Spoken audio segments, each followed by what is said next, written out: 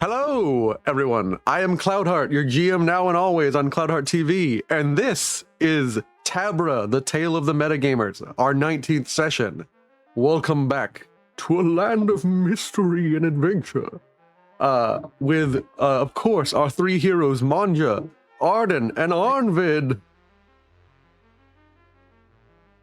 Now I shall do the recap.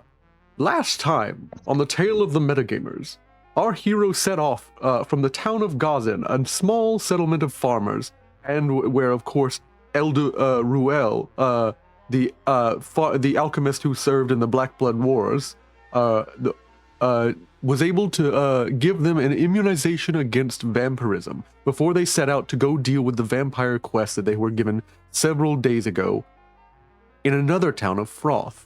This is where there are many vampires, supposedly, and there is a vampire outbreak, but the church is not dealing with it, so they're hoping that the adventurers deal with it. They have even received furthermore visions, sights from the dark magic used by none other than Arden, from none other than the vampire lord of Vorken himself, Duke of Vorken, or the Prince Duke of Vorken.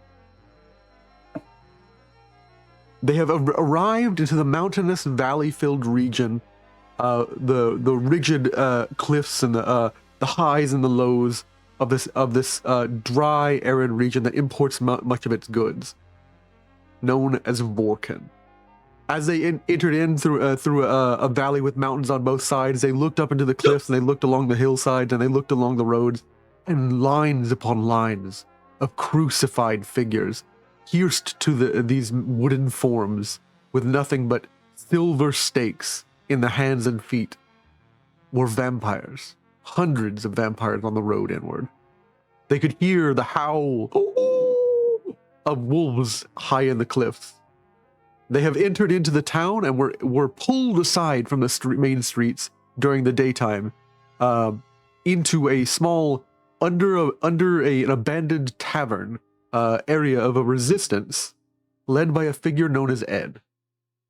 That is spelled A-E-D-D. He is the Cid of our campaign. And they are, of course, the Resistance. Former Crown's Guard members, former individuals of the castle, former members of the city. Who knows? But they have essentially warned you and updated you on what is going on. There is currently a cult, something strange and foreign to this land of TABRA, to this world of TABRA, that has been brought in by none other than the Prince Duke. And it is currently the only thing keeping order and keeping these vampires from breaking out into the countryside and to Velt at large. And we load in from there. You guys are currently at 10 o'clock. There is currently a procession happening in the streets. A large, almost palanquin is being carried with a single coffin that is beautifully decorated, that has the figure and appearance of a matronly figure, covered in symbols of blood and a cross held in her hands on the coffin. And we load in today, here, there. Doo-doo.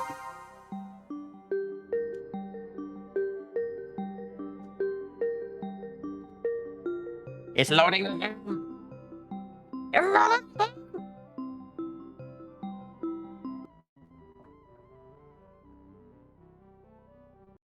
Man, these are PS2 load times. Yes, they are. Put the right disc in. yeah. The Did you put it in upside down? Juniper's like, oh shit, it's disc two.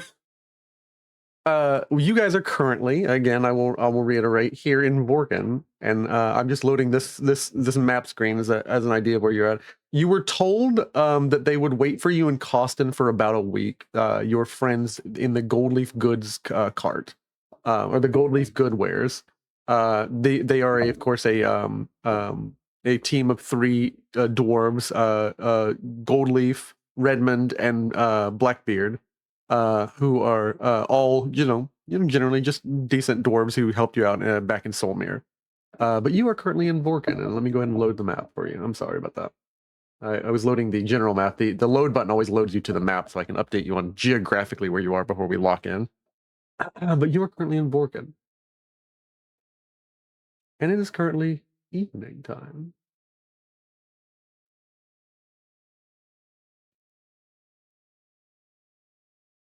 Hello, Barovia. How you doing? I mean, not Barovia. You mean not Yarnum? Yeah. We have Barovia at home. Barovia at home.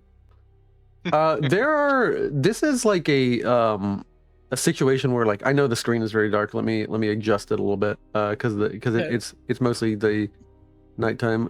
But let me see if I can get some lighting in here. Oh no, it's somehow worse. I didn't think that possible. Ooh, hey, what's that glowy thing on the ground? Let's go pick it up. Might be a quest item. It's a soul. I'm going to say it's a lantern that's not currently on the that's being held up by the stick.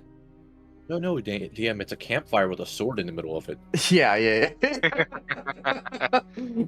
You find a single twisted I forget the term of it. It's a serpentine, or I used to do smithing. It's a rotated rotated wrought iron sword planted into a small bushel of sparks and wood, and I you look back approach at it. the party. We need to connect the fires. Oh, no, we need to leave. We are too close to the abyss. I do not want to fight Artorias. Oh, come on. How many tries did No. it take you? No, I hated no. Cole's like I agree. Let's get the hell out of here. Yep, we're leaving. You know what? We hold F to abandon quest. Yeah. You notice that, like, while you're goofing off talking to each other, like, and you do see this wrought iron thing sticking out of like a barely burning thing of fire to like keep the procession visible, like the like not a bright enough light to offend this order. You actually have no idea what the name of the order is. He never gave you a name. He was mostly like disparaging of it. Ed was. Ed, Kondo, Gruby, and Dondell are all currently down back in the basement. They've told you, like, go if you need to explore the town, do that. Try not to get yourself killed. Do not draw attention back to us. They're off in this alleyway to the left. You see this procession. They're off in the alleyway to the left. You see this procession heading through, and they're all like, there must be at least 16 vampires, or something. Like, you assume they're vampires because what skin you can see is incredibly pale. They are under like these red and black robes. Like, red first is like a fine layer of silk, and then like a rougher, like, outer black cloak against the weather. And they are carrying this just palanquin, which has like a massive cross on the front and back, and a coffin that is decorated like an ornate coffin that has the image of a woman on it. Yep. Like, does this have certain Catholic resemblance to a certain Mother of Christ? Oh, make me make me an insight roll, but you get a plus like 6. 17. It is almost virtually exactly like something you would see in the Middle Ages.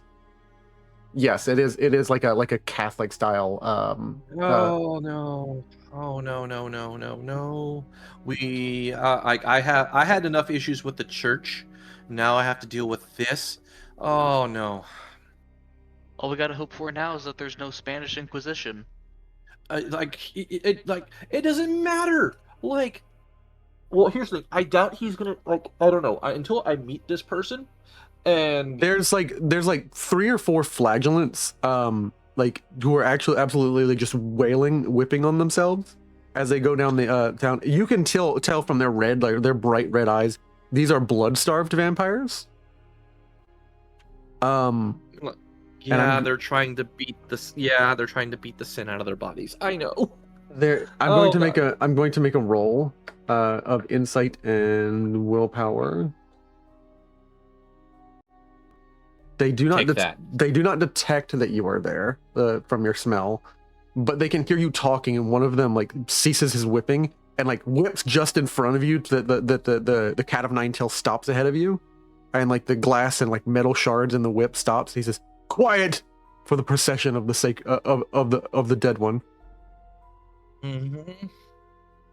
Mon'ja's just like, you can see the struggle in his eyes because it's like he is absolutely about to tear into something here. Yeah. He then commands you once more, be quiet for the procession of the one who suffered. For this is the command of the Prince Duke. And like this is the only hope that we have. And he returns back and like he just continues the whipping of his back as they continue down the main street. And they're heading back into like, you notice that the vampires around town, like there's mixtures of different emotions on the faces of the vampires. Some of them are tantamount to disgust, but they hide that very much though when the procession is present and like looking around, and like there's a main head of this like procession who is holding like a thurible, passing it left and right, like passing air to the things to the air. It's actually pleasant smelling to you, but you notice a lot of them recoil when he comes into presence. Like when he comes around them and the smoke spreads near them, they recoil and look away, and their eyes water and almost bleed. Is there a garlic or a silverite substance to it? Make me another insight check. No bonus. Plus, I'll give you a +4 because again, you're asking me questions that you know from Earth. 10 this time. You're not exactly quite clear. It's not certain to you because like you know that the Prince Duke is from Earth, but you also know finding like Earth, like from your time being a chef, finding things that are exact duplicates of like plants on Earth is kind of difficult. Occasionally you will find like an exact replica, like a mint. Like you're like, okay, well thank God that there's like mint here. That makes the cooking a little easier. And then like sometimes the plants are like completely alien and foreign to like what you need. So you don't know if like garlic exists here.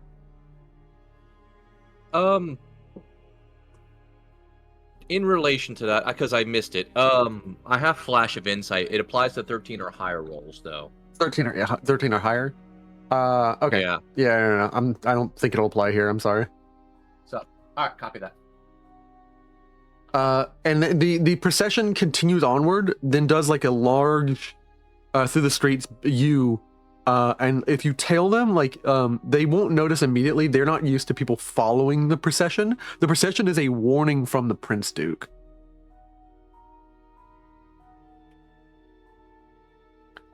And then it continues and turns and heads back into the town square where Ed warned you that there are thousands of vampires again up on those wooden T's. The cruciforms.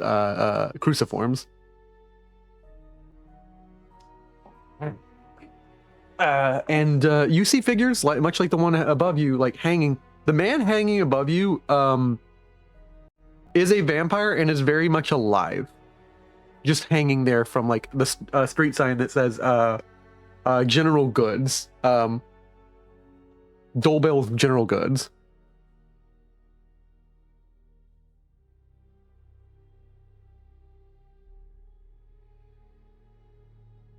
Is there like a nicer neighborhood of town we could follow someone to, guys? It's up to you. What are you guys doing? And I will keep you guys in the section for. As I remember, the plan was we were going to somehow or another sneak into the castle during the day, and then make our way to that one room that the Count is at by himself in the night, so we can speak to him alone. Yep. I want to say we had a way in. Yeah, you have a map of the underneath. I think it's called I think it's like an Italian word for like a basically garbage or something like that, or gorbagar. But it's essentially like the canals that run under into the sewer of the town, like the canals that run underneath the castle. Like there's an undercroft that leads up into the main castle, and there's secret passages within the castle, like within the walls. All right. So yeah, we were planning to do that, and that way we could meet him alone. Okay. You will have to pass by or far around the town square. Which do you prefer? Oh, well, we'll be doing it during the day. that Okay. part during the day. So Okay, so I think- you're like returning. Make me if anybody would like. This is sort of like a check to like kind of like observe if anyone is trailing you. Make me an observe or not an observe check. I'm thinking of fucking Pathfinder. I'm so sorry. Make me an insight check, and I want to make this just insight. But I'm sorry I'm making you roll so many of the double insights. Insight, willpower, if you want, but yeah, like there's only one of us here who has decent willpower. Yeah, I'm gonna make it an insight check because it just makes sense because like it's not really willpower to like eyeball harder. Like you're just checking to see if somebody's following you. I'll take it then. open check or roll. It's a roll. You're trying to beat a 13.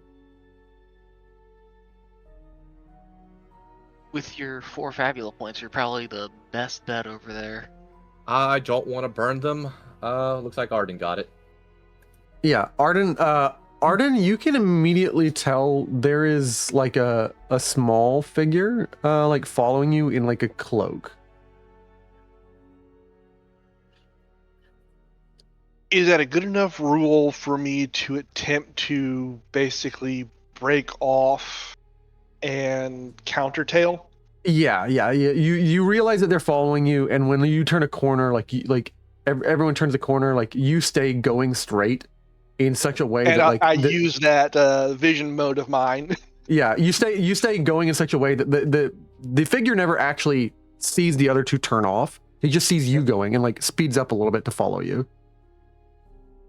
I keep them in abreast in chat and I'm basically going to try and lead this figure in a way that the other two can get behind it and we can box them in. I break out the frying pan. Does that make me the fire? No. This makes it He's just- a bludgeoning He's object. just turned into a spellcaster. He's gonna cast iron. He. All right. So yeah, I basically take a couple of turns so that they can come up behind them, and then once I know they're behind, I will turn around and can I help you?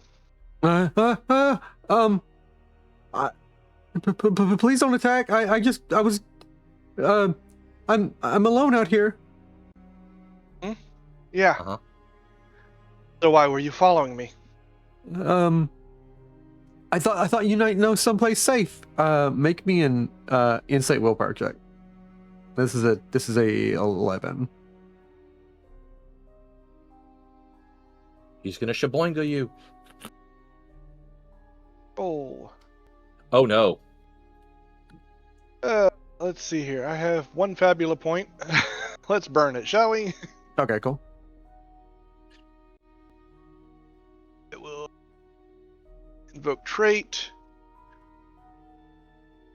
Invoke Fangs of the Deepwood, because I feel like I'm being hunted. Yeah.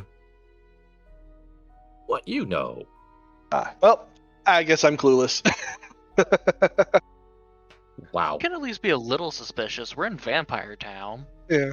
Yeah, you can be a little suspicious. I'll let you be a little suspicious, but this figure, the Yeah. sound of the voice actually throws you off. That you thought that this was like maybe a halfling or something. You don't know what all races live in this world, not entirely.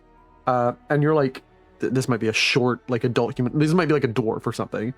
But then the voice is so like fragile that you're like, is this a young third person? I was just hoping to follow you. And like you look away to your friends, and when you do, and he realizes that you're like that you're not looking at him, you hear the sound of something whipping through the air. And you feel something wrap around your legs and like throw you to the ground into the mud. Okay, I'm gonna sprint up and grapple this kid real quick, seeing as he's attacking my party member. Yeah, as you grapple him and like, no, let me go, you idiots! I just want some food. You stupid people! You shouldn't even be in this town. You don't know what it's like. And like he's just like wrestling against you. Go ahead and make the grapple check. I'm assuming you're gonna succeed. This is like a low DC. It's like a 7. Let me just go with might real quick. He's gonna strong it. DC 7. Yeah, that'll do. Yeah, that'll do. That'll do. You grapple him. It's really not that difficult. This isn't a strong figure under this, and when he's grappling, you see a soft but like worn face, like bags under the eyes, like almost like. Have you guys ever seen pictures of like chimney sweep kids in London? Like the miserable, rough life they live, despite how young they are. Yeah. This kid has like pale pink hair in like a just rough, like spiky everywhere kind of situation. And like he's a little bit more wiry, strong than you expect, but he is again this is still a child, a human child. And he's like wrestling against you, but like his hair is getting mixed up in the mud and like getting a little bit dirtier, and he's getting mixed up in the mud, and he's freaking out. He's absolutely freaking out. This is a life or death thing for him. And he I'm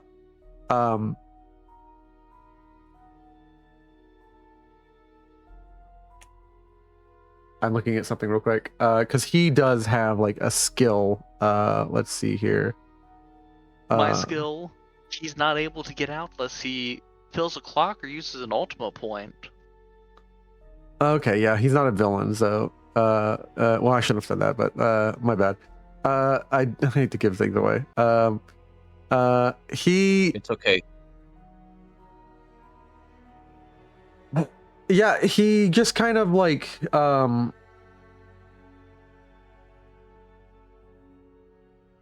he was gonna use something. You can tell he's trying to do something with his feet, like his feet are moving in like a weird way, like it's like kind of disorienting. Like, but like you just kind of plant against him and get hurt further against the ground. He just let me go, and you can kind of like hear him like barbling against the mud. You're kind of pushing him really hard against the mud. I'll pick him up by the scruff, feet off the ground. You attacked a friend of mine. You came into Explain a town. yourself, and you might be able to walk away with both legs. Most of the people who come to this town are idiots because they're coming into this town. We don't have food here. And he just kind of looks away. Like he's not going to give you the dignity of admitting it. What kind of food are you asking for? Bread or blood? He looks up to you, and this is a completely normal human. He is, of course, like darker, like a normal pinkish, yellowish tone to his skin. He does not have the pale skin of a vampire. Neither does his eyes appear to be one. This is, of course, like a maybe at most like an 11 or 12-year-old child.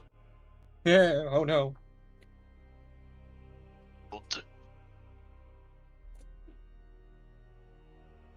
I use one of my daggers to cut my way out of the rope that he got around me. He said, "No, cut that. That's my special tool." And he like he really begs you not to cut his weapon. It's called my blackjack. I know that one. I should do it for you trying to eat me. To be fair, he would be delicious. No. No, I'm not trying He to looks eat you. sweet. I'm just, and like he just looks dejected to the side and like, what do I care? None of you even know what's going on here. Vampires. Yeah. Undead. So why'd you come Yep. here? Yes, that's why we're here. Because Oh, of the wait, vampires. let's not have this conversation in the middle of the street. Oh, How the hell do I that's get this damn thing off? Yeah, you do actually notice like some shutters are like popping. The more noise you're making, like some shutters are like unlatching, like getting ready to like peer down into the street. Like there's like 2 or 3 like on either side of the street, like people who like keep their doors boarded up, but they're like like basically like you can't tell if these are humans that are nervous or like vampires that stay locked in or what the situation is. Mind your business, people. But they hear a ruckus, and like there's the smattering of like sound near their windows. So how do I Come get on. this thing off of me, and then we can go somewheres and talk? You and he makes a couple of noises that sound very tribal. I was going to do that and then thought better of it. He makes a couple of noises that sound very, very tribal-esque, and it like unwraps itself around you. Like it almost looks like it's got eyes, like the what looks like a spiked head of like this ball. The And chomp like chomp this, from Mario. it has like a little handle that and then like rope, and the rope coils back into the handle. It's like a flail, but like it doubles as like essentially like bolas. So it's meteor hammer Jaga's then? weapon. No, not Jaga. Tiger's weapon from Thundercats. Kind of, yeah. Hmm. Because that's the Oh. closest I can think of. Yeah. And it All right, like I'm holding on to this for now. the thing opens its mouth, like the spiked head of it, and like it's making noises because it's like alive. The weapon he's using is kind of like an alive critter. And it like uncoils itself and like locks in and then like shuts its mouth and then like locks back in as like basically like what looks like a mace. All right, come on. Let's go somewhere. I'm not going little anywhere more with you. I just Do you want food? make me a willpower check. Willpower. This God. This is going to be a 8. If you pull out a little gorgonzola with you, Oh yeah, the Hey, kid double the eyes. kid like doesn't say anything, but like he just walks off in the direction he feels like you were going to walk off, and then looks back at you like with like soft pink eyes. Like No, we're going this way. like okay, and like you hear the windows have opened, and like people look down at you with these like mixtures of like emotions that you can't really readily look at, and they latch their windows back. Like they wait for you to like walk off at, like out of the side of their vision, and then like latch the windows back. The kid throws his hood back up to cover his like light pink hair. That is not. Well, even though this hair has this world has a wide variety. Pink hair does not strike me as a normal.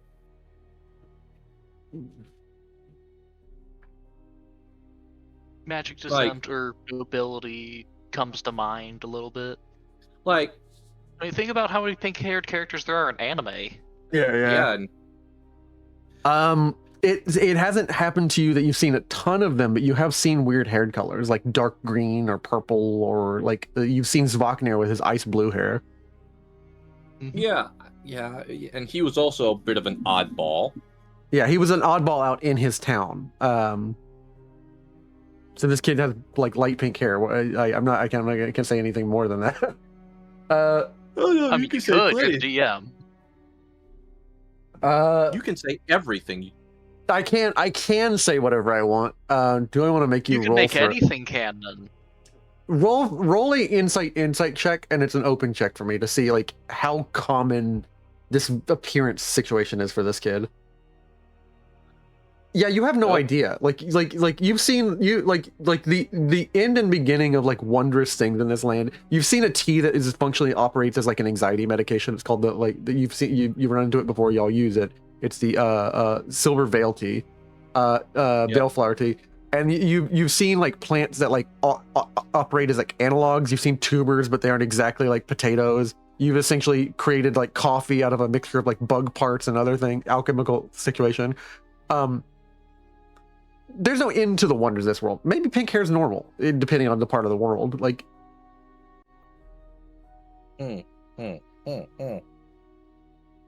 We'll allow it. I mean, Svaknir had literally ice blue hair. Like if he was if he was going in for a commercial for like cool mint, fresh mint stuff, he would have been great for it. Like, But Svaknir didn't try to murk us when we first met. no. There's also the that drinking kid. He had dark green hair, if I remember correctly. Yeah. People spend too much time in character creation, obviously. This Surprised no one looks like SpongeBob in this world yet. this kid, for lack of a better description, is like rail thin. Like he is wire strong, but like he's as strong as you can be with as little nutrition as he's got. Yep. Mon'ja, what do you think? Toast. Question for a little bit? I'm not thinking that far ahead. I'm thinking toast with garlic butter. He stops ahead and like he finally like says to me, "Where are we going?" Where are we going? Looks to Arden. Just someplace where we're not going to have people overhearing us. Follow me. And like he leads you down like a couple of streets into an area that is like increasingly poverty stricken, but you notice like there are less of the vampires here. But there are people fighting just in the streets over like just scraps. And like he leads you back a down alley. Like he's like this is clearly Beggar's Row, but like he leads you down like a section that like most of them don't live in. That's very, the stench gets worse and worse because this is like near the output of like a sewer. Like where the sewer comes out into the land, into like a large like almost swamp like area on the southeastern side of the village. And then he just kind of stops, and there's like a makeshift couple of like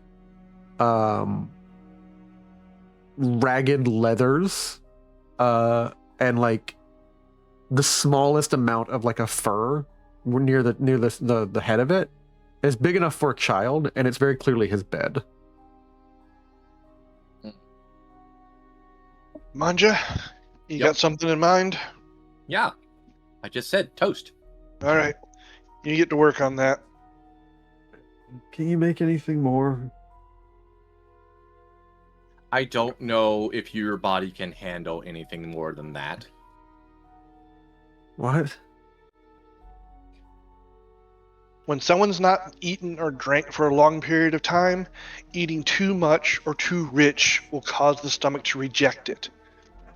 Just greedy, and like he kicks the dirt and then like just sits down and like waits for like something to be made, and like he doesn't have like he's a little bit shivering. Like it's in Fahrenheit, because let's be honest, everyone here is American. I don't do Celsius. In Fahrenheit, it's like a 40 to 50 degrees here in Vorken, and like that's balmy.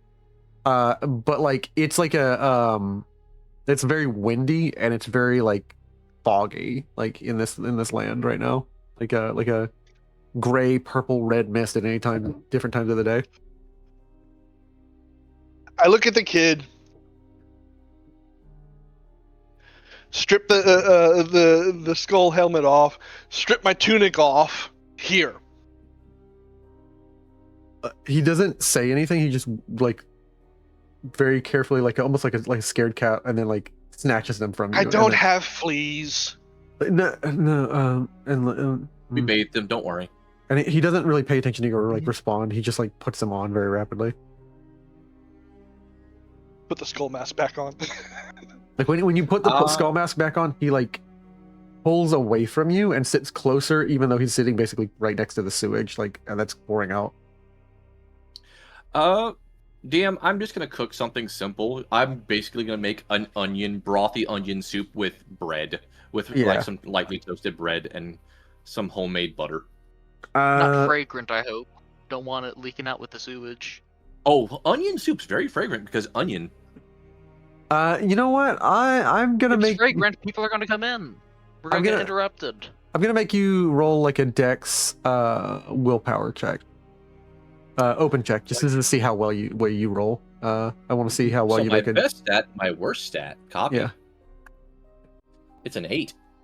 This is decent soup, and it's not you can't cook as long as you would and stew the pieces, because you're like it's not an incredibly delicious dish, but at the same time, like Arnvid said, it offsets that by like not wafting into the rest of the region and like drawing all the beggars fighting over scraps, like the adult beggars who were like looked like desperate.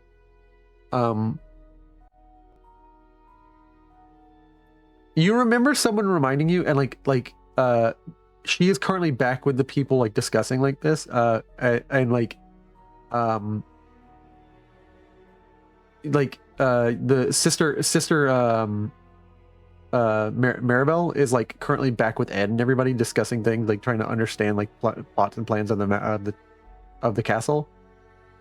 You don't know how she would take this, but you do remember her being explained to, and you guys being explained to, like roughly by like Rearbrand, like what happens in the regions where infector demons happen, and like a lot of what often kills a lot of people beyond everything else, it makes people more susceptible to like the infections, is the fact that like such an evil outbreak that's so virulent so quickly often like disrupts so many things related to the functioning of a village.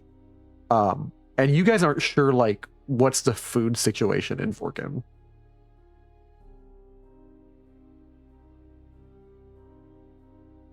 I'm assuming it's gonna be terrible going by everything we've seen so far. Nothing I've seen so far has even suggested to me that things are on an up and up scale. Heck, in fact, the only thing that has proper amount of food here is the vampires. Out of +4, or at +5, roll an insight check and like an open check, and I will tell you what you know, what you can gather, just like with your Earth intelligence. And I'm gonna stack Flash of Insight on that if you don't mind. Yeah, how much does that add? Oh no, Flash of Insight lets me ask additional questions if I roll a 13 or higher. How many additional questions? Trying to link it skill in. level, I believe. Yeah. It's your skill level? Yeah, skill level questions. So I only have one. Okay, so you can ask me an additional question, but you do immediately gather that like Volkung is a mountainous, rocky terrain surrounded by swamps and like dry lands, and like it is kind of like a Romania, Transylvania situation. It isn't an area where like there is a ton of like arid farmable land.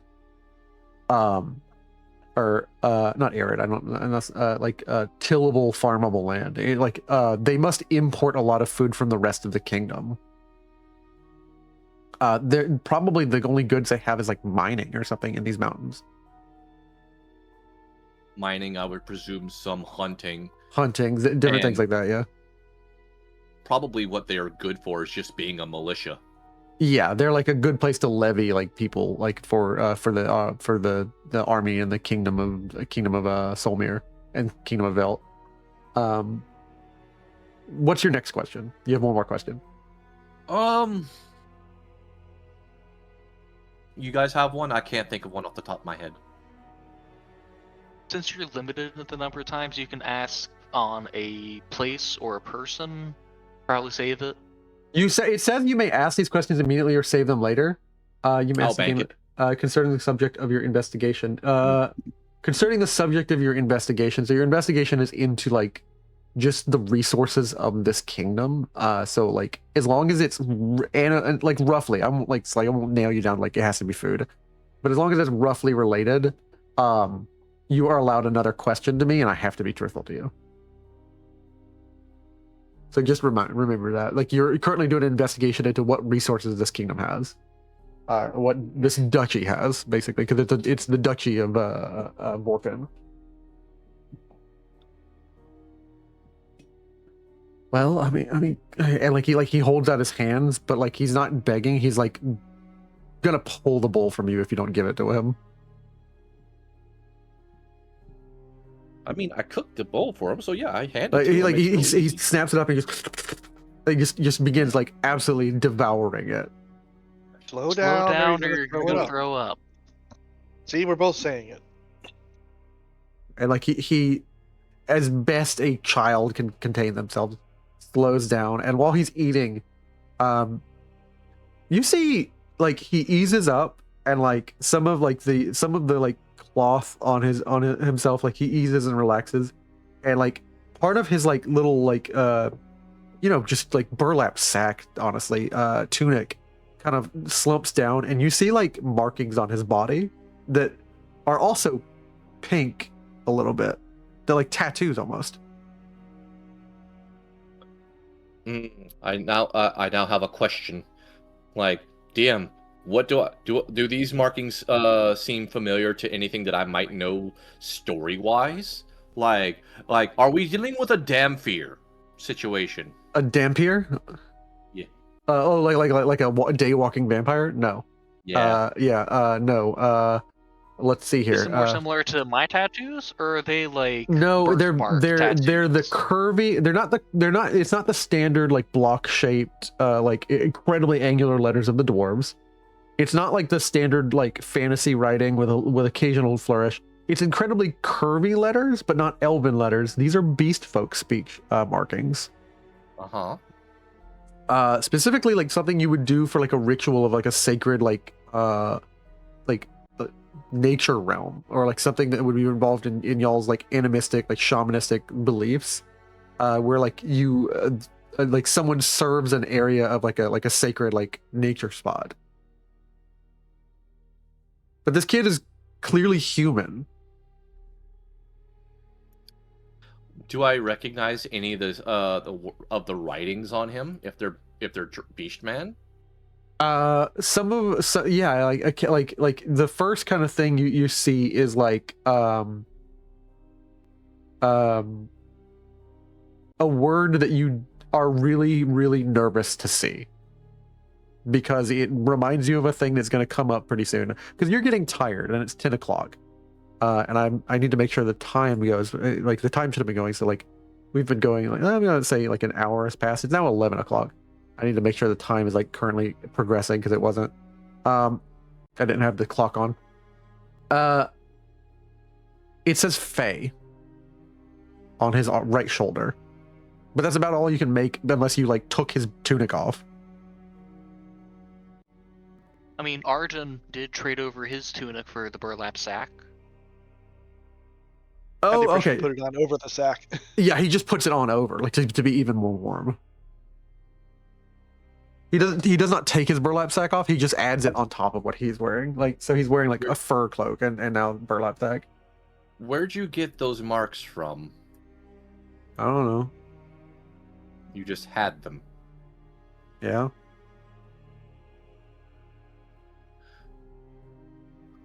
Family the same way? How should I know? That's what I thought. It's in the chat. It fits all the tropes. Yeah. In the chat, Absolutely. chosen one in quotation marks. He just is like looking at you guys, like looking at each other and like nodding and like these are weird. And like he continues like eat the bowl of soup. And, like, In when the he- chat, there can only be one sword emoji. In the chat. Cool. On you then. Somehow or another, Damn I you put I put a GIF in the chat of a Queen concert. he lets out a little burp and then like kind of looks a little sleepy, because he's actually been nourished. And he Kid. I Kid, I need you to do me a favor. he sighs, and you can tell like quid pro quo, he expected this. Like he didn't expect to get anything for free. He's like, I need to see the rest of those marks. what are you, a weirdo? And like he kind of those like marks are covers beast himself with speech. his hand and like doesn't know what you're about to do to him. I just crouched down. Those marks are beast speech. And it's very unusual for a human child to have beast speech written on his body. So, I would like to figure that out, and maybe that can help us figure out. Roll me perhaps your origin. a willpower check. This is going to be like a 12, because you're attempting to convince a child who Liam, lives. I have to crit succeed this. Yeah. I say give up on it. He'll Yeah. open up later or not at all. I'm gonna try just for the sake of it. If I can crit this. He doesn't know you. Nope. He, like, I'm gonna pop a Fabula point for this, and I'm gonna burn 2. I'm gonna push 2. Oh, nice. Yeah, nice. Like, because Arden loves just being a little hero. And like the kid, like looks at you and just realizes you have fed him. He does owe you something, and like he does think you're incredibly weird, but doesn't know much about it, and he just kind of like backs up from the rest of you until he's almost like gonna teeter into the sewage like river, and then like takes off the tunic you gave him, takes off the cloak, and just kind of like covers his stomach and stuff. Like you can tell he's rail thin, and his like ribs are showing. He kind of covers his stomach and like covers himself like with his hands, like because he's surrounded by 3 like grown men like just asking to see his tattoos. Well, it's gonna happen more often than you think. At that, he gives you a look, but like, he like you look at him and a cursory glance. I need you to make me, because this is not standard beast speech, but you have a +4 to it. Make another insight roll. You're like basically trying to decipher what this religious writing is. I could try and support him. Well, he already rolled, so. Yeah. He'll get a +1. Want to reroll that? Hitting both, you have better odds of getting higher. Yeah, we're just gonna invoke the trait. We're just gonna go with just roll with it. Yeah. There we go. That's what you needed, a 12. And you look over and it says, "Protector of the Fae, given the Fae gift, you will dance among the trees. Tribal were your people, and we have raised them." And it says a few other things. It mentions like a few other things, but like the last thing just makes you like, oh come on! Like his tribal name is like written on his like back between his shoulder blades, and you just laugh. What was it? What's his tribal name? Wookie or Wookie. I translate this into the group chat. Wookie. Really? He's not hairy enough for it. Not nearly. That is Maybe complete and utter irony. Maybe it's like one of those like when he hits adolescence, he just hulks out. No. It should be Ewok, not Wookie. He doesn't look like a cannibal.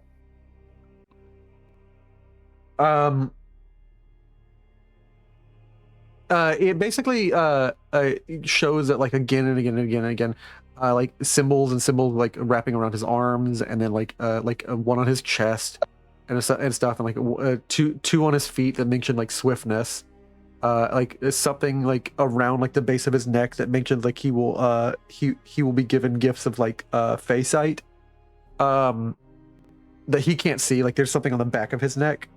And like you guys kind of like look around him, and he's like, "Are you done yet?" And like he's like waiting to like put his clothes back on. Almost there. You have Still translating. Yep, you have a story. Let me tell you. What does it say on the back of his neck? It says that like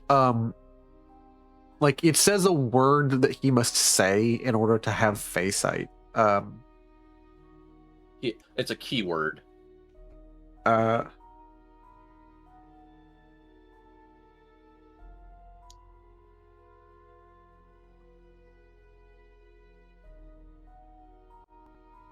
In the group chat, didn't we already establish that Fae are demons? Well, no, we established that particular one who was dressed himself as a Fae because he was playing off what we knew.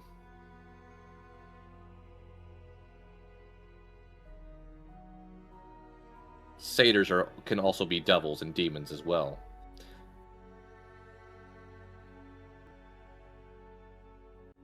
I knew goats couldn't be trusted. It's always the goats, isn't it? Mm-hmm.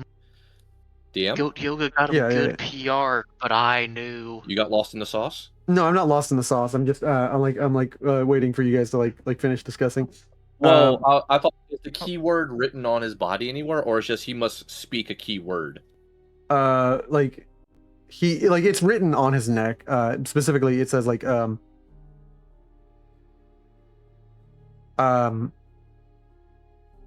like it isn't like the clan name or anything. It is Uwak. Like it's like a really weird word. It's almost like a tribal sound. Like he says Ubawat. Ubawa. That is a thing entirely. So, listen, so now, here's the thing. I'm gonna give you a terrible gift. Let him put his clothes on first. And he immediately puts on his clothes and doesn't. I don't want anything else from you. Thanks for the food. Try not to get robbed when you leave on Beggar's Row. And he just kind of sits down. Yeah, kid. Here's the thing. You have a story written on you. Someone made deals with other beings of a magical persuasion. You have been given gifts. Those gifts are locked away behind a keyword. I now know that keyword. But now I'm conflicted. You see, you're in a terrible situation, and anything you can be given should be given. But I'm afraid that if I were to give you this gift, it would unlock something far more terrible.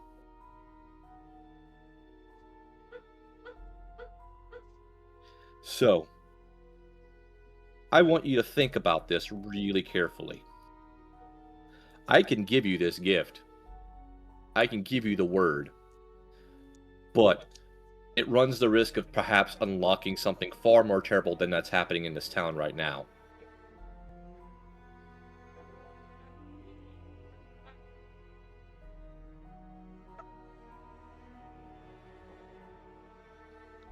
I just want to not die.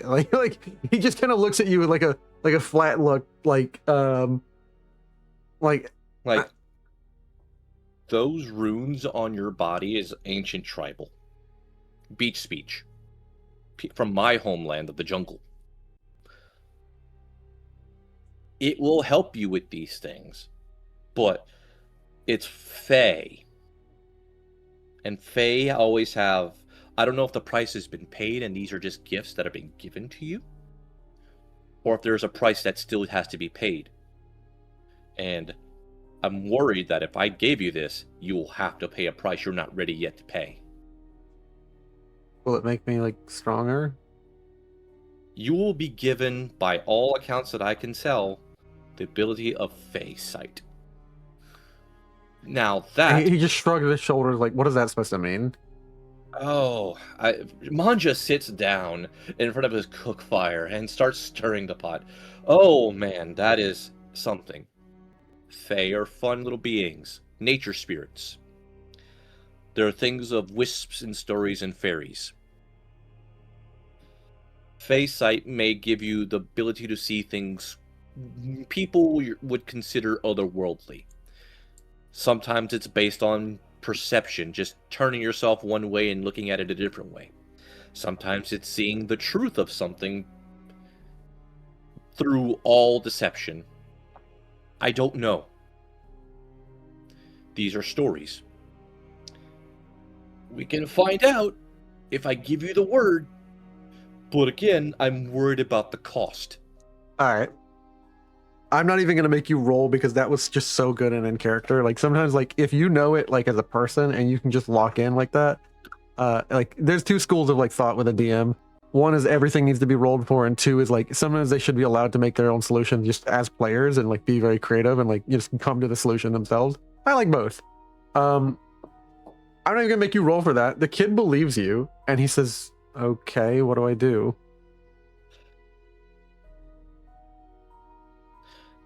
There's nothing on his body that was written that suggested that there was when he comes of age, right? No, it just says protector. Protector of the Pigwoods. What do you know anything about the Pigwoods? He just looks at you with a flat eyes. There's no woods around here for miles.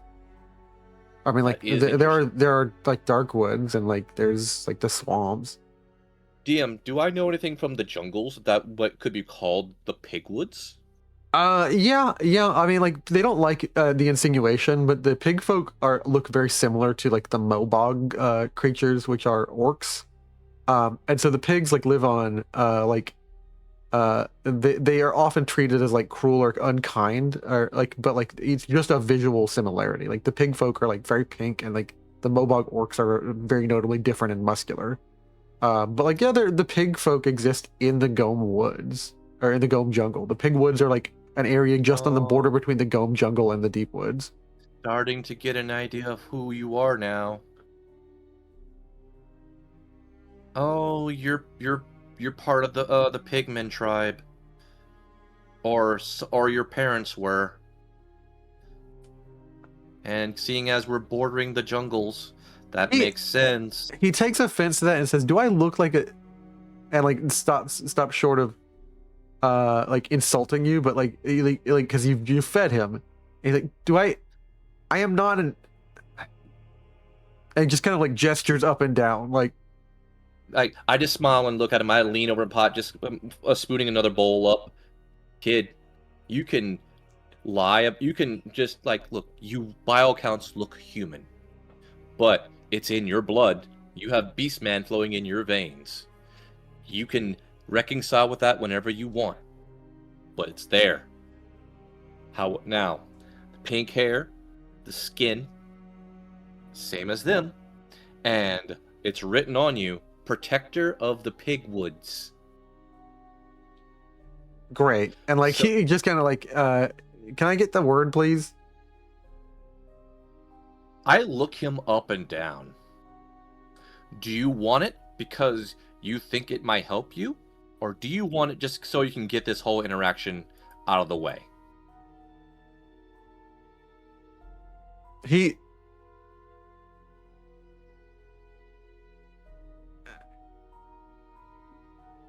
Give me a second. You broke You the have DM. You have been hit with adulting. Oh, he basically says, "Oh, I just want it." Like, but he's very clear, like to you, a bit more of an adept adult. This is a kid who's grown up in Beggar's Row, who has no ability to like. He's not talked or communicated with people. He's survived. And like you don't know how old this kid, but apparently, according to Ed, this has gone on for 5 years. The Vorkin disaster has gone on for 4 years, but like So 5. for half his life, he's been in survivor mode. Yeah. And he is very clearly just wants this to survive better on these streets. It has nothing to do with being a protector. It has nothing to do with anything else. He wants to be able to like survive more swiftly among like basically his eat or be eaten life. Then you don't have the right mindset. Like, yeah, you're in survival mode. Everything here sucks. We're gonna deal with that. That's officially our problem. You need probably to get out of this town. Like, however, he turns to Arden and like looks at Arden and says, "Can you help me?"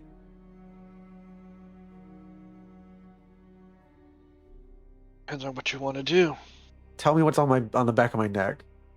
And like he like offers to like hand you like blackjack. I still have blackjack. I haven't given it to him. Interesting. Now, let me ask you this. Given my character's quirk, even though my character doesn't know it yet, yeah, is there like a resonance? Like this weird little kinship?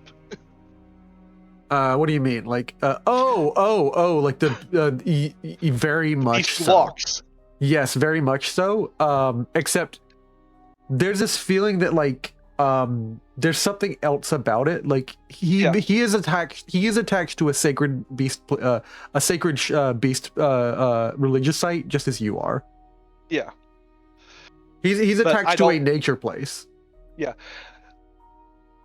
But because my character, the way I see it, because my character doesn't know what's going on with him, it's just more like this guy kind of feels like a brother almost, right? Yes, you feel a kinship with him in that he is connected to a powerful natural site. Yeah. So ever since Mon'ja mentioned him being a protector, Arden's just kind of been grabbing onto one of his daggers and kind of that edgy thing he does when he just kind of messes with it. And when he looks to ask to help, I look him right in the eye and I give him the word. And he immediately smiles and like says it. Ooh, and like his hair, like everything about him gets a little bit more filled out as like he is almost like his body is like given nutrition by the magic. You see what little plants, sparse plants there are around here, like from the swamp, like things that are growing in the swamp, things that are growing in that sewage, die around him immediately, and like from it, like it's like swims into him a green etheric energy. And his like you can see his arms tauten up, like his chest like fills out a little bit. His stomach is no longer like big and like bulbous of like a person who's been starved for some time or starving for nutrition. His eyes grow deeper purple, deeper pink, like a richer bubblegum pink. His hair grows a bit deeper bubblegum pink. And you can see he's like bouncing on his feet like a boxer. He says, "Blackjack, Huda!" And like Blackjack like bites you on the arm, and like you release it because ow, and like Blackjack like jumps over in his hand. He grabs the ball around his arm, wraps the handle, and like he goes Huda, and like grabs onto the side of the building, and then flips even higher, doing a front flip, grabs the roof, and then flips backwards onto the roof, and then starts running along the roof sides away from y'all. I still haven't officially said I let him go yet. The last thing So you I'm just see, going to- the last thing you see, like that you make sense of what was on his chest, like when it flickers up and he's no longer covering his chest. When like the flickers of like this outfit that he's on like flicker up, you see on the front of his chest is Timba, like his actual first name. Timba Wookie. So does this mean we call him Mr. Pig? And he so long, losers, and like he runs away from all of you and like is essentially going to attempt to survive better in this town of vampires. Hey Arden. Did he pass 4 checks without me noticing? Oh, you were you probably grappling him? Yeah, I assume you let him, like you weren't grappling him the whole that I time. was nearby enough that I could just snake my hand out.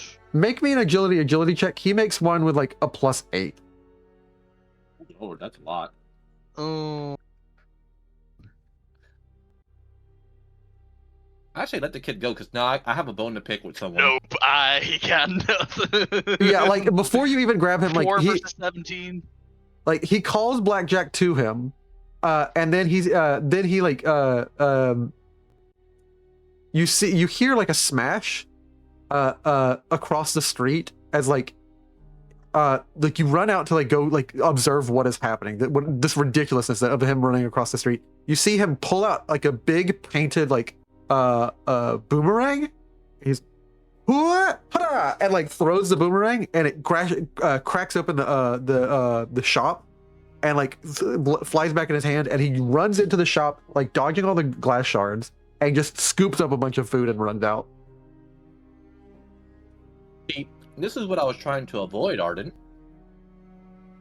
He stole my fucking tunic. The one my Oh, mom Who made handed it me. over to him? I wasn't expecting her to fucking run off with it.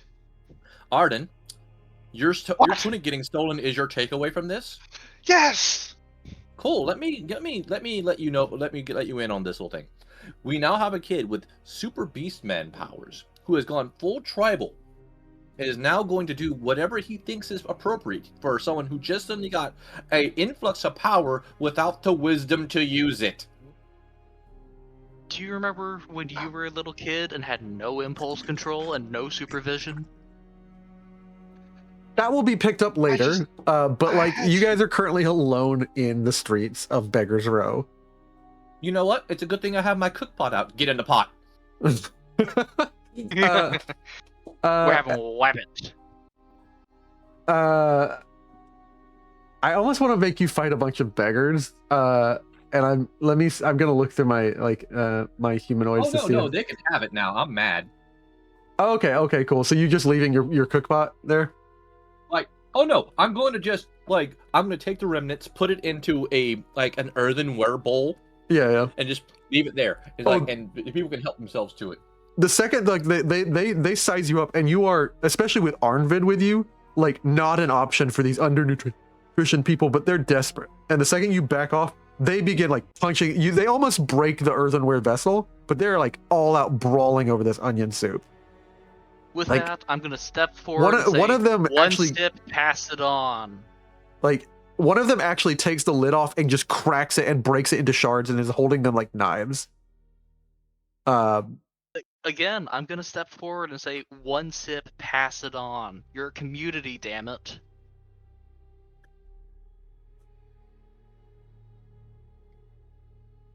At this point, Ed appears from the shadows and just kind of is laughing, like a very shallow. No, they're not. Not anymore. But go ahead, They threaten will be them. soon. Go ahead and threaten them into order, and he kind of trained a crossbow on them. It says one at a time, and they will eat a little bit at a time, and it takes you about 30 minutes. It goes into midnight, and Ed checks up on you guys. Don't know why it generates 5 times, but yeah, it's 30 degrees now in this evening, and Ed kind of looks at you and says, You getting the handle on Vorkin? Yeah, it's lovely here. I think I'm gonna build a summer vacation home here. Same. Much better than up north. Well, I'm gonna make something called a timeshare. again, you hear someone click a button on their thing that you all hear a mic connect, and he says, and then thinks better of it and disconnects. Juniper was gonna say something to you. You haven't called on him, and he's not allowed to contact you without it. Let him suffer. He can roll with the jokes. Yeah. Group chat. Well, I'm Goal glad for you're. the next 3 days. Not mention the word system at all. Yeah. He looks at you all and says, "I'm glad you're all having fun here." Can't you tell? You just empowered an 11-year-old. And I lost my fucking tunic that my mom made me. You handed it over to a beggar. You really thought he I wouldn't didn't run off with it? Yes, I did. Welcome to the streets of Vorkin. In English, did you not play any RPGs back in the day? Yeah, but I never had anything stolen from from the MC.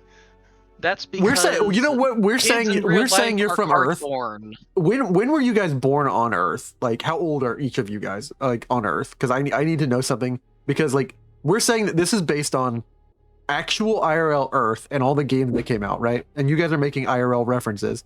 Died at 23. You died at 23. Let me see something. I was born I would in assume that's 80 at least COVID times. I was my character was born probably about early 80s.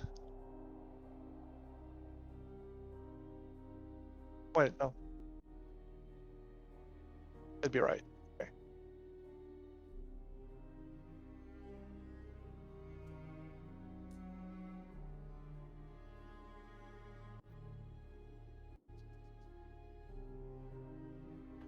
Oh, I got a note here. We all died in 2025. July Yeah, that's when we 30th. died. you but we died had- in Yeah, 2025. Skyrim is definitely on the board. Yeah. So 2025. You're 23, so that would be you were born in 2002. 2002. How old was Mon'ja, and how old was Arnvid or Arden? Mon'ja was probably about 30. Okay, 30. So, So that's he was like born right about 1990. 1990. Okay. When was Arden born? He was in his 40s, so I said like early 80s. Or 1980s. Okay, Arden, you're the only one who gets to make a roll on this because this is an ancient game. Okay. Make me, especially because you're the one who's relevant to this whole situation too. Make me a insight check. Just an it's like a. You have a plus. Because this is an ancient game, that's not, you're not on the surface of your mind, so it wasn't super popular. It's like +3. Your goal that you're trying to get towards. Sorry, I need to give you the difficulty. Is it adventure for the Atari? No, not quite. You're making insight. You're making insight check. Your goal is like a 12. With a +3 to the roll. Yeah. And the mod, I don't know why the mod didn't take, but it still missed. Yeah. Would have been an 8. So You've never played this game before. But something about the kid seemed familiar to you. Like you swear you've bumped across something, like his whole story in like a Oh shit. I now know. You reminded me of the game. Oh no. Okay, I'm old. Okay, you know what? Since you're remembering it, make me another insight roll. But you also get a +3. You're trying to hit a 12. Like, this was on Sega CD?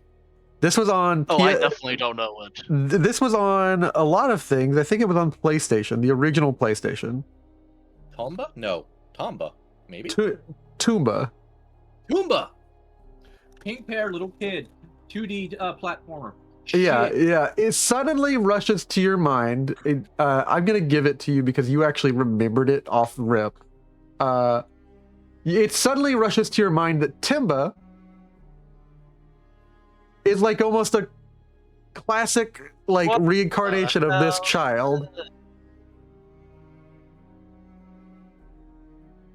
Like he did everything that you recall from the game. He hopped up, flipped, and then did a little spin, and that you can close it out now. That kid also had a tool like a little spinning weapon, and then attacks and bites you. Yeah. Oh shit! You have cast me back to the old days, to the ye oldness. I told you this was a love letter to good JRPGs, and it was an action platformer RPG. One of the first. Timba is now flipping around doing stuff in the Vampire Vorkin land. Oh god, we released a platformer protagonist. Oh god, oh no, what have we done? Oh no, Wait a second. Everything's Are you sure it's only platformer and it's not Assassin's Creed related? Well, no, he does a lot of all flipping across the roofs and doing spinning jumps on a pole. Like he does like a in the game he rotates around a little pole like he's using it as a spin point and then jumps off of it. So there's a lot of platforming and running along roofs in that game. There's not a single crate that will survive. Yeah. Did we unleash a Link platformer? Essentially, yeah. He's got a bunch of gear too. He's the only thing he has on him right now is the base starter level boomerang and blackjack, which is a living little mace / ball on a chain that can bite you. I pointed Arden. I think you fucked up. Felt familiar. I felt like I needed to help him. I can't explain it. You're also entirely correct what in your previous assessment. You just know this in your spirit, Mon'ja, that this boy can now see through glamours, illusions, magical deceptions, and he can see hidden magical creatures. Yep. And Ed looks at you guys like, what was that all about? Arden unleashed a terrible, terrible thing upon this world. Great, congratulations. And he looks at you like what Mon'ja's saying is a serious and grave thing, because do we not have enough problems in this town? I Oh asked no, you no, guys. it's. Oh no, trust me. He only it's gonna- unleashed a child. Yes, who's going to be a problem for all of the vampires? I think you just got that kid killed, and like he like turns around like, I'll be back at the base of operations. It's okay. He has extra lives. I I might think be he's sent. tougher than you think. I might be sending someone else to follow you guys. Your friend is still with us. She's And we're heading interesting. back. And she's like, "Oh, I'm not with you." And like, "Yo, what?" And like, sister Maribel like appears, completely terrifying him, completely quietly. Maribel appears on the scene, and hello, everyone. Are you sure that you can't teleport? I never learned a lot of magic. Mostly just, really like did whatever was related to key, but nothing magical rituals, but like only religious ones. But yeah, She has levels in rogues. I swear she does. she does actually. I Yes, swear. About 10. she does because of Rear Brand. Wait, are you spamming see you later on her? What? Rogue skill, you can instantly reappear on another PC scene.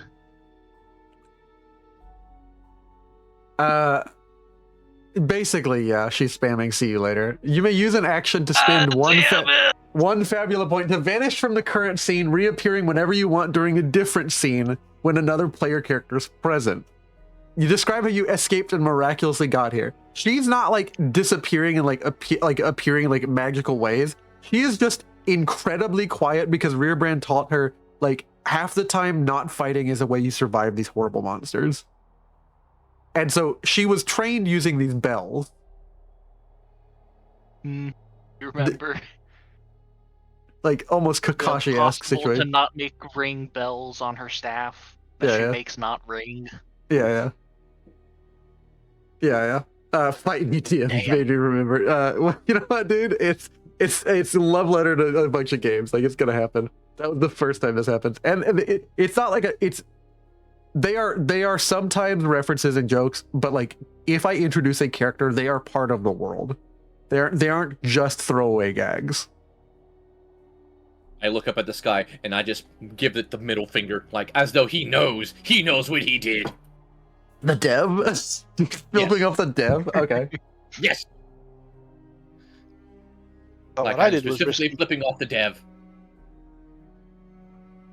But Like Ed just kind of, all right, try not to get into too much trouble, especially you. And he looks at Maribel. You're kind, but that's not gonna work here. And like he just, if you need anything or a place to stay during the day, if you're gonna be staying up all night, like and like he doesn't repeat Yeah.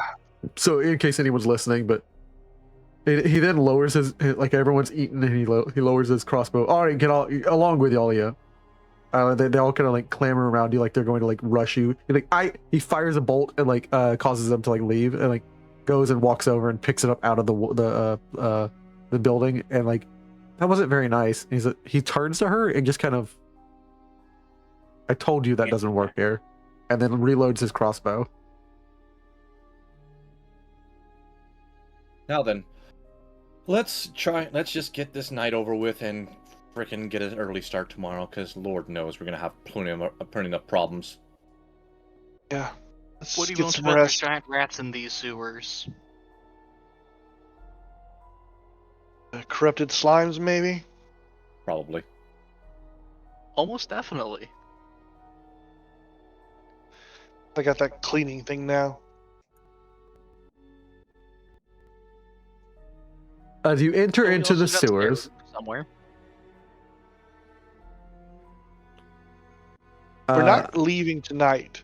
And we're just We're trying waiting to- till dawn for the vampires to be asleep to start heading in. Yeah. We're gonna go back to the safe house and rest.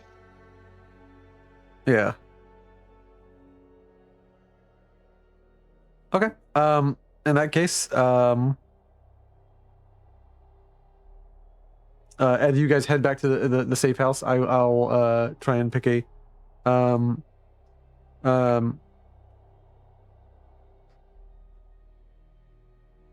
I will try and pick a image for the safe house that you guys are currently in. Like basically this under tavern safe house situation. I'm gonna send a DM over to Mon'ja. Hmm. How are you gonna bully the demon tonight? I don't know. Need any help with it? I'll give you a heads up if I do. Like, Sounds good. I have like quarter of an idea. I'm gonna see if I can bullshit this. You always do, and it somehow works. Well, put enough bullshit behind anything. There we go. I found a good image. Yeah, like you head back down and you see Kondo with her large like blue skin and like her large demeanor and her blue skin and like her like two like short almost like conical horns on her head that are like white, and then Dondale, who is very quietly crafting something with like a padded hammer, and Groovy, who's currently just enjoying a mug of ale and like invites you to come grab some ale with him.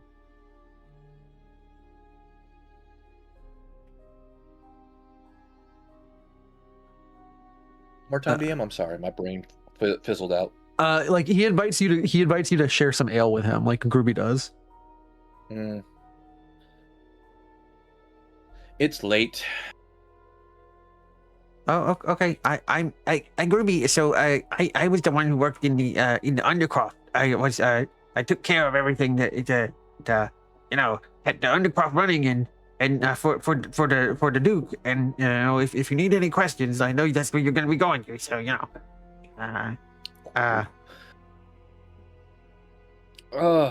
You guys have questions and concerns to that? Yeah, we're gonna have a path to try and get into the castle. If you've got any ideas of if we're going along this route, what we might run into, what we might need to be careful of. well, the best place to access the stew is there's a couple of access points from certain wells. The wells pull from certain places, but like there's a sewer grate in the middle of the town square, and that's like the quickest access point. It's the central area, and so we can immediately head towards the castle. But it's up to you guys. We'll probably go there in the middle of the day because not a lot of people in the daytime. Yeah. Would it be safe with all the vampires on the stakes there? I mean, they're not gonna get off the stakes now. I don't suspect, unless you got really good blood or something. Is it noisy opening up the grate? Will they hear it and be able to tell anyone that stops by at night? He kind of shrugs. Like, I don't know. It's a grate. It's kind of hard to lift them unless you can lift it pretty easy. You lift it up and lift it down, and they got big leather things on them. They don't know who we are. like Ed just kind of like shakes his head. This is such a bad idea, Groovy. Yeah, vampires Yep. aren't the only things in town. We also got humans. You're currently in this under cellar where they've converted a bunch of barrels into chairs and stuff, and they're sitting around barrels, and this is just their situation that they're in, their current hideout.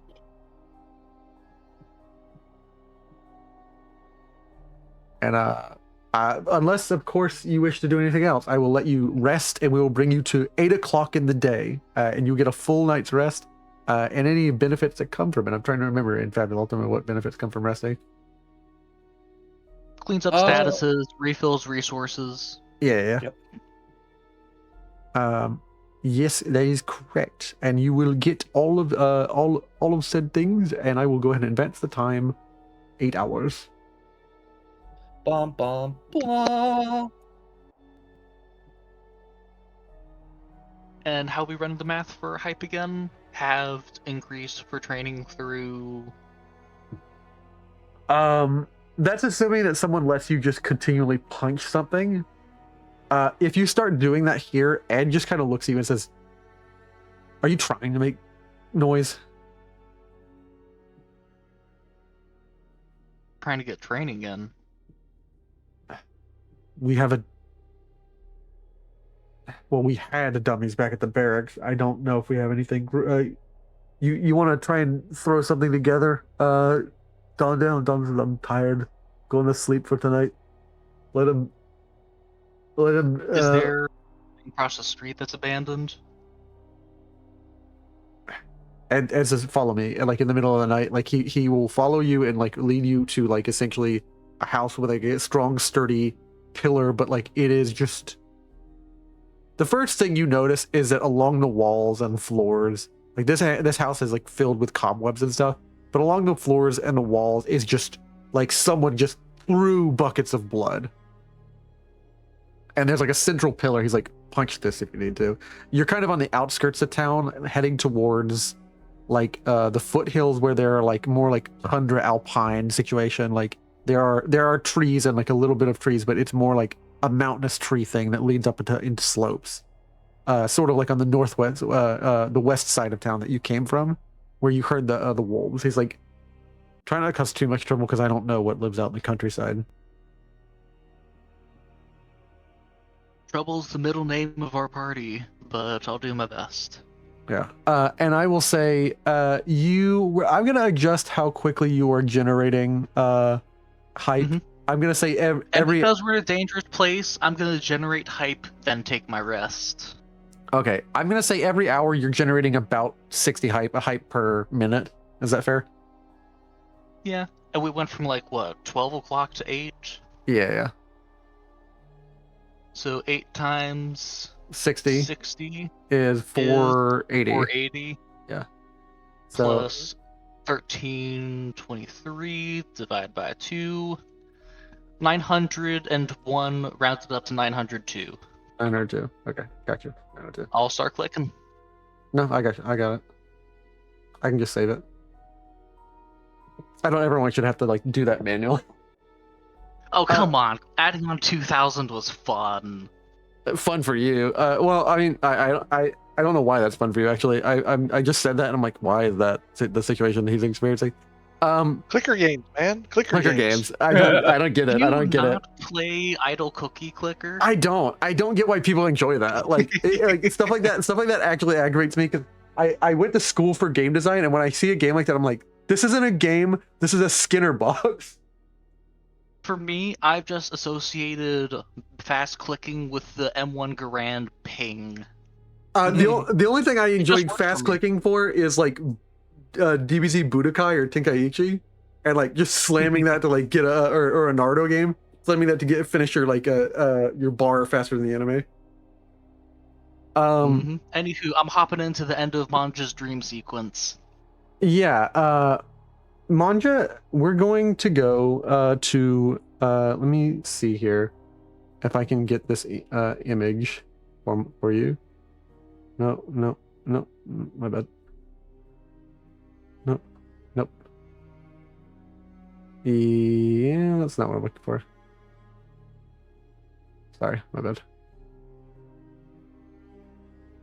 Mon'ja, as you go to sleep, your mind hears something, and you are brought into like a bluish, beautifully lit, like with like paper lantern, like version of Vorkin.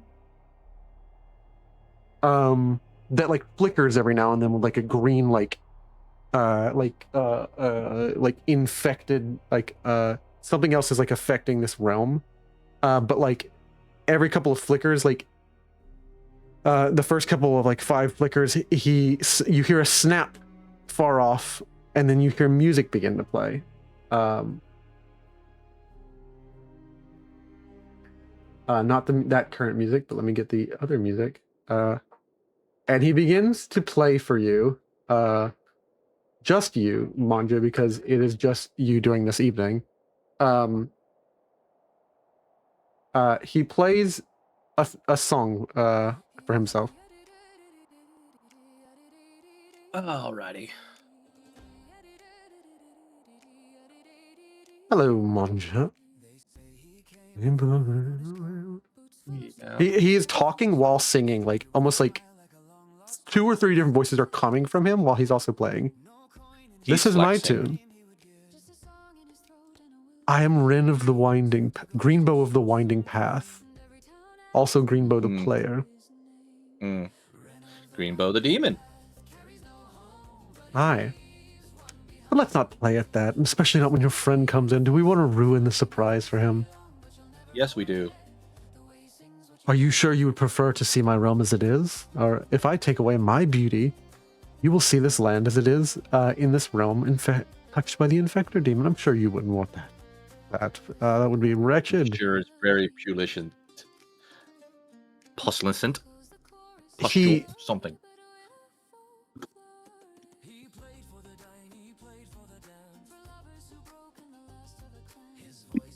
He walks up and kind of looks at you. Don't make this difficult. We can have fun here, Mon'ja. Fun. Yes, the fun for you. Stripping me away a little bit at a time till you get everything you want, and then I die. Oh, you get Yes. things you want to, Mon'ja. You just have to be clever about what you ask for.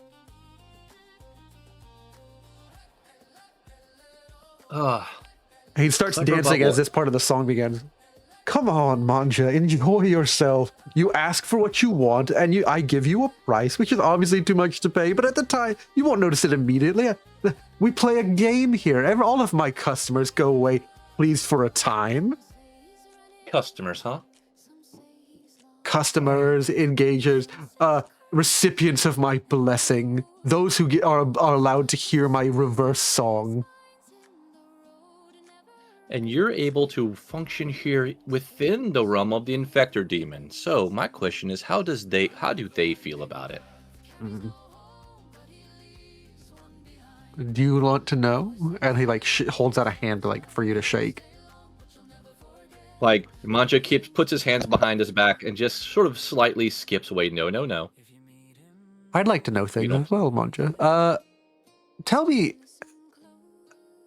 there are certain things about you that I can remember here being, of course, what do you call me? And he's waiting for you to fill it out for himself. But what was it you called me? And he waits for you a few seconds. Trickster, a satyr, a fae. Oh, yes. But no. You called me something a little bit more insulting. And when he says insulting, the illusion dropped for a minute, and the paper lanterns are just hanging like lanterns of flesh, and it comes back up. Was it a dream demon? A dream demon. That's yes. Because this is an island in the Sea of the Dream. It is. You like games. I do. Yes. Do you want to play a fun little Earth game with me? Oh.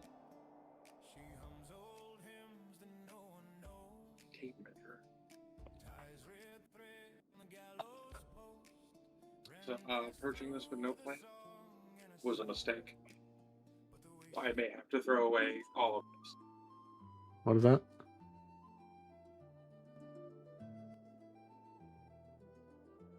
Well, Mon'ja. Very well then. What game do you intend to play here? Oh, it's a fun game. It's called Dungeons and Dragons. It's a wonderful game of imagination. He looks at you and pauses, and when you say that, there's a pulse in this realm. Interesting. There's a great many things in that game. A whole world within worlds. Where did you learn this game? And make me an insight check. This is going to be a difficult one. This is you need to hit a 14, but you get a +4 because you are recognizing tropes here. This is novel. Sorry. So you're gonna push. I was gonna bank a flash insight question on that one. Oh, okay, yeah. So you can bank another flash insight, or you can ask me. You immediately are recalling the fact that like something from like one of the games, or like multiple different like dream entities and like things. Like he is hungry for knowledge and knows not of this game that you've played. And he was just mentioning there are certain things you know, but I can't quite access them. He's not able to touch your Earth memories for some reason, but he's entirely able to touch your this life memories. He's able to flit through your mind. So basically, I very much have the apple of his eye. Mon'ja. Tell me, I'm not sure where you learned this game. From a far-off land. But see, I know world. you're lying to me because you've never been very far off from your lands. I possess knowledge, the likes of which you don't know. I've seen things you've never seen. I've read things you've never read. I've heard songs you've never sung.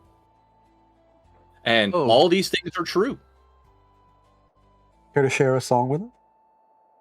No. I'm going to share a story with you. But as a storyteller, I need a certain amount of control.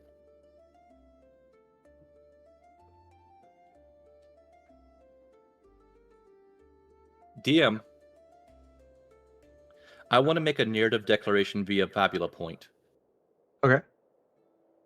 Now, this very much is Mon'ja asserting control over this island of the dream in his little area. And I want to say he begins to be able to control facets of this dream as though he is lucid. Interesting. Roll a willpower check against me. Is I'm this not adding with the Fabula Point? This is with the Fabula Point, so you may use it to re-roll things in case you mess up. Okay. Okay. That's what I get. Ooh, that I can't beat that. I cannot beat I cannot beat a 17 to save my life with 2 d6s. So we are just gonna roll. Nope. I was hoping for a crit. You as you kind of attempt to like will yourself, things around the realm change, and like you create a table, and like it washes away into a mist, like a brown colored cloud as he puts his hand there and like spins it, kind of like blowing away the cloud of this. No, Mon'ja, this is my realm. If you want to do things here, we're going to make some negotiations. We've already had our negotiation. We have a verbal agreement. That I will show up every night. Yes. And we will trade questions. I asked you a question to give me control so that I may tell you a tale in the dreaming.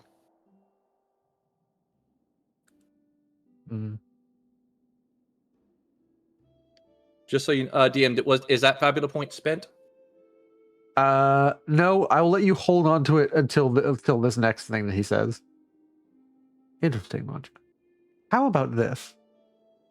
I accept you giving you a small portion of control here. You will be able to make things appear and disappear, and you will be able to. They will be as real to you and as real to me as if they were real. But, Mon'ja, I want to know where this game came from. I wish to have the memory of that. You can't have that memory because if you do, then I have no story to tell.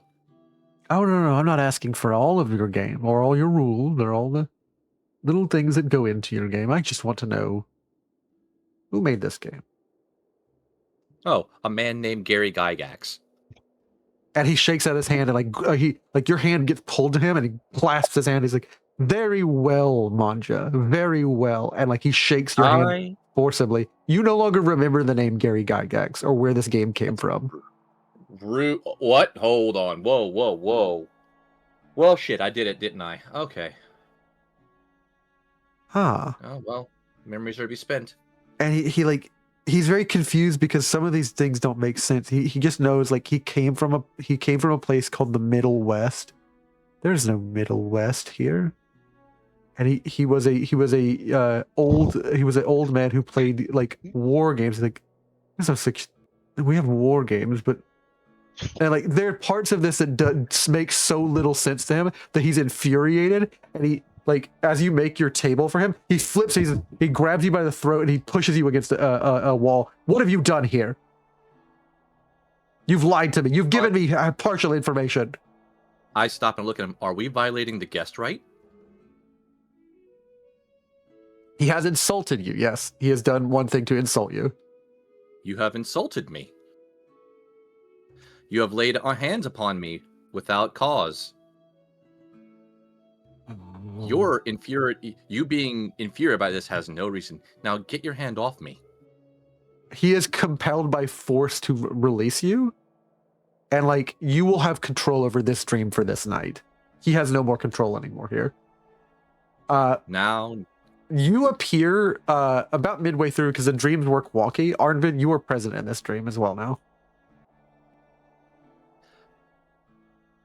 Hey Arnvid,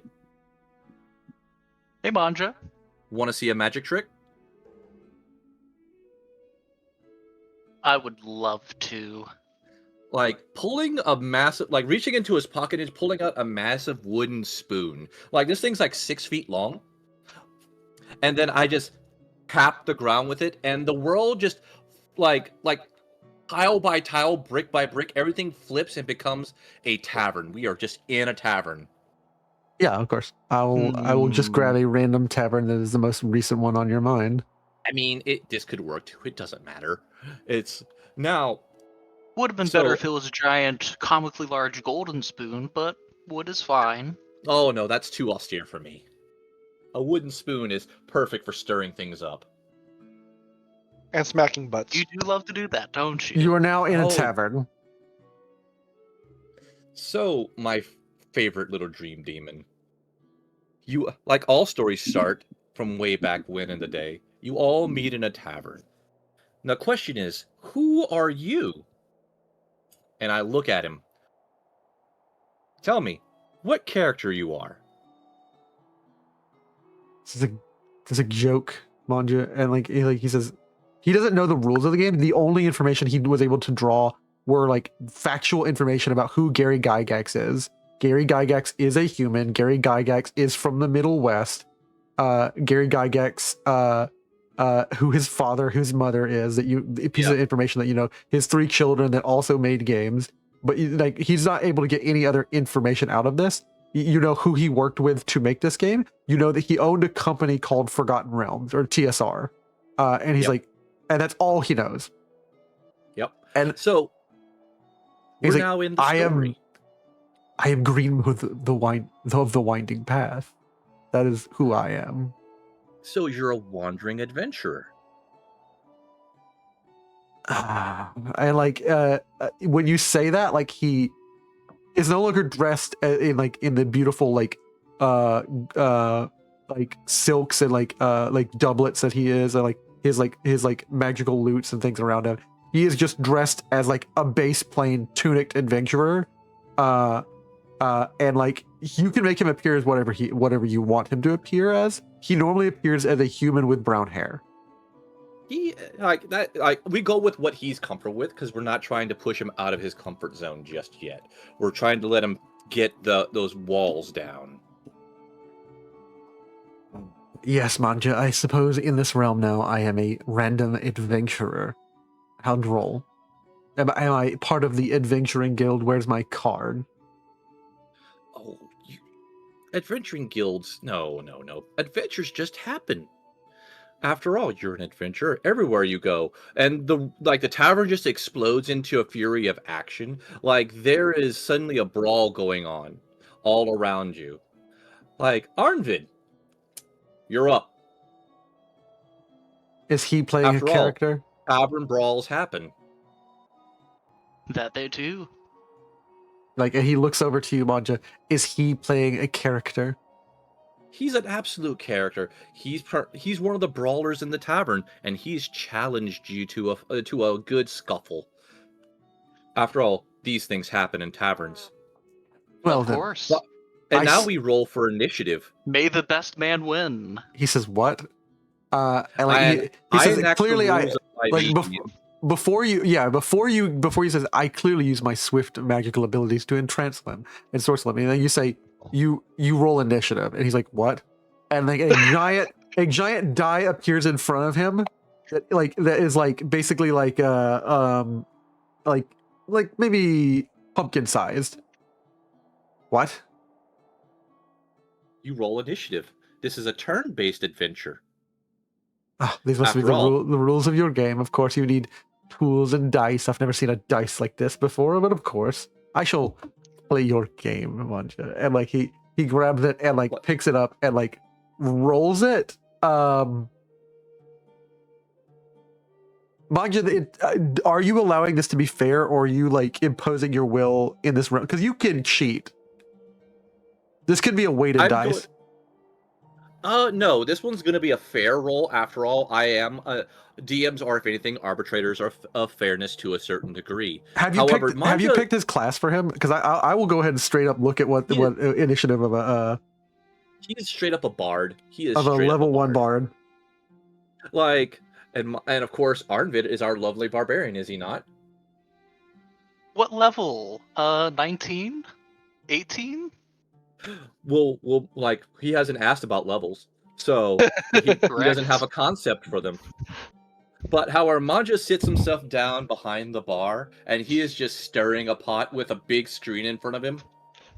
His dexterity, it would be his dexterity modifier, which can't be higher than a D20 roll, because you would roll for all your stats. Like, I'm assuming you making him I would roll. say just the both of them Alright, roll a D20. I'm in and see D&D who comes Beyond building a barbarian right now. Yeah, I love I this. love it. I love this.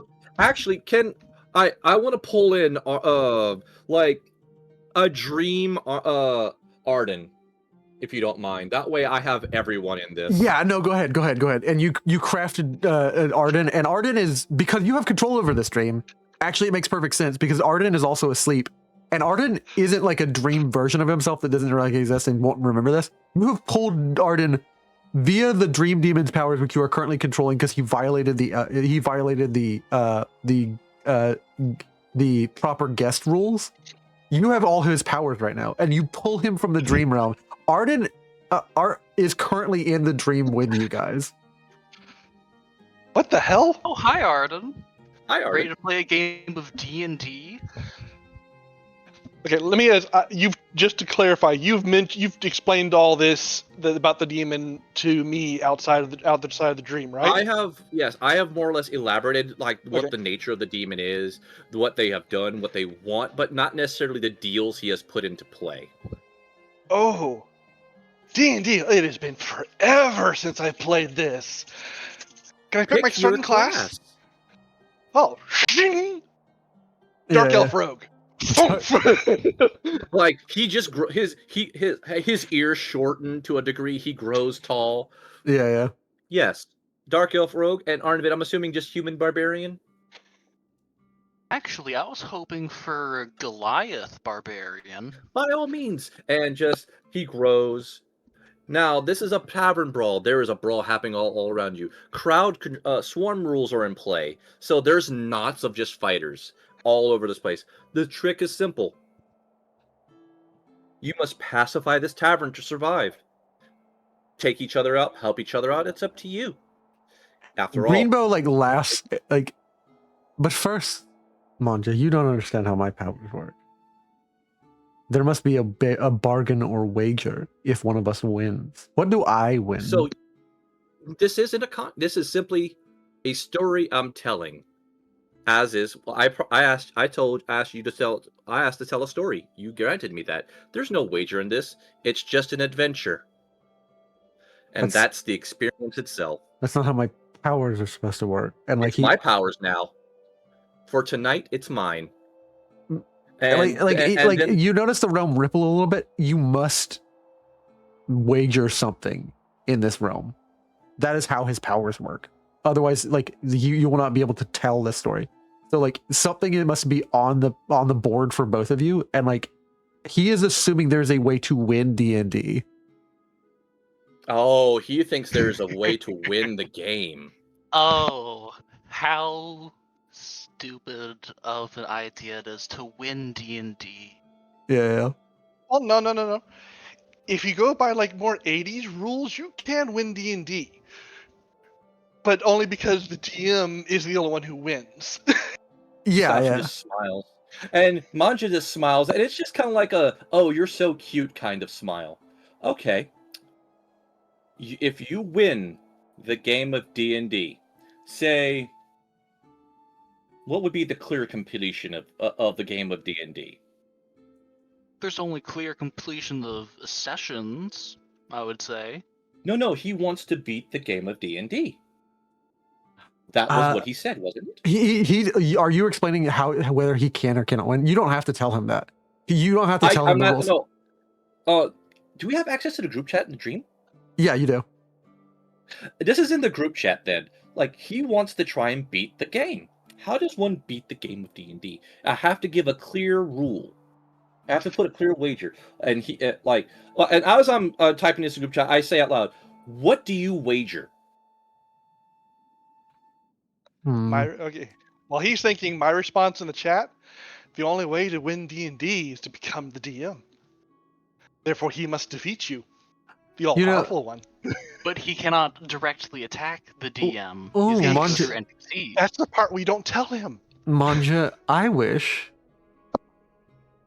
to have the knowledge of these rules. If I win, from you, you will give me this game. And That's dangerous. if I win or if I lose, I will give you. Let's see here. I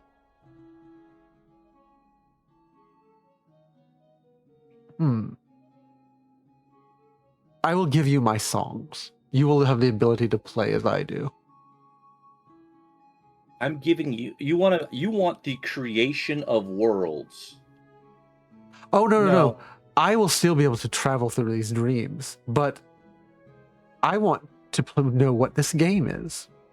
You will give me all the knowledge of this game, and you will have it no more. I will wager that I will share these rules with you.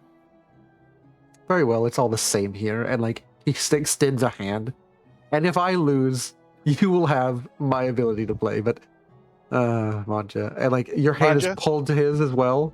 Okay, before he answers, Mon'ja, offer 4th edition rules. Oh no! All right. No. I'm only used to 5e over here. Yeah. Well, no. He didn't say what rules we're playing. He just said he'd offer a set of rules. You just don't tell him which edition. Oh, do 1st edition then. Oh, all right then. I will offer you the original edition rules. What other would someone wish for? Why the game can't quite get better now, can it? And he extends his hand. He says, "And if I lose, you will get my ability to play music." And he says, agreed. And he lets out like almost an ear turning. Before we shake though, like the terms. If you beat me at Dungeons and Dragons, you get access to the 1st edition rules. Are we clear on this? Yes. And like he says it before he can think of any problem with saying yes. Very well. The game continues. And your hand clasps to his, and like there's a reverberation and a pulse, and I never lose a game, Mon'ja. Thank you. Thank you. We're playing a game that never ends. Now, this is the song that never ends. His look is like, what do you mean? Like he's only used to games that exist on Tabra. They're like storytelling is a thing, but it's a sacred right on Tabra. Games are like just games. They aren't like storytelling games. Storytelling is more like a thing for Key and like worship of Key. And this is a storytelling game. I look at him, smile. So anyway, a tavern brawl ensues, and there's just mobs of knots of people fighting everywhere in this tavern. You are surrounded by knots and throngs of people. You must clear this tavern out and pacify the crowds in order to gain the innkeep's favor and possible reward. You are in competition with Arden and Arnvid, the one who you can aid, help, deny, whatever you see fit. The choice is ultimately up to you. You are a humble bard. Arden is a rogue, and Arnvid is a barbarian. Each of these have their own I strengths and have a weaknesses. level in barbarian, yes. You sneaky son of a bitch. Now, like, I'm assuming you guys are giving me particulars of what you want in the group chat, and I'm just adding them in to what you can and can't do. I am assuming that there's rules about like he says what am I allowed to do in this game? What are the rules of? Well, let me explain to you. Everything starts with initiative, and there's the d20s drop. You roll these, and this determines the turn order. Whoever rolls highest, plus their dexterity modifier, goes first. What is a dexterity modifier? That's like completely flat. He's like, what the hell is a dexterity modifier? Oh, that determines how fast you can go. What do you And mean? other things. What do you mean? How well you did with doing dexterity things like climbing, acrobatics, that sort of stuff. What? And like, wait, and like a set of 7 dice appear in front of him, or 6 dice appear in front of him, and like, what are these for? And like, those are to determine his like stats. Yep. The first one he rolls is what he needs for dexterity. Yeah. And like he's rolling these, and that was his dex roll, and he's like, okay, well, That's very good. A 9 is very respectable, right there in the middle of the road. Arden, by all means, roll initiative.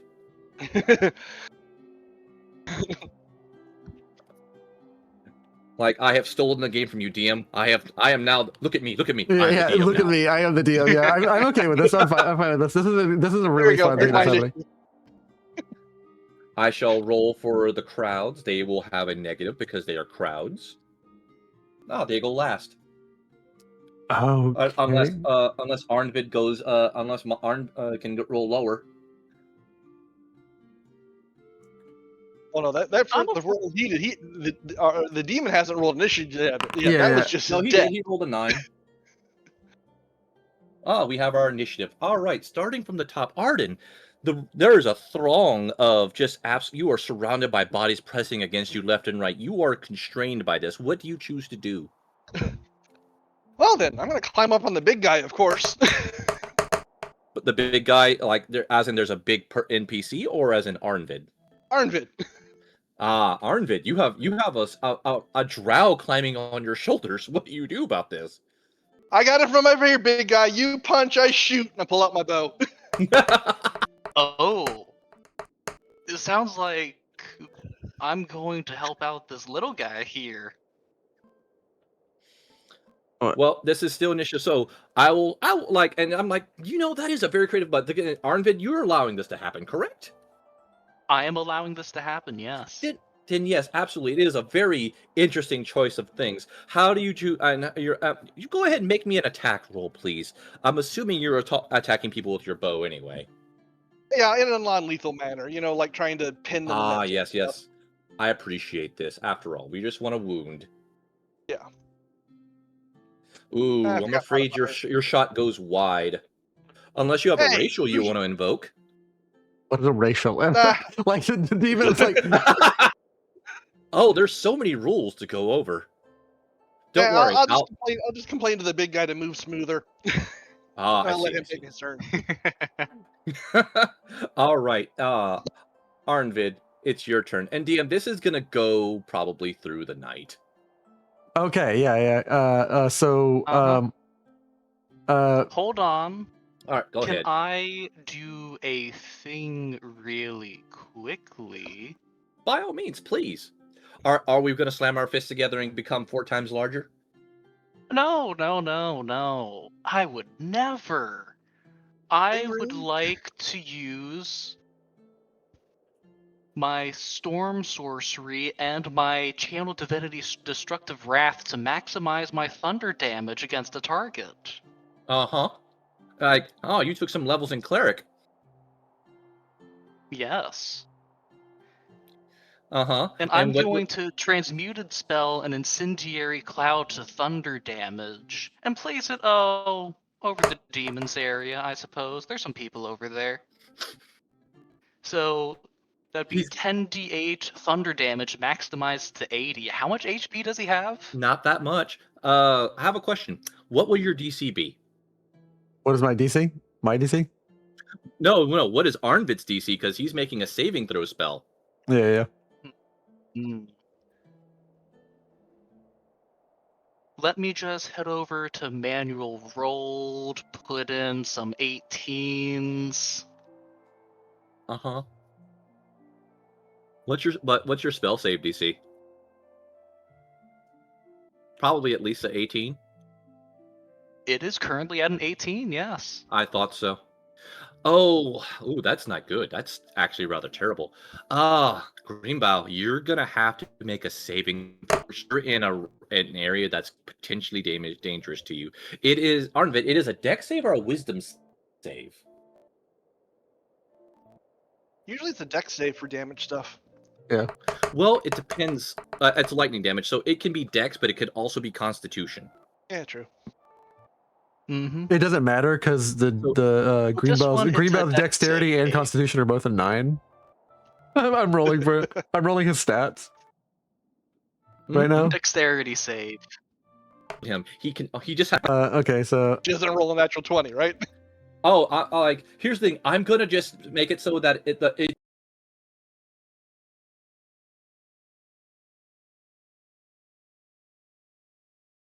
the highest you can roll is just shy, just an inch low below it.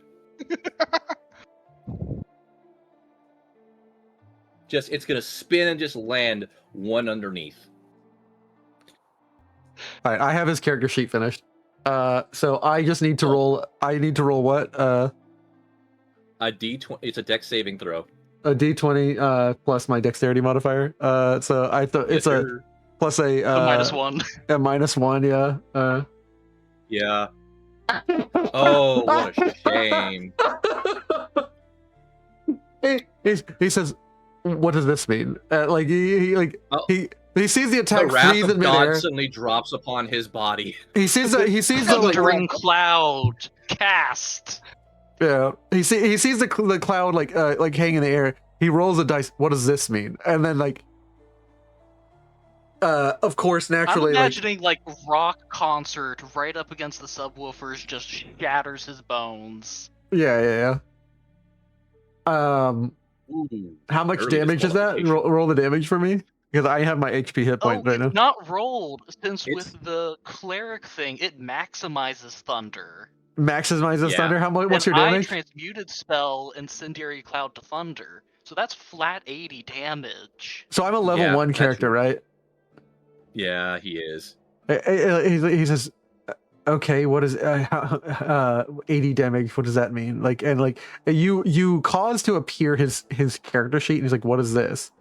And Hey DM, what's the realism setting at in this tavern? yeah, it's that. Yeah, DM. No, wrong DM. No, that's what I'm saying. I'm asking the DM. What? Let's see here. I'm the GM. Because Mon'ja's a bully. It's just like, oh, you just dropped a thunderstorm in a tavern. The tavern itself just fucking explodes. Like you could just see the exterior wall just explodes out, and I'm gonna say there's for that brief moment he sees his character sheet, and for a moment in bright red highlight it's HP, which for him is like 8 HP. 7 HP. It's like he just sees a 7, and he says, "Out of 7," and he's like, "What?" Then it 80. glances down to -73. Yeah. Wait. I attempt to deflect this magic with a ward. Unfortunately, not in this combat system. And there's a snap, and his bones break. he just screams as like he is experiencing actual real agony of this lightning bolt actually like doing thunder and force damage to him, and he is experiencing this really like this is not a game for him. This is like as real as if he was actually present. Mm-hmm. Yeah. Yeah. He is now dead. Like, is that twice? He's like, that was sudden. Can I recover or something? And then you explain to him, of course, the rule about double than max your health. Yeah, unfortunately, your character has died. That's not fair. Like, you can't just like I don't even like the game disappears. Hey, DM, Yeah. since I got rid of the tavern, there is no more tavern brawl. Therefore, I win. Correct? No, I win. Because in the end, the DM always wins. He goes to leap at you and it's frozen in the air and he flopped to the ground, and you just see extracted from him and flowing into your chest out of his mouth into your mouth. Like, it's uncomfortable, and you try and close your mouth and this dream won't let you. Is like horrid green notes that are like beautiful and disgusting at the same time, flowing from his mouth into your mouth. The ability to sing any song perfectly and to remember and recall. You now unlock something that is in the menu, that is in the crown store, but you unlocked it without the crown store. You can now recall any song you have ever heard and sing it perfectly, along with musical accompaniment, even though there are no instruments present. So if there's ever a moment where you want to sing like Through the Fire and the Flames in this campaign, I will just turn the song on. Or like an instrumental version. And like, you have stolen his ability to sing from him. He goes to leap at you again, but like, you can dismiss this dream as well as like start it. You stole my gift. You cheated. And like he's charging at you. He picks up like a broken bottle. And like the game is over. He is now normal again. Like he's been healed because like that's the way the dream works. And he picks up a bottle, breaks it, and then charges at you with it. For like, this is like, now you're no longer here in the tavern. This is back in the dream version of the dream like version of Vorkin. Sorry, my bad. I'm fighting it. I'm gonna hop in the way of that and say, no cheating at all. I just acted within the rules of the game. Who makes a stupid game like that? Who the hell is Gary Gygax? What kind of name is that? And he picks up a piece of wood and tries to beam you with it. And Lock your mouth, sir. You are speaking the name of a legend. And Amen. he still has he doesn't have his dream powers until the end of this dream. He cannot do anything in this dream, Mon'ja, that you don't want him to, much less attack. Oh, please let him attack. I want to call him out on it. I don't think he's going to attack me, not after making that mistake the first time. No, he's going to attack me right now. Like, go ahead, attack him. Violate the rules again. Like, because he realizes that, like, if he does that, Arnvid will get a turn in the next dream. And he stops just short of, like, actually touching you with this, throws it to the ground and says, "You've won your bargain. Now get out." And, like, he realizes he can't dismiss you from this dream. Only you can. See you next game. See you next time. Oh, no. You see, here's the thing. I hereby invoke the next time we meet, I'll choose the game again. Hold up, he attacked me. I would like to choose the game. You're only here for 5 minutes. 5 minutes is all I need. All right, Arnvid, next time we meet, you get to choose the game. Very well, Arnvid. What game are you choosing? For I did attempt to assault you. I have not decided yet. I'll let you know when we're back. And then I just snap my fingers and it's morning. Yeah, it's now morning and you guys are awake back in the cellar. And you're back present in the horrid lands of Vorkin.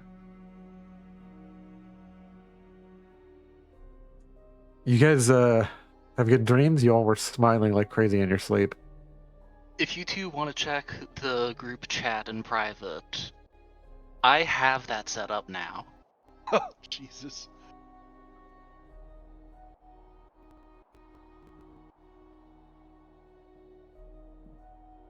Yeah. You have what set up? Don't worry about it, Cloud. It's on the plotting channel. You are not. Oh, you have a whole allowed. channel to discuss things apart from me. Yes. I did not know We do. this. I did not know You you, didn't you know made a. this. I did not know you made a private Discord to fuck me over. No, it's just a group. It's just a group chat, but Okay. Every time you said group chat, I'm like, okay, yeah, like they're. I'm really glad that they're really engaging with the material. Like I'm like, man, this is really Oh, awesome. we're Like, deeply engaging with the material here. fucking Yeah, A. we are engaging. Look, the channel is called Totally Not Plotting. Yeah. yes. Great. Ed just looks at you like, you guys enjoy yourselves. And it's now 8 o'clock in the day, or 9 o'clock in the day. It's nice to have a victory every now and again. I don't know. I think my next stream might be just perfect. Arnvid, what? You want to know what I was actually probably going to do to him next? Go ahead. Deck of many things. Oh, ow. Oh no. If that's not rigged, he could get some good stuff. What makes you think I wouldn't rig it? Worse. Are you allowed to rig it? Oh yeah, I'm I the did- DM. Yeah. But that's Should just have him roll a Arnvid gets D6. to choose the game. Like, Yeah, I get to choose the game next time, but after that, it's back to Mon'ja. Yeah, it's pretty much oh, just... it only works for a dream wherein he violates the code of guests. Like, he has violated the code of guests to both of you. He's got planned. It's gonna piss him off. Yeah. Uh-huh. And he already agreed that I'm going to be playing next time, though, yeah? Yeah. With that agreement, I'm You're- going to hold him to it. The next time you appear in that dream realm, it's just going to be a stark, awful silence, and like the only thing he can maintain is the illusion and glamour of like the of the dream realm. But you've stolen his ability to sing.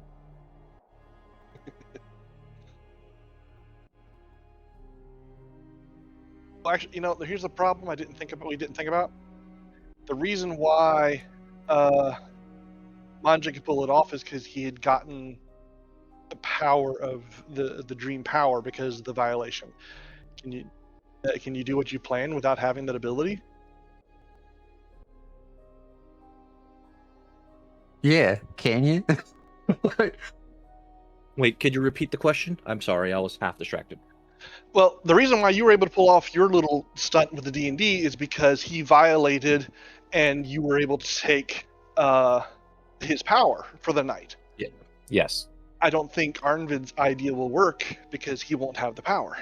Oh, Arnvid has the power next dream because Oh, he will have the power on Because top he- of being able to choose the game. Okay.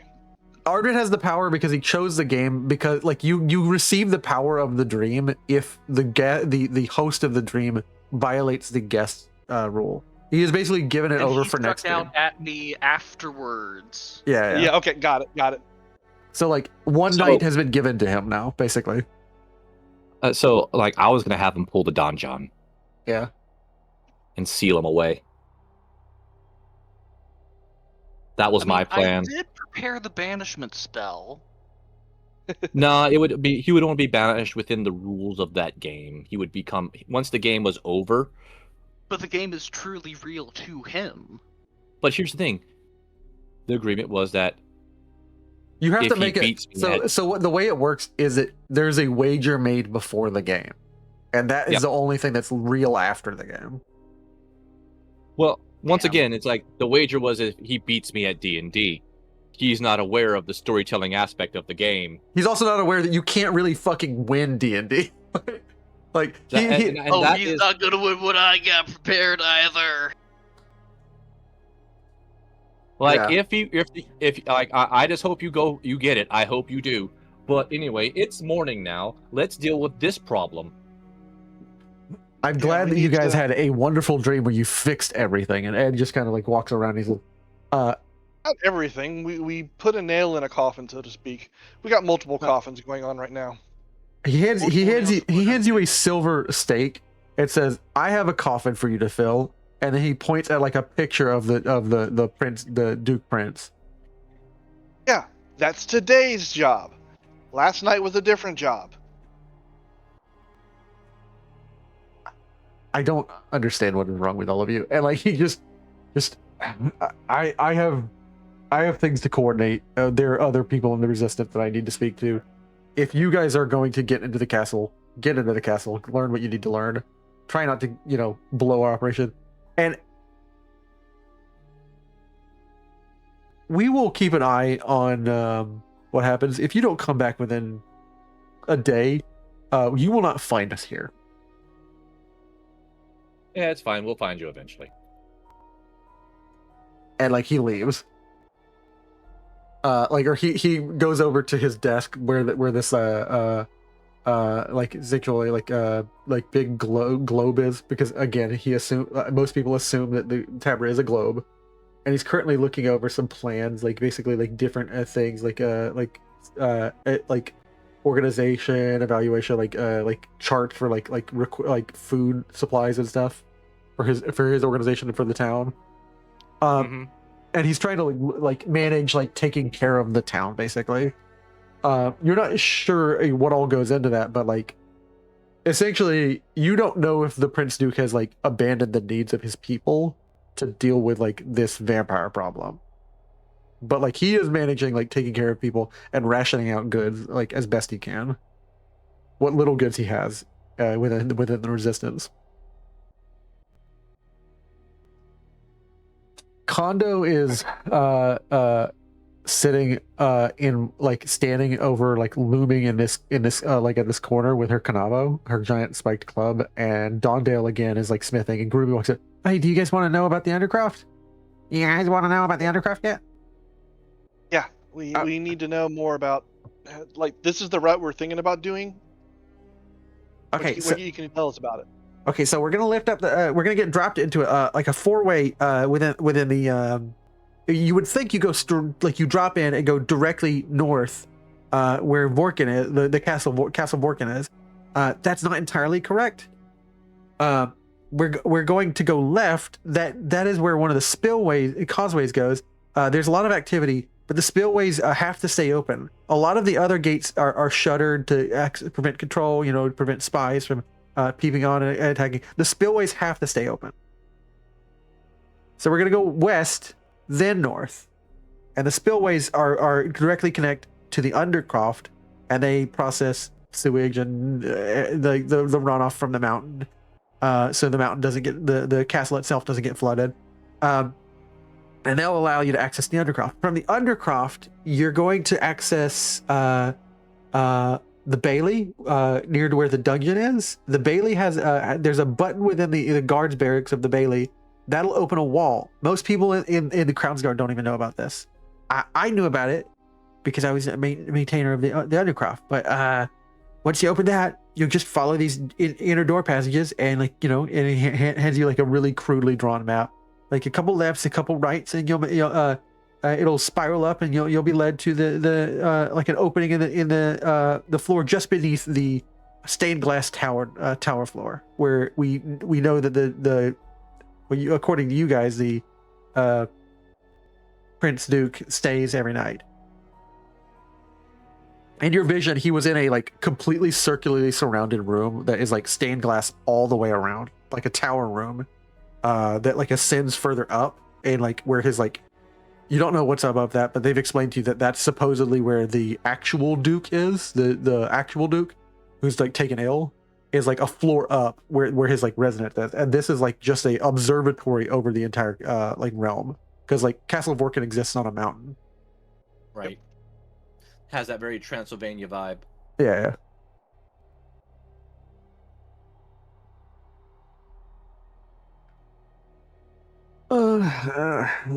I didn't sleep too well. Too stressed about everything going on, guys. And Sister Maribel looks like she's got little miniature bags in her eyes. There's a lot of noise last night. I don't think I'll enjoy staying in this town until we deal with everything. Yeah, well, stuff gets weird.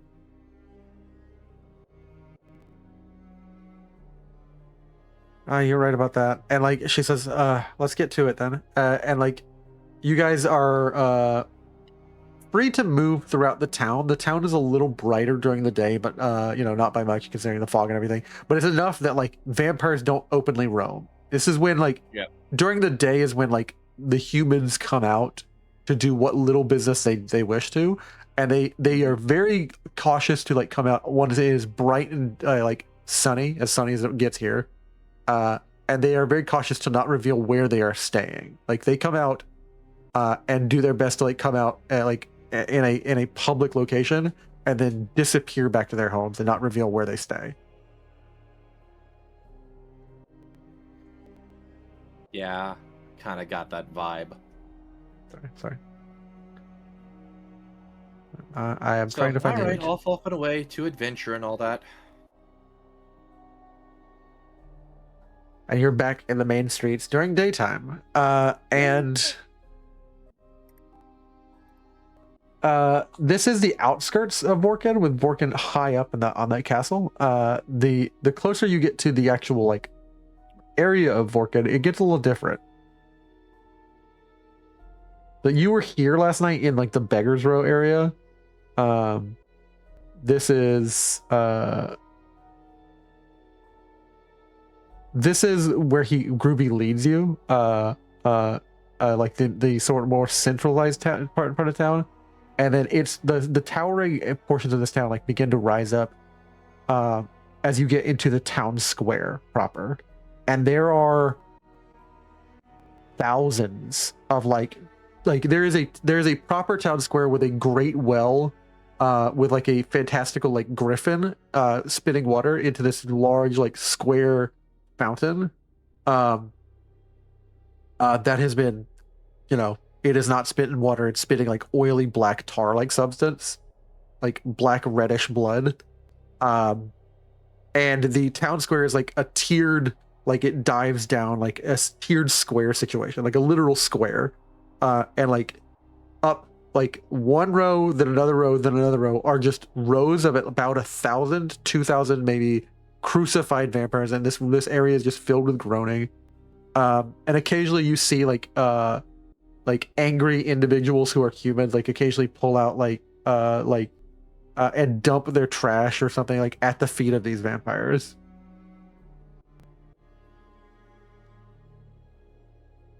Lovely. I think Maribel like, what has happened to this town? A lot of messed up things. You think that these people would care for each other, at least feel bad that their fellow neighbors have gone like this? Unfortunately, it's all monsters. Both within and without.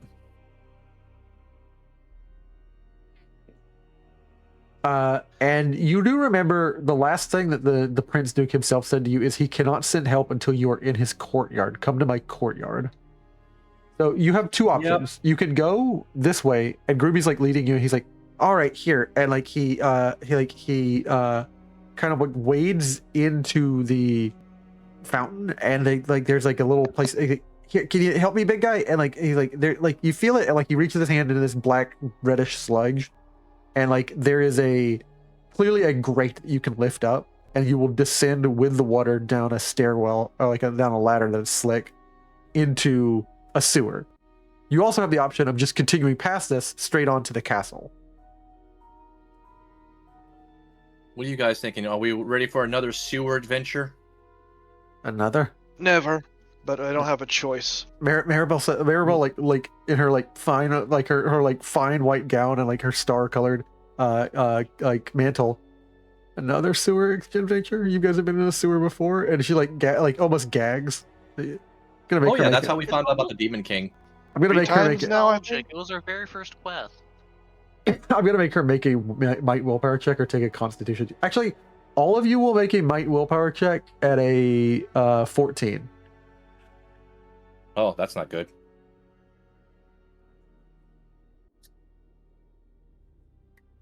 Nope. it shouldn't be that bad. There's not going to be nearly as much sewer here. Okay, how the fuck am I rolling low on might willpower? I'd like to re-roll, please. Okay. I'm done.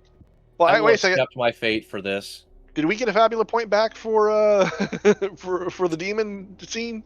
Yes, you do. You all get a Fabula point because you had a encounter with back up the 2. You had Can an I encounter with a please villain. reroll using my origin? I've smelled sea beast guts rotting. I'm used to bad sense. Yeah, I'll give you a +2 to it too. You get a reroll on a +2. How's that? I can't tack on the +2 manually. It doesn't fucking matter. That is a Holy crit, hell. baby. That's sexy. Maribel succeeds. I don't. And I she's like, fail as well. yeah, like both of you Can I guys give will. Arden a +4 so he doesn't have to deal with any bullshit? Yeah. So Mon'ja, you're the only one who's gonna suffer for this. Yay! I suffer. You're gonna receive. I want it to be more like you're like disgusted, like sick, but like you're gonna receive the poison status. Reduce might and willpower size by 1. So my might goes down by 1. Oh, you're at the minimum for your willpower. Oh yeah, my willpower sucks. Yeah. And you are not liking this. Like it is everything you have to do to not gag and throw up as you enter this horrid sewer. Groovy takes you in and he's like, all right guys, what is oh no. And like you enter in and immediately see there are things down in the sewer. It's like, oh, Why do I recognize that? I forgot that they tossed them down here. And like there are the Reanimort down here. And Maribel, having been trained, like will join you in the combat for this if you guys want her to, because she was trained to fight Reanimort by Rearbrand, because that is what destroyed his village. What is this thing again? It's a zombie. They're called Reanimort in this world. Oh, okay. It's a zombie. Yes, I'll absolutely take a cleric to fight zombies. All right, and like let me bring up the combat screen, the battle screen.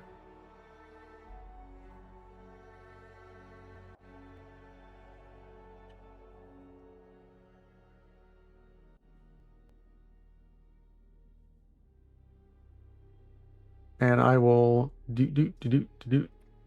dismiss everyone from the screen. And I am gonna be dropping some zombos.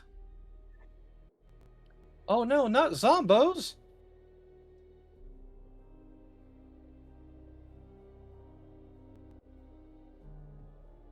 And let's see here. Prototype token. You're in. Cloud, we're developing ideas right now. I don't Just like for your that. own awareness. I don't like that. Well, you get to come up with ideas. Let the players have some fun. No, don't let them have fun. Only the GM is allowed to win the game. Yeah, only the So I GM is don't need allowed to win the game. game. I just need to have him traumatized as I am. I think my latest idea would traumatize him, especially with certain versions of said game. We're terrible people. So anyway, let's bully the DM some more. Yeah. You appear in a sewer, and I will go ahead and load the screen and load some combat music. Let me get to the combat music.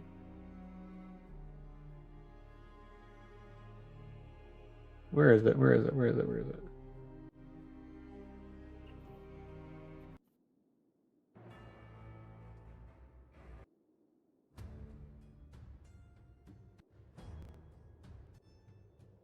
And here we go to the battle screen. Yay! 4 zombos.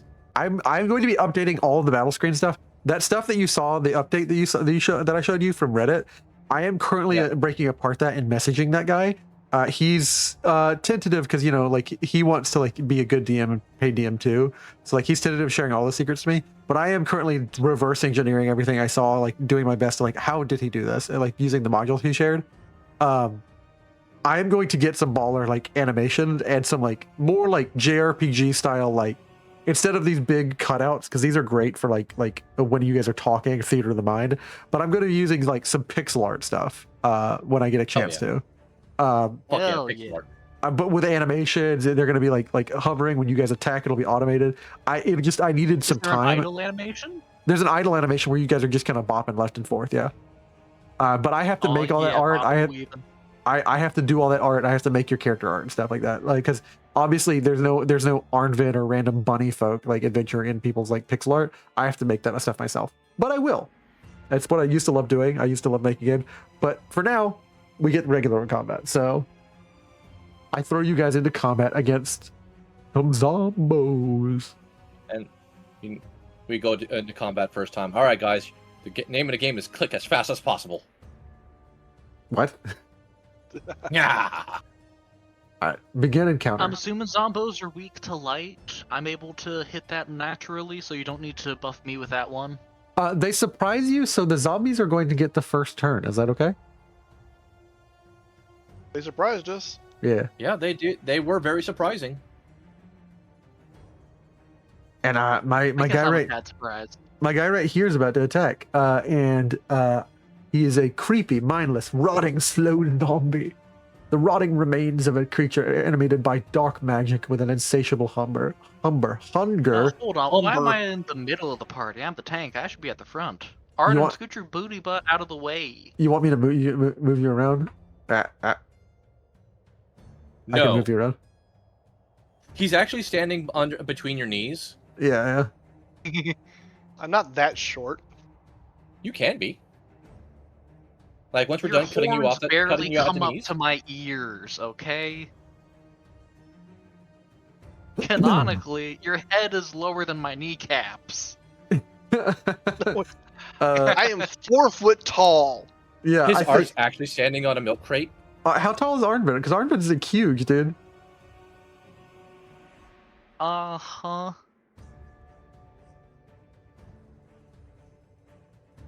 But anyways, the zombie's turn is first. I'm targeting the person who's closest, Arnvid, and I am going to do a ravenous bite, which, if this lands, it's a dark ability. You guys are immune to vampirism. She didn't inoculate you against werewolfism and the zombie infection. Okay. I got us covered on this one. I was ready for this. Does 13 beat your defense? Since I don't have my defenses activated, yeah, but I'm gonna still spend Psychic Shield to at least advance the clock. Oop, what did all that? Which clock are you advancing? My brainwave clock. Oh, your brainwave clock. Yeah. I'm going to do 17 dark damage to you, Arnvid. That only gets me 12 in defenses, sadly. And you're going to suffer weak. Oh, my might! It's almost as though he knew. Wait, why does it say zombie? Apply to selected The token. zombie received no damage from his own bite. Yeah. There you go. And you're going to receive weak. The change for system to. I already applied it to myself. Okay. There's a lot of stuff popping up, warning pop-ups that I'm seeing. I gotta change some automation stuff, so Yeah. oh, my bad. It is now y'all's turn. Zombie turn. I Why will did I see get my the defenses initiative. up? Actually, do you mind if I seize initiative on this one? Because I could cleanse this right now. I mean, okay, I still have Protect available, but eventually I'd like my defenses back up. You know what? Yeah, go ahead. Take your action. That way, if they attack again, I can get everyone. Uh-huh. Alright, so I'm gonna trigger the good old runes, put them on. Rapid interface module, I can do an immediate second action. And anti-element, I'm going to take... I honestly don't know what they're gonna do, so I'm gonna just randomly take Bolt. Resist. Since you don't have light dark resist yet. Not yet. Now, the fun time. Which one was it that attacked? You in the I reckon front. you can just. Let's see here.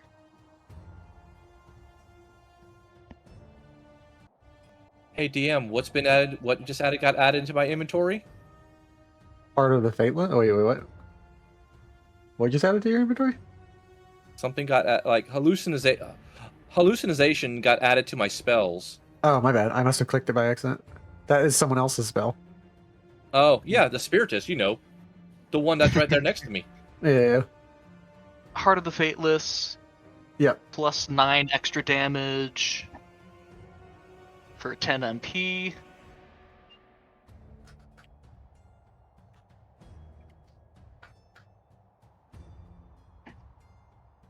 Then I'm gonna add on photokinesis as well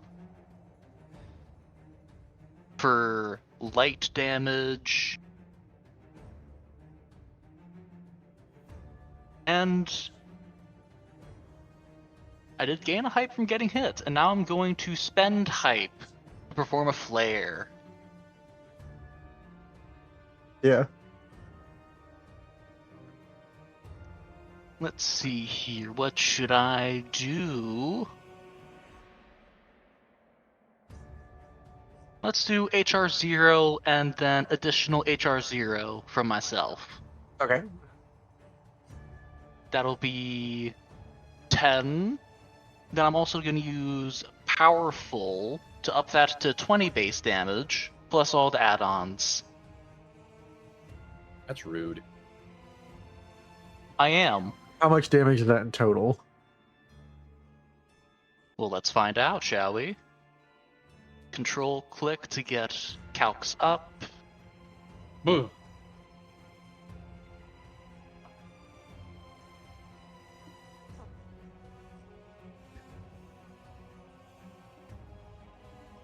All right. Hold on, math is mathin'. The mathly. Photokinesis. I love that.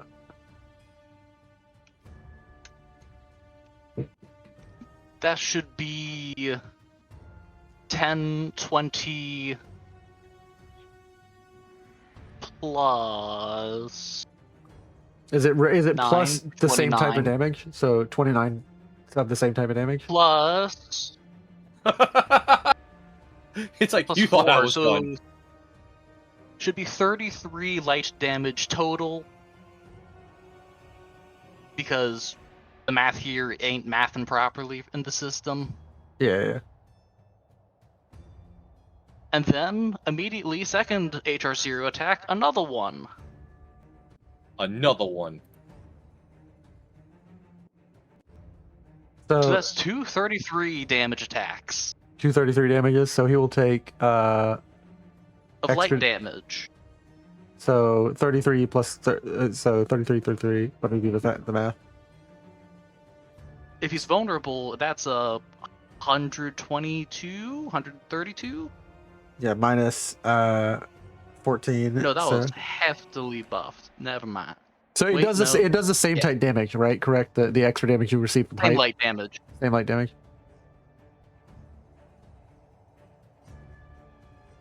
It lost 70 HP. I'm glad I double tapped. It is dead. Wait. I would hope so. And that's my turn. That's silly. I'm It- literally a walking nuke of light damage. What do you think's gonna happen to these chuckle fucks? How would you like to do this? As you pull out the it does not have a cross symbol. Remember that is not the belief in this system. You pull out the ethereal silvered whip of Halbrecht. There are symbols of different characters, but this is the symbols at the end of the silvered whip. It's a regular like handle with like a small like symbol of a woman. Like it is key at the end of like the pommel of this, and at the end of each one of like the ends of the whip is like a note symbol, like a rest. It's like a symbol for rest. You clack it out and like it explodes with light, bursting up a zombie. What do you want to do to this zombie? How do you want to do this? I think I'd like to Legend of Korra circle the light of the whip around it, and then just yank it back super hard, dicing him up. Oh, nice.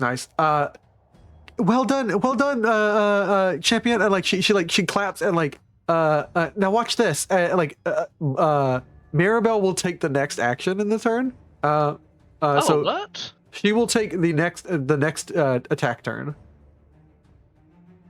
So first things first, zombie though. First things first, zombie. So this next zombie will, of course, come crashing down. This zombie right here is going to come crashing down on Arnvid again. Or no. Let me roll a d4 and see who it attacks. Oh, it's going to attack Maribel. Nice. And I'm going to make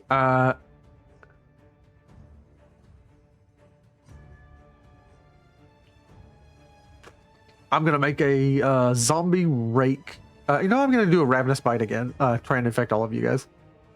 How dare you?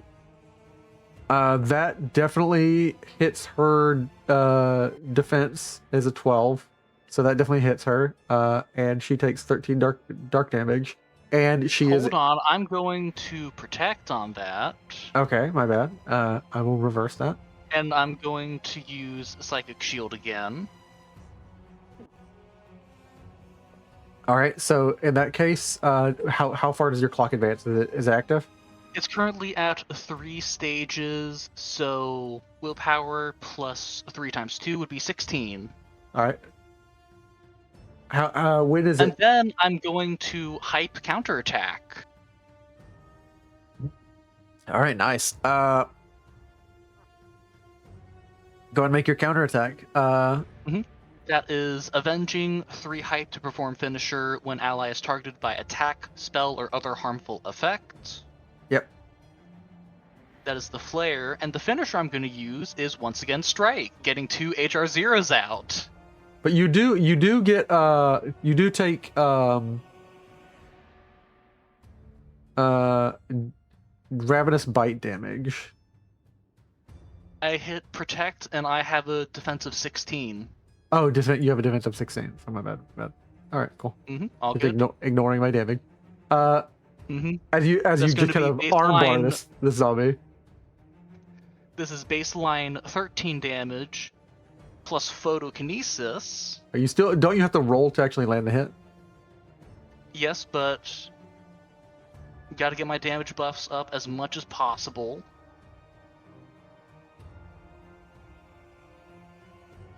And which one is attacking currently? This one right here. Hello, lover. That's going to Excuse be me? 13 plus... What's it currently at? 4 stages? Yes. 4 stages. So 19 damage light. 19 damage of light damage. And then another one. Because it's 2 HR zeros, and I'd like to re-roll that. Wait, why are you attacking twice? Hold on. Because of the flare. Because of the finisher, I'm using strike. Free attack with equipped melee weapon. HR 0 free attack. Okay. So the And second. I would like to re-roll using wrath. All right, go ahead.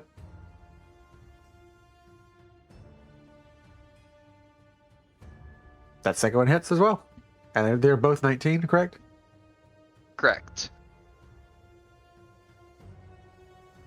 It lost 70 HP. It is dead.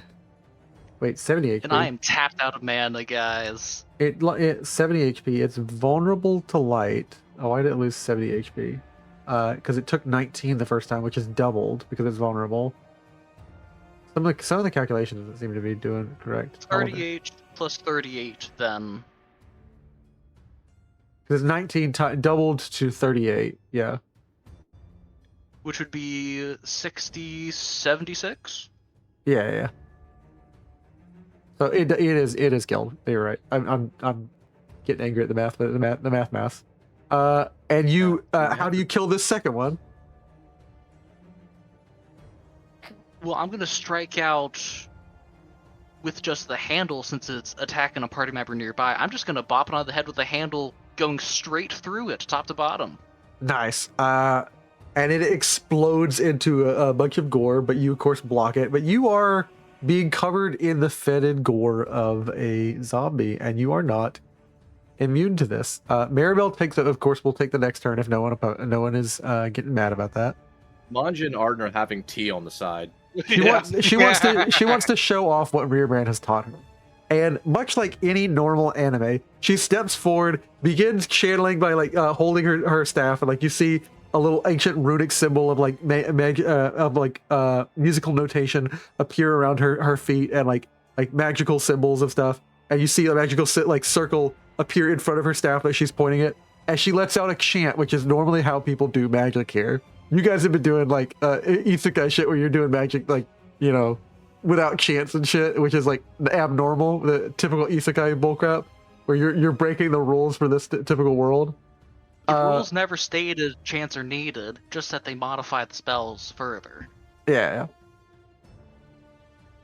She will, of course, cast a spell, and I'm trying to pull up her sheet, my bad. And she says, "O weaver of the human heartstrings, key of records, key of songs, to your forgotten memories, I write this wrong. Resonate sacred notes, and bring forth luminous light. Lux, arrow!" And she fires a Lux spell, which selects up to 3 creatures. And she will fire one at both the zombies, and then one at you, Arnvid. The one at you is meant to cleanse you.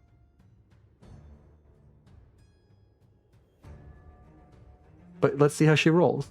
14 or more. Does that hit you, Arnvid? 14 magic defense meets it. Nice. So she hits both the zombies. She will spend 10 mana, and she will or 10 ether, and then she will do high roll plus 15 light damage to each of them. She targets. That's 10 per target, yeah? Yeah. So she spends 30. You're right. And then she targets, and she will apply this much damage to you guys. That one takes 46 light damage. This one takes 46 light damage. And then you take, let's see how much light damage affects you, because you aren't taking the damage, but it will cleanse you of the status effect. I'm neutral with it. I'll just take the 23. And it cleanses you of any status effects that you received from this zombie, including the ability to be infected right now. I'm sorry, Arnvid, but I have to make sure you don't get infected. But Rearbrand made me make a promise, and like she like fires an arrow through you. I stop and I just look at her like, you really have no A warning faith in next us at all." time. You received dazed because that's what these arrows do. You're a dizzy bitch. And it is now Well, that's on an opportunity, which would be a crit, yeah? on an opportunity. You are correct. My bad. I have incorrectly done that. My bad.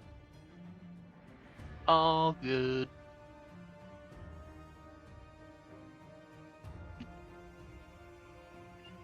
All right.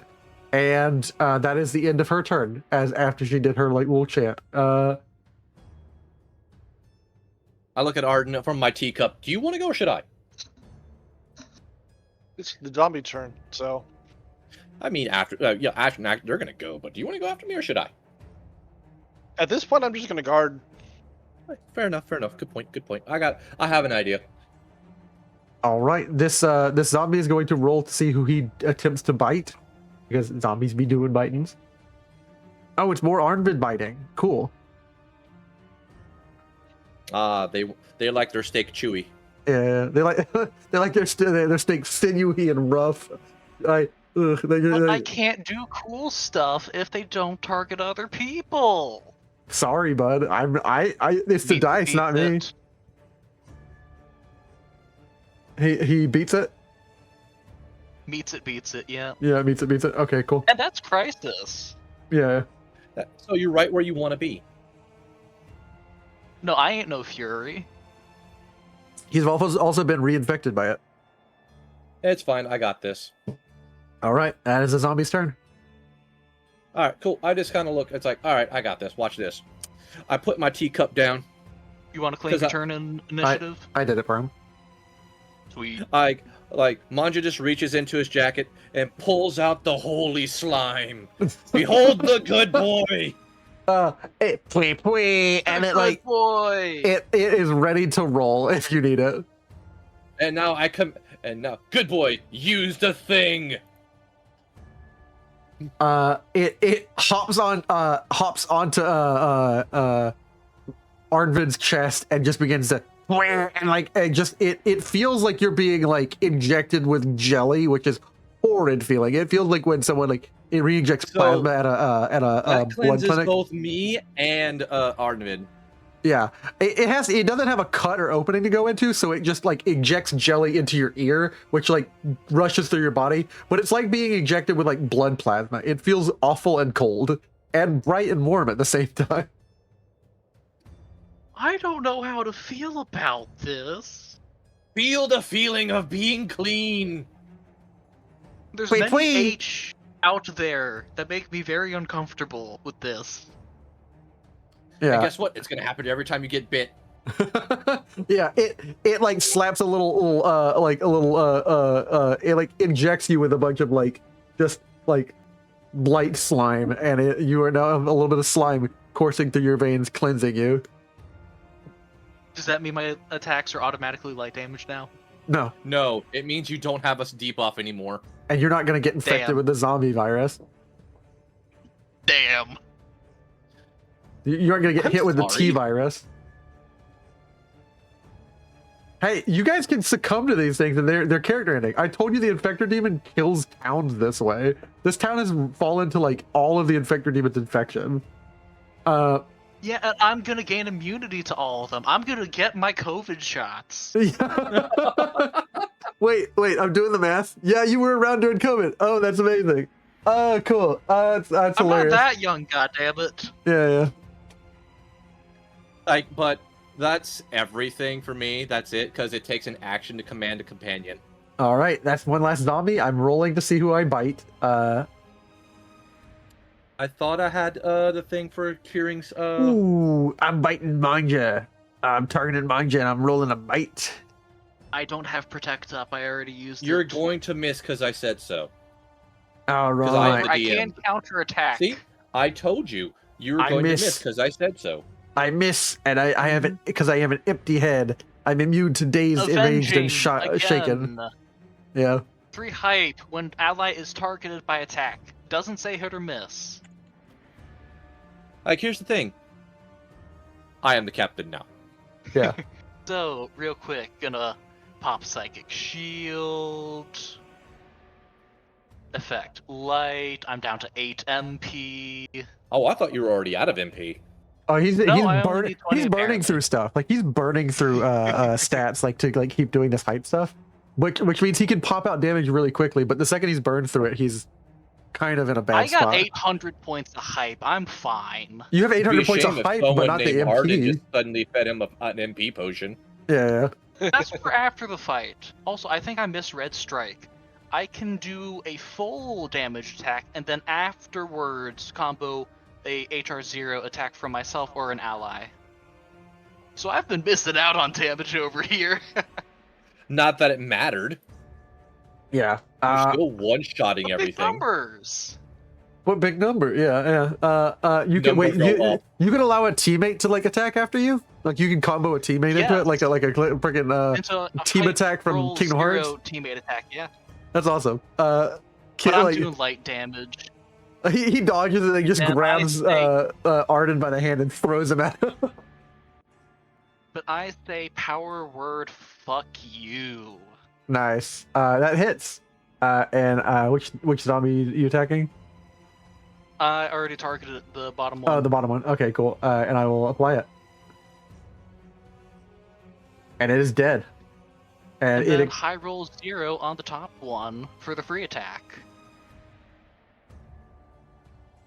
That also hits, correct. And it is a explodes and also dies. How do you want to do this final attack as you finish off all 4 of these zombies? You know, I've been playing Cyberpunk a little recently, and I'm just gonna monowire whip through both of their necks through the walls around us a little bit before flourishing it back into my hand. Yeah, and you coil the mighty whip of Helbrecht, and I'm going to play some congratulations music.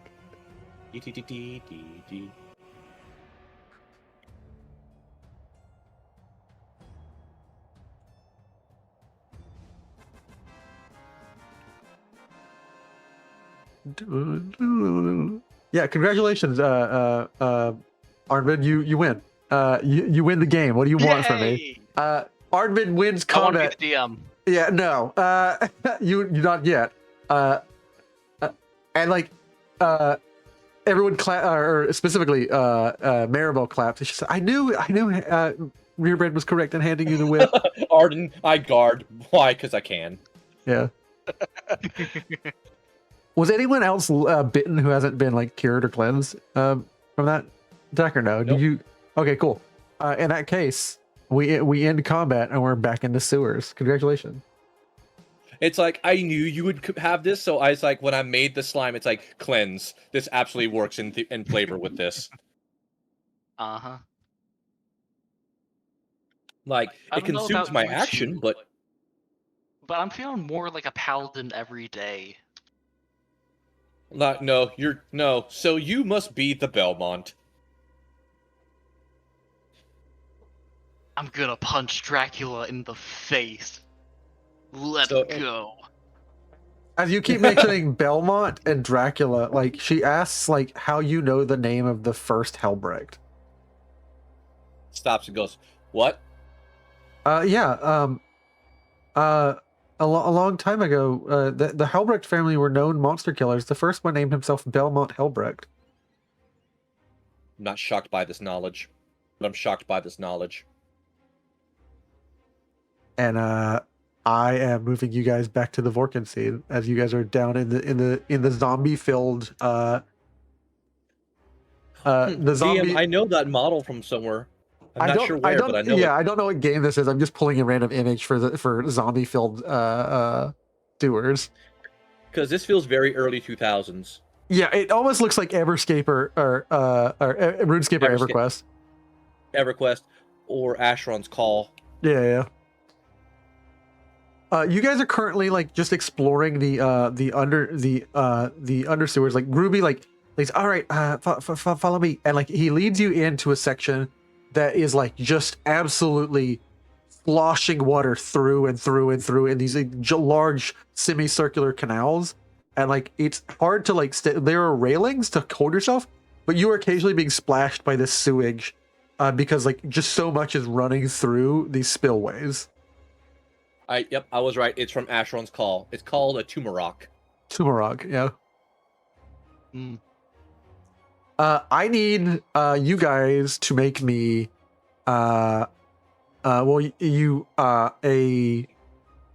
might dexterity check to not be Groovy like basically like tells you like I can go no further. I don't know if I can survive this place, and like steps back, but he's like basically like opens a gate. And like you realize that you're gonna have to step into the blast of this sewage and water, and just ascend, basically using a rail to like these stairs, and ascend like using a rail to hold yourself against the torrent. Oh, Before that, is there could I any way to- drain a blue potion from Mon'ja real quick? Yeah, Go sure. ahead. I am at 1 8 second. MP. Yeah, 1 second. No, I'm not the one with MP. It's There you are. Oh, you took You grabbed elixirs. both of them on your belt, right? Yeah. He's got Mon'ja has health and mana. I have health and tonics. I And doubled remember, up on tonics health. now cure everything, not just a single status effect. Oh yeah, a tonic will like get rid of the infections for you. Like they're like special like because this is like a system inventory thing. Yep. Hell yeah. But they no longer clear just a single status effect, and that's glorious. Yeah.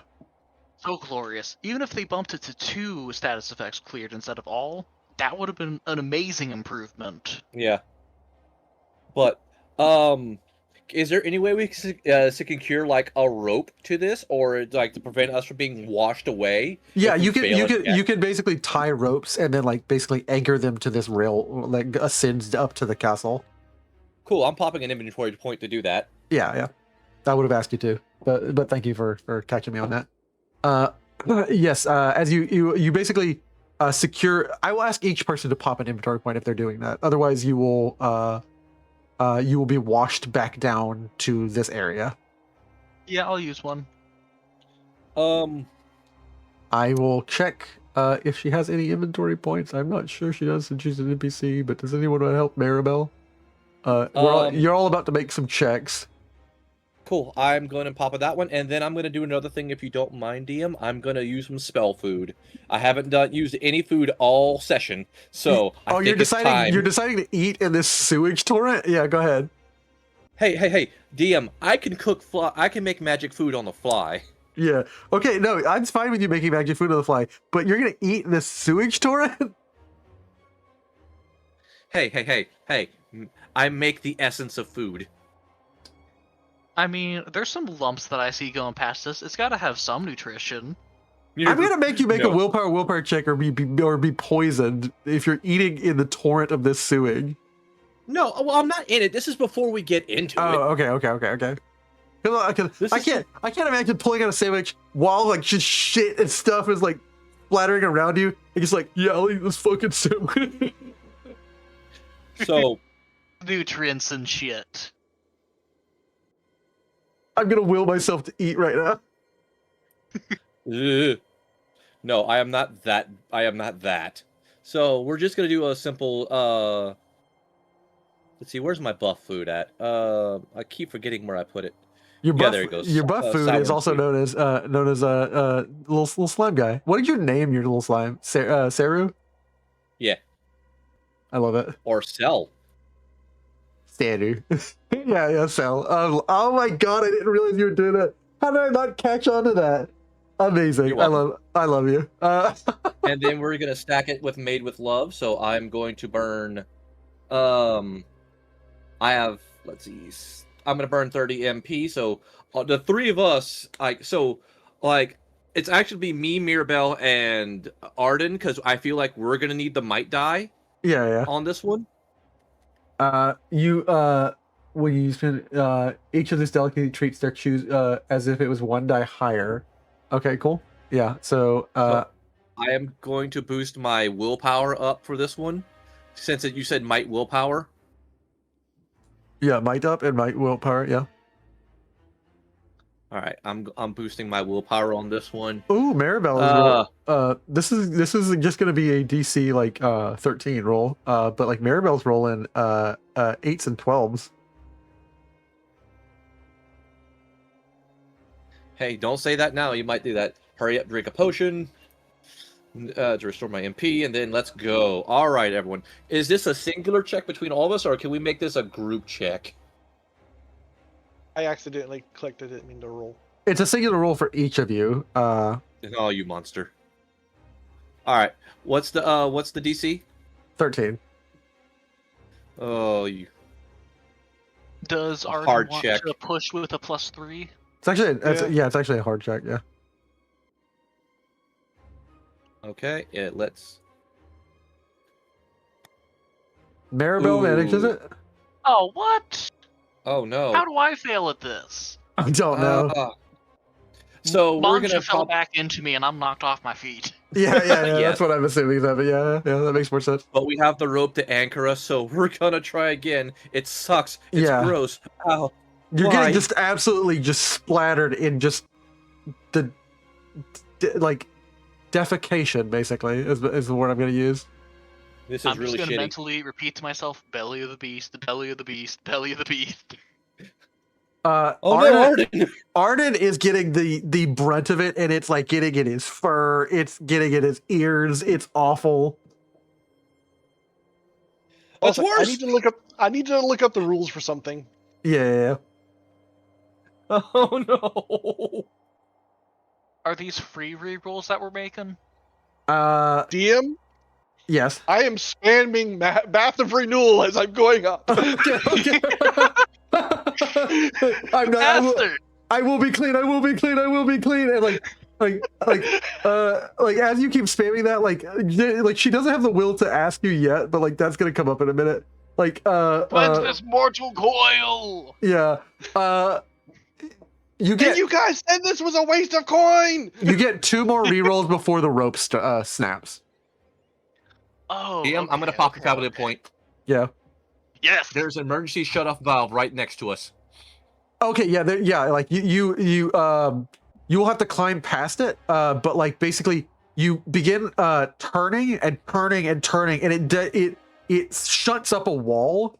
And like opens a gate, and like it diverts some of the sewage off to the left, and like the flow diminishes down to until it's back down in the canal. You have no idea where you've diverted this sewage to, but this will be someone else's problem somewhere else. This is If so it's like I have diverted spent to the Fabula the point. old I am or down new to 1. hideout. If the sewage is diverted to the old or new hideout, that would be funny.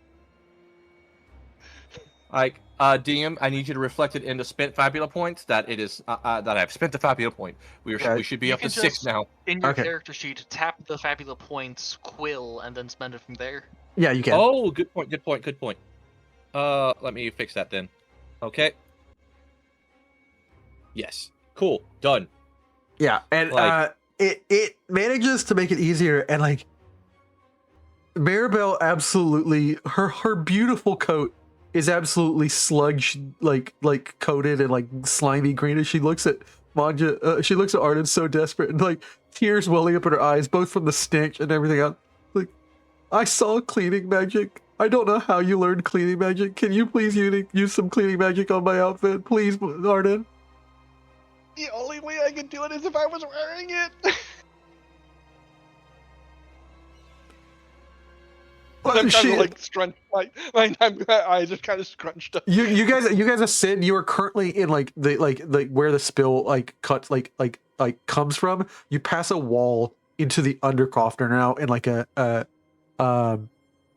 now in the like the underneath of the castle proper. You've ascended probably 2. It was like 30 minutes of ascending through this sludge, and you just divert it, Mon'ja, because you're done, and then you ascend another hour and a half, going up this like spillway that is cut through the mountain, cut into this land, ascending basically up this mountain until you're into the underneath of the castle, and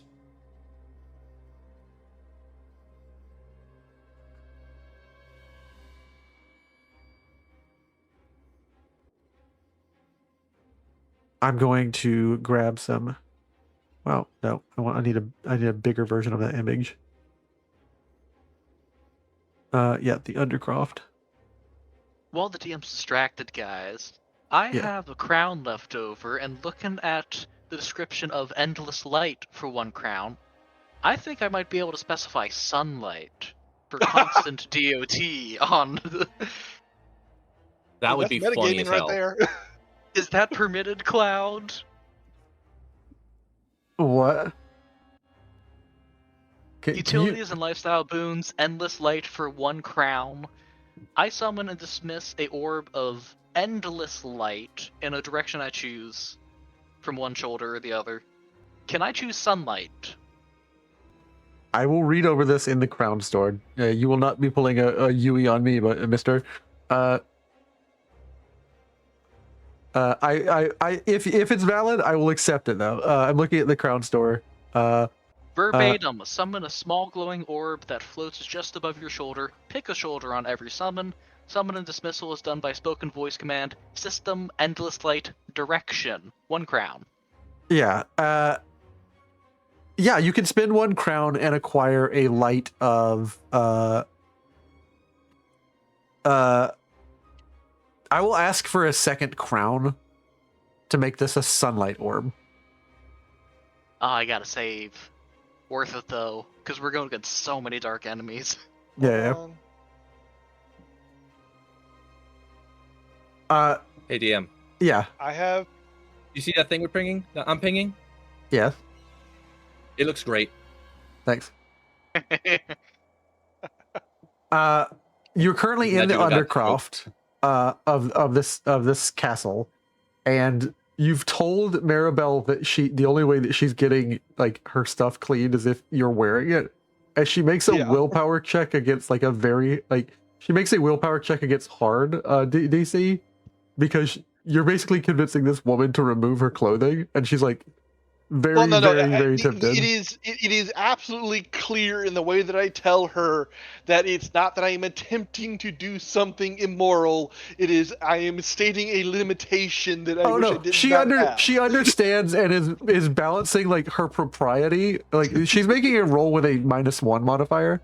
She's balancing her propriety versus her desperation to be clean. And she is far more desperate to be clean. And she said, please look away. Please, all of you, look away. Please. And you just hear the unzipping, the like unclambering. She removes clothes and she just taps you in the back with her clothes. She says, I need to find a barrel of water. Please, all of you, continue to look away from me. And you hear like just the ruffling and the like of her like moving around, attempting to make another check. She is looking for. While she's doing that, I'm gonna deactivate my runes, standing as straight as possible, so the sludge just falls off my armor, and then reactivate the armor immediately. Yeah. Wait, what? Mon'ja stands there, fur covered in sludge and everything else. I'm like, I hate you all. What did you just do to get rid of the sludge on you? Because I'm willing to buy it for Arden, but what did you just do? I have my armor up this whole time after the fight. Yes. I deactivate the armor standing as straight as possible, so it just falls straight down, gravity taken over, and then reactivate my armor. Wouldn't it just fall down onto you? No, Some my of it. armor would have like an inch of clearance. An inch of Some of clearance. it is gonna fall onto him. But it's like but all most around of it you. won't. It's all around you. I'm not gonna have it on my front or back. Okay. I will say you're clear on your front and back, but you are on your shoulders and stuff, still covered in poo. Maribel, desperate to find a water, finds a barrel of water. You hear her plant her staff, and she's going to make a strength check.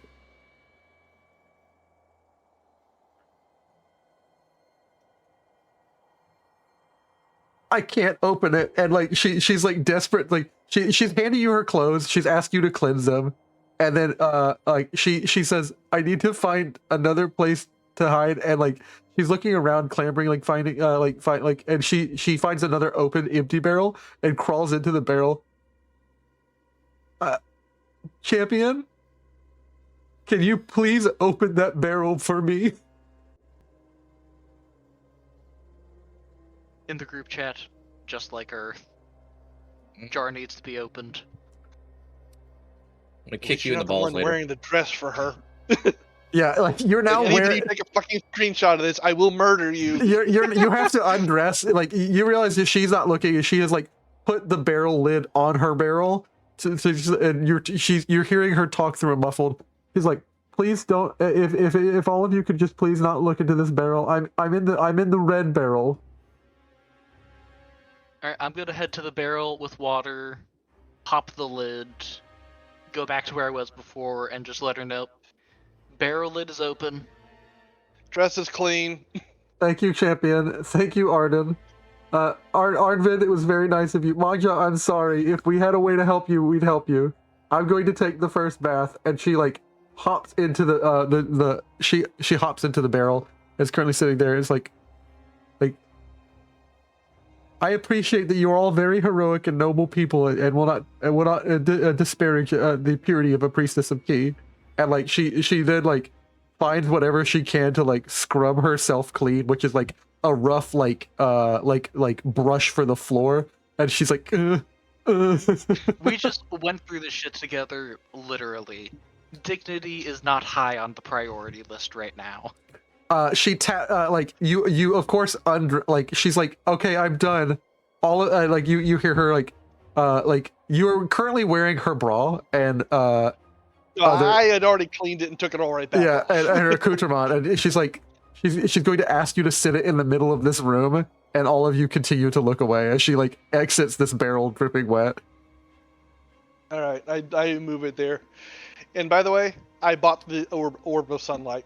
Nice. And she puts on her gear and then turns to Mon'ja. She says, "Okay, I'm good. The barrel is yours, Mon'ja." And like she is just in, like, she had nothing to dry herself with, so she's just in her clothes, like dampening them, and she's like, "I don't like." Yeah, but her being in... clothes are completely dry. So Yeah. Oh, her clothes are completely dry, but she was wet, so she's dampening them, and she's like, "I don't like being in Vorkin anymore. I don't think I ever liked being in Vorkin." Orkin doesn't like you. it gets worse. It's going to get worse. Why Here, are have a you? Why peach. are a peach? What is a peach? From the farmer. Oh, yeah. Sorry. I forgot that I did establish that Peach is doing this in the world. She takes the peach and will gladly eat it. More importantly, as, the like, peach just kind of appears out of nowhere, and I offer it to her. like, her stomach isn't really super eager to eat, but she accepts that she kind of needs to, and will like just hold the peach and be making Yeah, small if nothing light else, bites. Take a big bite out of it, and then just put it up against your nose and smell it. Yeah, she does, and she like enjoys the scent of it, and she says, "This would be a nice sit if it was like some way to, if I, you know." She laughs to herself and like idly says something which suddenly reminds you of the quality of living in this world. I said, "Man, if you only you could turn peaches into bathwater, that would be amazing." And like, Not that hard. she looks at you Peach funny. is a little bit harder. She looks at you funny. You're all again looking away while Mon'ja is doing his thing in the barrel. Like, Mon'ja, I'm assuming No. you're what? Oh, you're DM. not. Wait, what? DM, Yes. I make a choice. Uh-oh. I use 2 crowns to get Bath of Renewal. You can just see Mon'ja standing there in absolute filth, and you can see the war he has with himself. And then he goes, "You know what? No, fuck it. System, I told you. system cleanse." Which of your 30 plus options for scents do you get with your purchase? Or do you do the random one like I did? Hi, Mon'ja. Hey, everybody. It's good to see you. Glad to see you're making. Oh, you're having a really bad time. I'm not looking at the readout here. I just look up and in the chat I put Bath of Renewal 2 crowns. Thank you, please. You know, I'd like to reward all of you something. Well, I would like to, but I don't have to because it Cut seems out. like. Kind of getting out a little bit. Oh, can you guys hear me? Hello? No. There we yeah. go.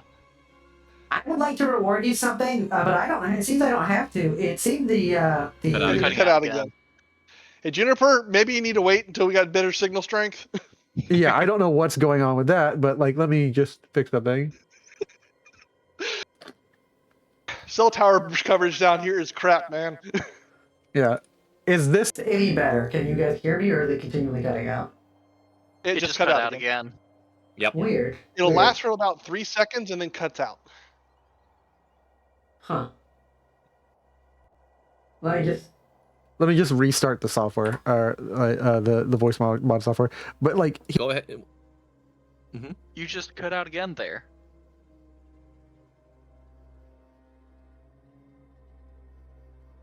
Hello, Cloud. Maybe his ISP is shitting out on him. Who knows? All right, guys. The DM has disconnected. We're now getting bonus XP per minute. that is a lie. That is a lie. Dream Demon is back. We're gonna get bonus XP for fighting him again. Can you hear me now?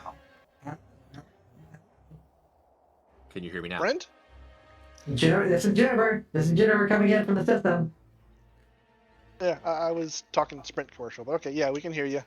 That's a decent joke. Okay, Mon'ja, you can pick between the flavors, or you pick the random one. And I was gonna say I would like to reward you something for all being very decent people towards Cutting Maribel. out again with this voice. Weird. Am I cutting out in normal when I'm just normal voice? Just Not at that all? one. Not The at all. only thing I can think of, it's a little bit quieter, and maybe the auto pickup is not quite sensitive enough. Weird. It's the same voice I've only ever used. But it sounds quieter. Does that sound quieter to you guys too? Is it Little bit. still fine? Like, is it good now? Yeah, or I hear you what? fine. It's definitely quieter compared to your normal voice. So if it's not hitting that threshold for Yeah. pickup, The thing is, it- it's also hitting a timeline threshold of about 3 seconds of That's true, continuous there is that speech, too, then yeah. chop. We'll look into that anyways. We'll look into this software. I've changed nothing. They've made some updates, so like maybe it's some stupid. Yeah, yeah, DM, now you're- you're started cutting out. Yeah, you're cutting in and out pretty bad. Oh, it's probably just Discord then. It's probably Discord. Save We it got for a the level beta. now. Hello. Is it good now? Am I continuing to cut out after lengthy speeches? No, not this Nope, you're time. good. No, try another one. Mon'ja, everybody, I would like to go ahead and congratulate you. Thank you for like being good to like Mirabelle. I don't even have to congratulate you. This is a gift from the developer for like not like disrespecting Mirabelle. You guys get a crown. Cool. Okay. That brings me up to 2 crowns after I buy the system cleanse. I will Also, gladly take a second crown. it's time for you to select your favorite synth, Mon'ja. Or do you want to pick the randomizer? The answer is cinnamon. Cinnamon? Okay. You just sense this like this like arrival and like there's a crown store purchase sound like and like and it like the purchase success goes through and like you have now acquired the crown store item of Bath of Renewal, and you are able to wash yourself. And she looks at both of you. She's like, "Where did you guys learn cleansing magic?" Ancient haven't Chinese learned secret. Oh no, I can't exactly. I can't say that. Damn it. Can't lie. Mon'ja just shrugs. It's like, I have made deals with things you cannot begin to fathom. No, I'm joking. Like, honestly, the ancient elven ruins. Thank you for deflecting. Please don't bring up actual Earthworld locations. Like you're really tentatively pushing out things, guys. I only can call in because there's like a window after you guys request me where I'm able to call in. But like, please don't bring up Earth locations. It's a whole thing. We've dealt with some previous Second Life program members. There are people who have been pulled from the program for that. Well, not entirely pulled, but they've had things revoked for them from that.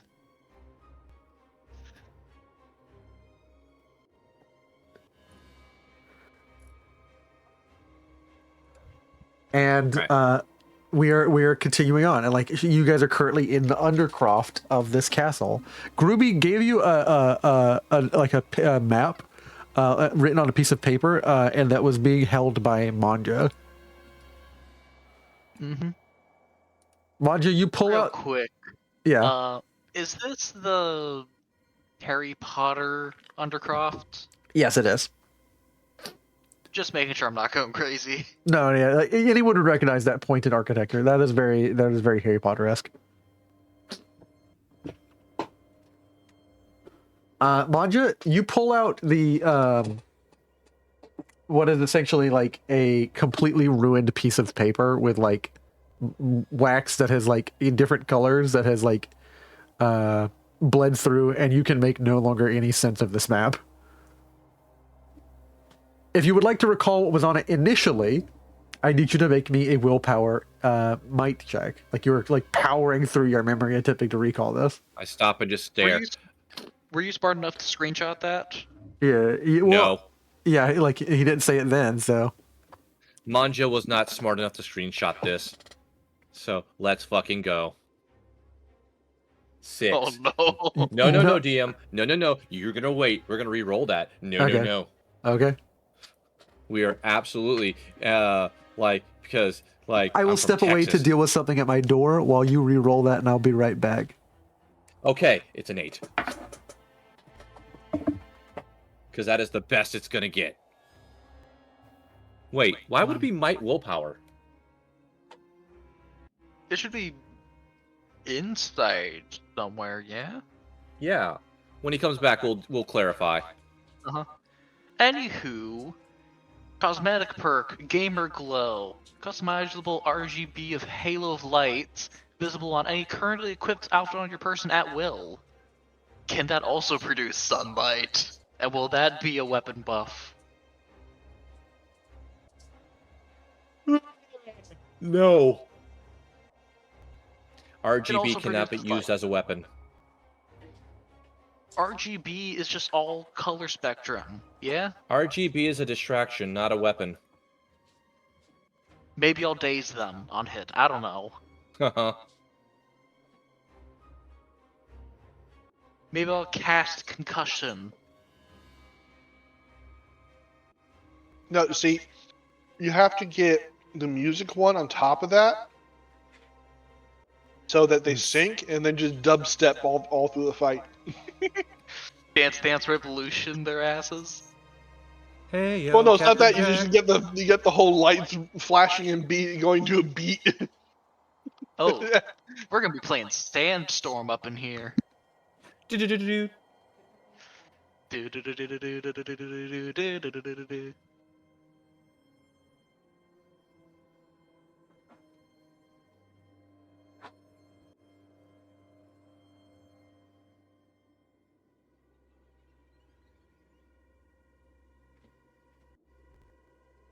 My apologies, guys. Someone had an Uber Eats delivery and was at the wrong door. Wrong address. Did you make sure to take it DM. anyways? You said a might willpower check? Yes, it's a might willpower check.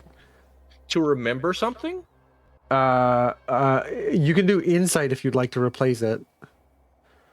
I would like to, if you allow, I rolled it, I already popped my 5 point, but would you mind if I just re-rolled insight or insight willpower on this? Yeah, just re-roll a single insight die, so whatever your insight is. Okay, so that's going to be a D8. Yeah. Oh, it's one better. It's a 9 total. Okay, well, guys. You have no idea what was on the map. You are flying blind. The world is not enough. Yeah, like Maribel looks at the map and she says, she looks at you worried. Oh no. Wait. I remember something. I remember him saying something. Oh god, like she kneels down, she like crosses her legs, and she stamps her staff, and her staff like glows with golden light, and it stands up straight on its own, and she sets down. She basically begins like a chant for a magic spell. Oh, sacred goddess Please be a key, restore spell. goddess of memory, goddess who recalls all things through song. Please help us now, for we cannot remember for the way. Like help us by song, by tone and note. Like record and make your way known. Like I do this and cast a spell. And she casts a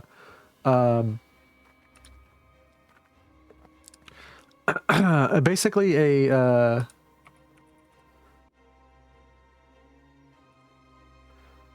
she casts hoping to like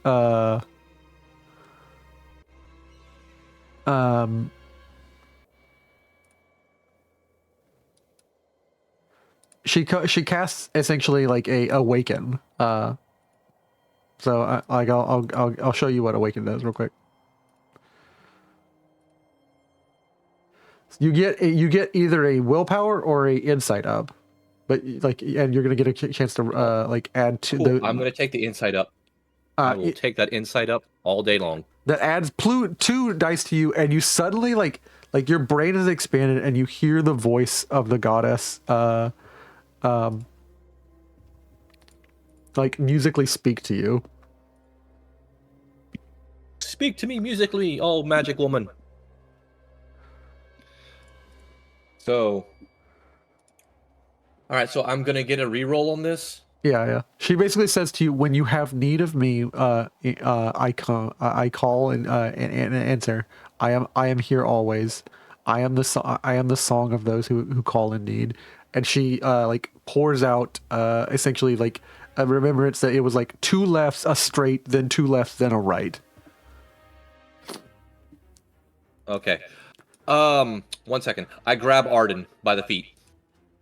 What? I need luck now, and I reroll. Yay!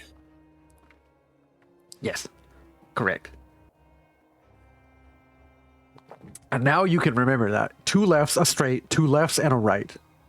So like it's almost like you realize like 2 lefts that wraps around, like you're coiling out of a hallway, but like you're almost going into a circle, and then the 2 right at the very end basically like you must be like coiling around a hallway that goes up and out of this So wait, 2 undercroft. lefts, a straight, and 2 rights? Yeah. 2 lefts, a straight, 2 lefts, and a right. Oh, 2 lefts and a right. Copy. And you end up in the Bailey, Yeah. which is a like is essentially the entrance to a castle dungeon.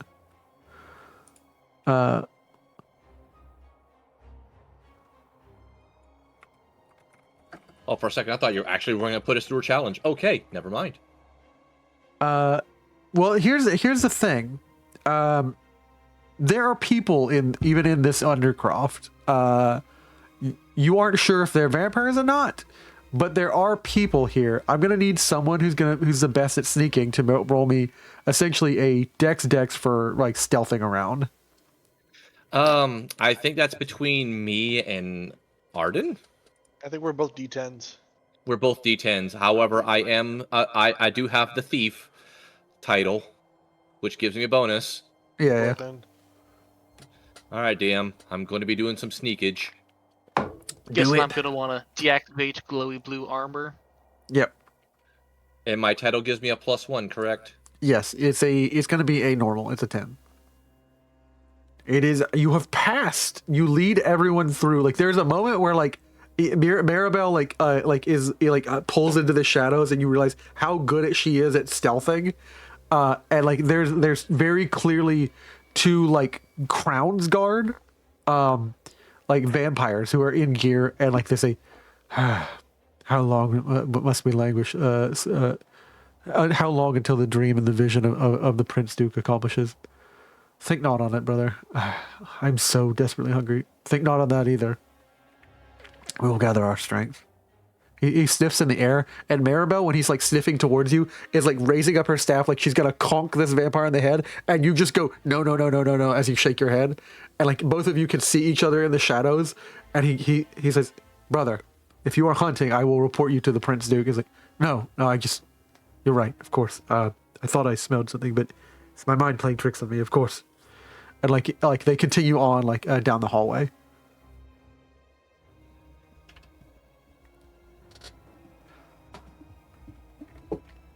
They're in essentially like these like purple and red and leather like outfits, like essentially like Crown's Guard armor. With like it's like a tabard of like purple and red and the symbol of Vorkin, and then like essentially steel armor. You realize like the direction you need to go, and I'm currently getting like the dungeon image for us real quick. Yeah.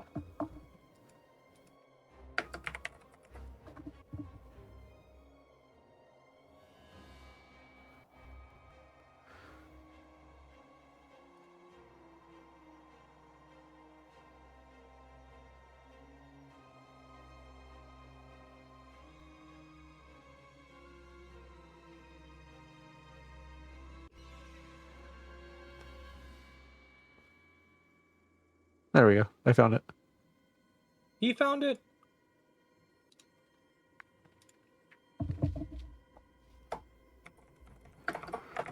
And you are essentially in what's called the Bailey, like the area just before the dungeons, where like the guards work. And you realize there is a concentration of more people here because there's more chatter, and there are like there is a like louder wailing and like raging against the cells. Like you realize that there is more activity here, and that you need to get to a specific area behind like the guard captain's desk and hit a button, and it will open up a door in the wall. But let me pull it up. And you you realize that there are some more Crownsguard vampires, and like you can't tell like if this is the busy time or the less busy time, because again it's like 12 o'clock in the day. Like these are vampires, they should be sleeping or something. You don't know if this is the opportune time or not, but there are like vampires who are raging against their cages, screaming out like, "This isn't what we were raised in. This isn't the way." Like, and like they are like currently contained within like the cages. He doesn't have any hope. He doesn't have anything to offer us. Nothing has happened and changed. Like you've been crying out for 5 years. If something would have happened, it would have happened by now.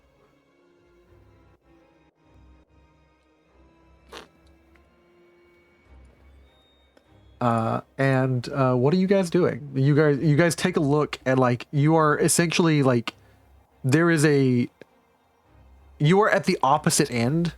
You realize you are in the Bailey, like in like an entrance room that will like lead you into the Bailey. There are maybe about 4 or 5 guards. There is a hall that you will pass by with all the vampires, and then the guard captain's desk.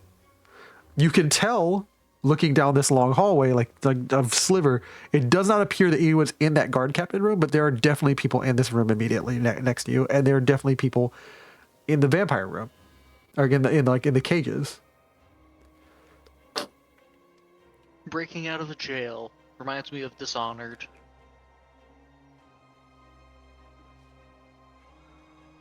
What do you guys do? With weapon with malicious intent. Would you like to fight the vampires? These Crown Guard vampires are valid to fight. Yeah. If we can avoid brain them, is the better, right? brain is mush.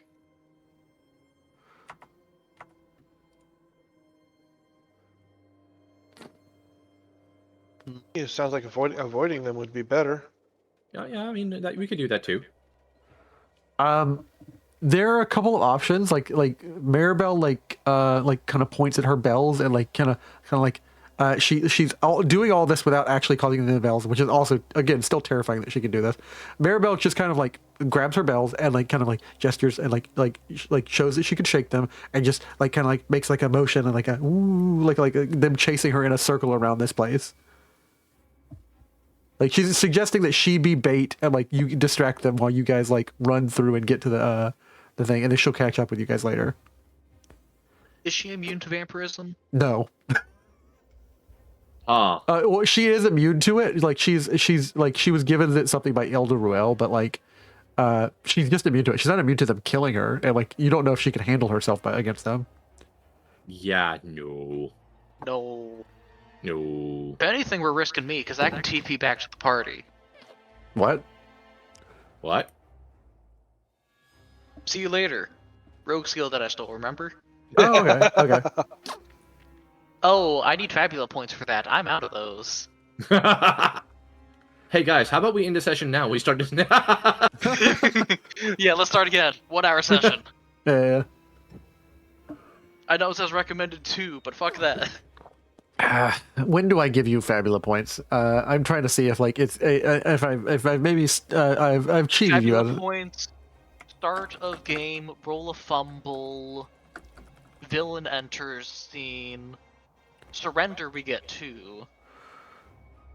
Yeah, so you could surrender and just automatically fail a check. Ooh. Would you like to inveil a check or advance a clock? The paladin suddenly shows up. You guys go back to the doors. I'm going to intentionally fail a check of stealth, just charging through the place. No, wait. Airbrecht suddenly shows up. Yeah, I was gonna say like if you're going to intentionally fail something, I will choose to advance the air brake clock, and he is now in Vorken. Like, what's No, worse? he's going to nuke the full city before we can save them from the demon, right? Yep. Yeah. Yeah. It's up to you guys. A player gets what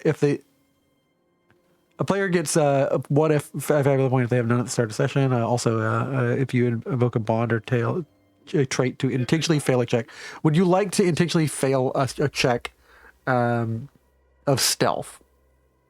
It is automatically fail. It is not fumble, it states. Yeah.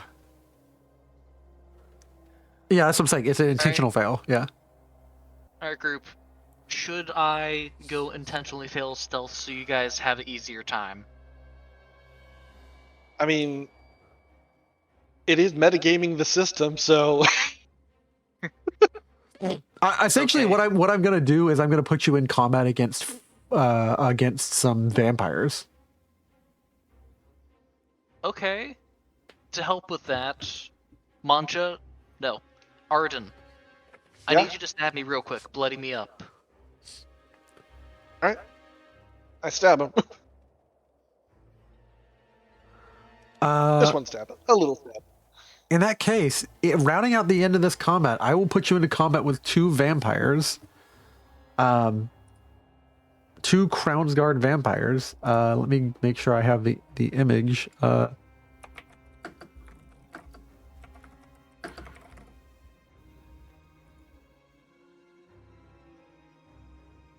much damage do you do, Arden?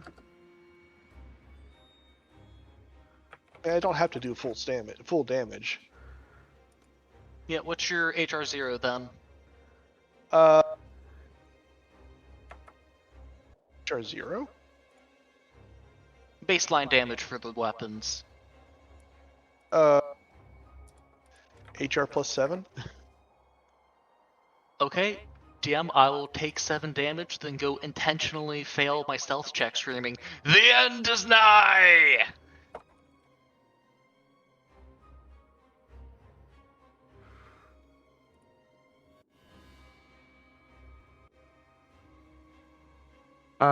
Oh, interesting. Let me get the art for this character, but like, yeah, I'm gonna throw you into Well- combat alone against 2 vampires. How's that feel? Yeah, I'm making sure to try and get as far away from the guard captain office as possible, creating as much of a clamor as possible.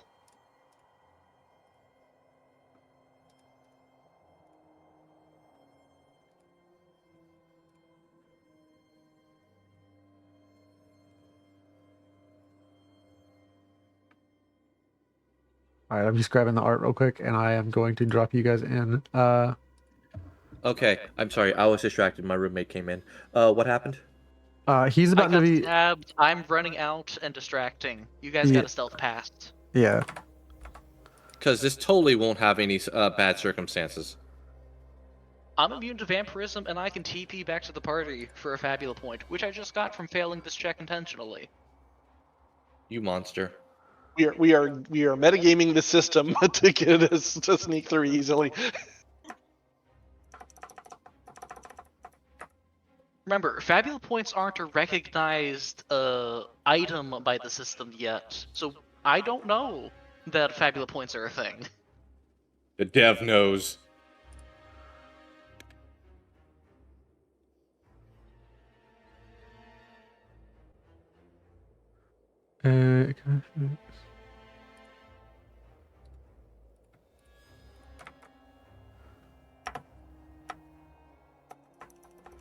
Give me 1 second. And I am looking at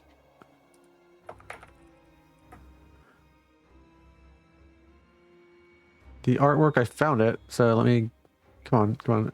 I found it and I scrolled right past it by accident. There we go.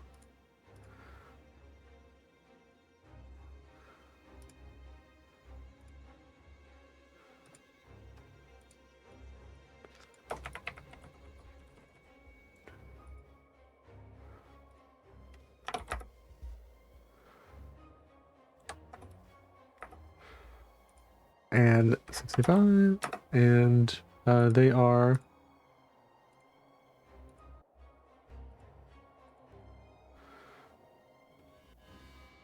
I'm modifying a few things real quick.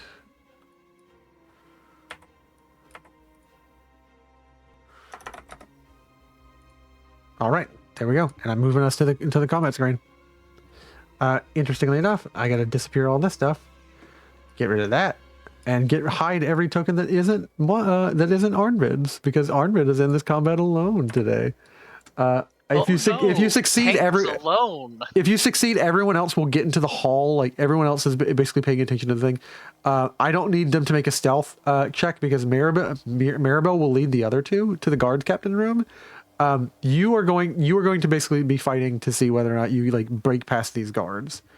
Oh, to break past the guards for the distraction? Yeah. Like you're fighting these guards, and like it is entirely possible if you want to fight all of them. I'll just throw 4 onto the screen, but that seems a bit much. I'll fight all of them on the move. Okay. In that case, I will drop 4 Crowns Guard on this fighting screen for you. Remember, I got damage reduction, I have Psychic Shield, I have enough potions for one, or enough IP for 1 potion. Yeah, okay. In that case, let's he has bullshit. Yeah, he has random bullshit and go. I have all of the bullshit. But Watch, do he's I gonna have just sidetrack to you win with this or just one distract CC them spell. long enough?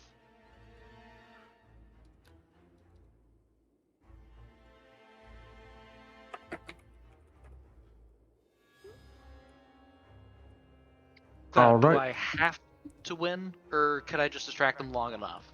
You can, if you can survive into round 3, that's long enough. They will throw you in a cell though. I will spam Heart of the Fateless defensive then to get 9 damage reduction. Okay, let's go ahead and do this. I'm throwing you in combat with all these guys, and let's begin the encounter, of course, with you taking the lead, since you're jumping out there like a crazy madman, and I'm moving you guys to the battle screen, and like let's get some like upbeat combat music, like.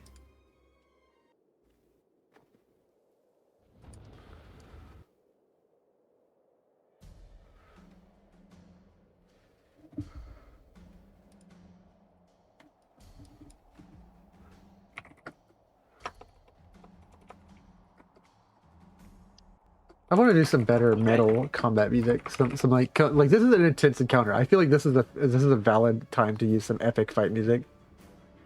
Mm-hmm. Alright, so you said I'm starting off? Yep. Okay, start a turn, Heart of Fateless, defensive. I still don't think we can apply that as an effect yet, can we, or no? Heart of the Fateless. At the start of your turn during a conflict, you are driving personal vehicle. Ooh, I can just drag it on. Okay. Then turn offensive off.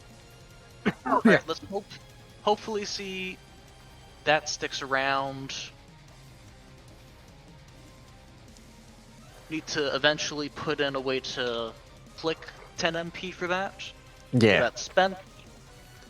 And then for my action, I'm going to guard. Nice. And then pass the turn. All right. As it now becomes my turn, of course, the first of these vampires will kind of looks at you. What are you doing here? Leave now. I like he's going to make a non-standard action to essentially hinder you. He's going to like attempt a pommel strike against you, a might dexterity check against your AC. So ignore that. What's your AC? Oh, your magic. Your magic defense. Defense is a magic. Defense is a 14. 14. Okay. Can't say 14. Let's see here. Aren't hinder actions usually done by a DL? Yeah, DL10. Oh, DL10. For hinder, yeah. Yeah, so I would have succeeded anyways. He's essentially going to daze you. Like he pommels, Okay. he pommel strikes you on the head and basically commands you to leave. Yeah, I'm still backing up further into the catacombs of the system, away Yeah. from the guard captain's orders. The end is nigh! Blood will rain through the skies and all shall succumb to the thirst. And like they look amongst themselves, and like I believe I keep getting my actions because of like it would be back and forth, but you've already taken your turn, right? I now take I've 3. already fully used my turn. Yeah. Yeah, I You take get 3 turns in a row. vampires. Like one of them looks at each other and it says, "What what would the prince do? Wish us to do? Do not harm him. He was a citizen, clearly a human and deranged. Then what should I do?" And like one of them like removes his helmet and has a wild-eyed look and like just can smell him, and the rest of the people as you're sneaking down this hallway are just like rabid with the hunger for blood. And he dives past his other allies to attack you, like to attempt to drain blood. Like, enough! I've had enough of this. Maybe he's right. Maybe this is the hour, the hour of our judgment. None of us have been able to call on him. None of us have been, in the cult of the sacred sun have been able to call for the sun. He hasn't revealed anything. He's a prophet of judgment. And like he like takes his helmet off and dives on him to attack you and drain your blood. I think I might have bespoke. Vampire uses nom nom nom nom nom nom. He is going to use counter drain. It says vampire punk, but I copied the attacks over, so ignore that. Only if he if he dodges. Okay, cool. If they So dodge a melee attack. if they dodge a melee attack, what were my spells then?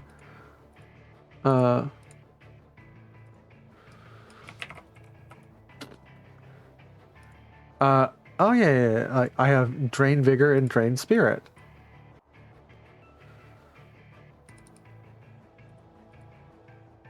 Should've He's going to cleaned my attempt- turn before applying those. He's going to Alright. attempt a Drain Vigor against you.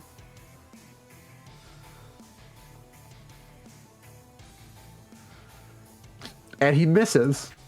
Like, he misses because one of them, like, brings up the flat of his blade and just checks his brother. Like, his brother in or what he normally would have considered his fellow, like, Crown's Guard. He just absolutely checks him with the flat of the blade, knocking him across the floor. You shouldn't have be in here. Stay in the town. We already have been dealing with enough.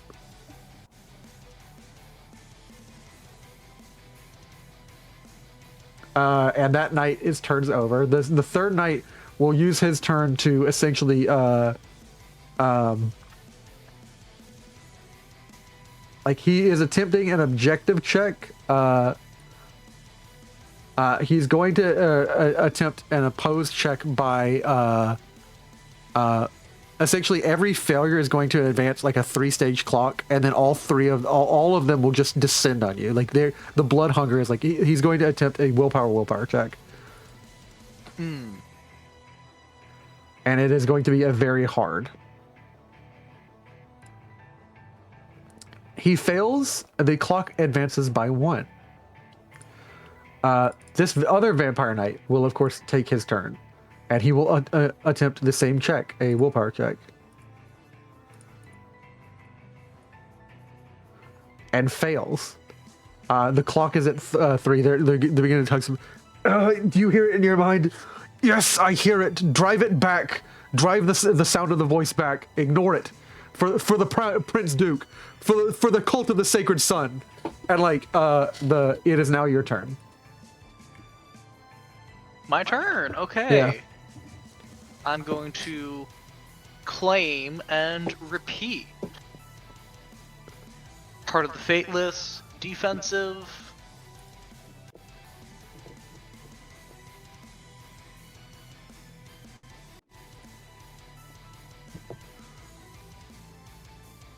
Then apply guard, and then pass turn again.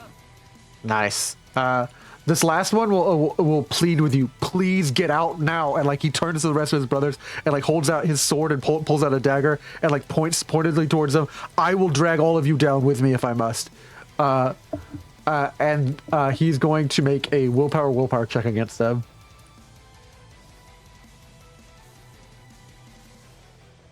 and fails, and all of them, save for the first one, are overtaken with the need to hunt.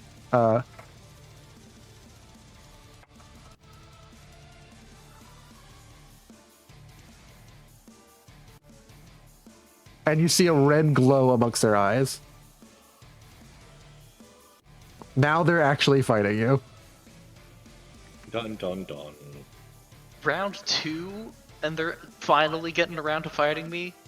Oh, Cloud, you gave me a free round. You shouldn't have. Yeah. I have so much HP. I'm gonna laugh if you get CC'd out the wazoo. Like one of them, they all three pull off their helmets, and you can see their pallid skin and red eyes, and they just descend on you. Or actually, they have gold eyes. The Crown's Guard have gold eyes. Let me correct that. Like golden amber colored eyes, and they like one of them descends on you. Absolutely dodge out of the way and pimp slap him. Yeah. Are you gonna counterattack? You have your hype and stuff like that. No, I can't. He's not attacking an ally. He's attacking me. Okay. Yeah. This is not gonna go that well for you, man. The third one says, "I'll stop him from moving, and then we'll have our hunger. Then deal with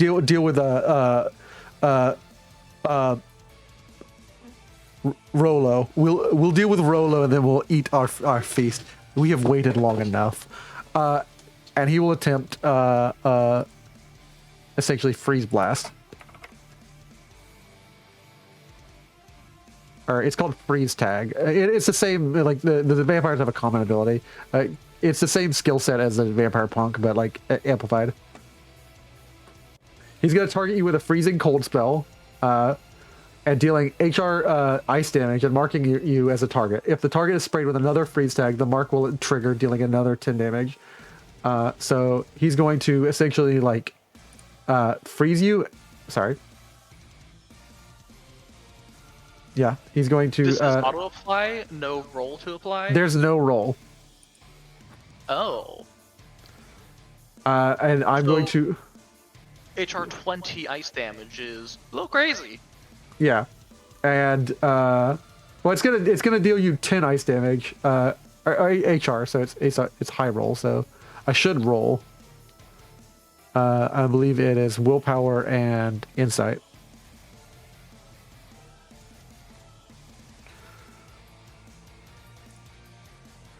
Against your magic defense? What's your magic defense? Magic defense is 14.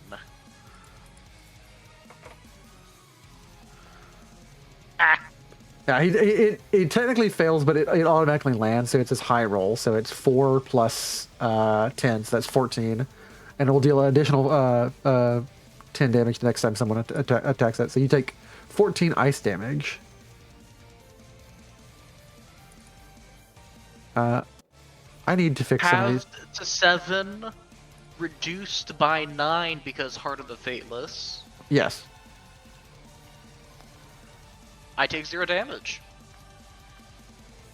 Nice. How do you want to like just shrug off that ice spell?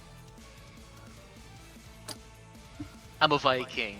Oh I'm yeah, just going yeah. to catch it on my cloak and just whip it out to the side. The rhyme forming on the cloak itself. The second one will like slap his brother on the shoulder. He's a Volkung. Can't you see the runes? And like he will like use both hands and amplify it with a chant, and then he's going to do the same thing, a freeze tag against you, and he's gonna roll might willpower or insight willpower, 14. His high roll is a 4, so it's now gonna do 24 damage. Have 12, reduced by 9. It deals 3. Nice. Deals 3 damage against. Holy crap! It is now your turn. Holy crap! This was a test from your lord. You 3 have failed. You will be punished accordingly later.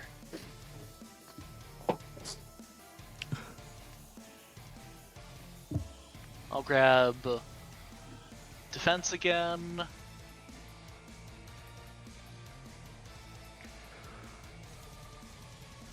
And then guard.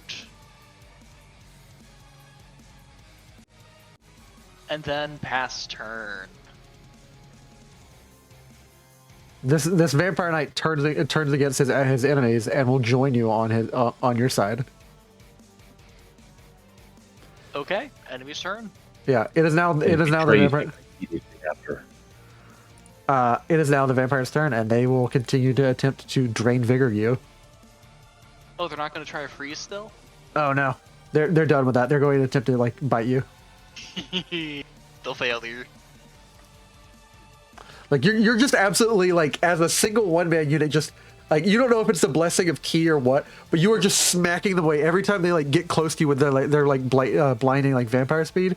You are just absolutely smacking them away under the throat, like checking them so they can't actually bite at you. Like even though you're like wearing nothing like a Volkung is, you're checking them so they can't actually connect to flesh. I'm in my element right now, not defending anyone else. Just going mono a mono, slamming them against the ring. Yeah. This vampire knight Rollo,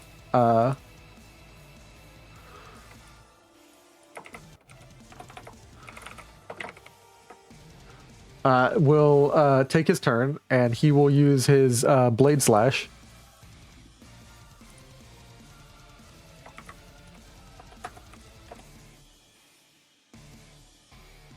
And he will target the vampire that just attacked you. And he says, "Truly, if it be a test, I have passed." And like, he attacks his ally, and like they clash and like meet blades, but he misses. He doesn't actually land a hit.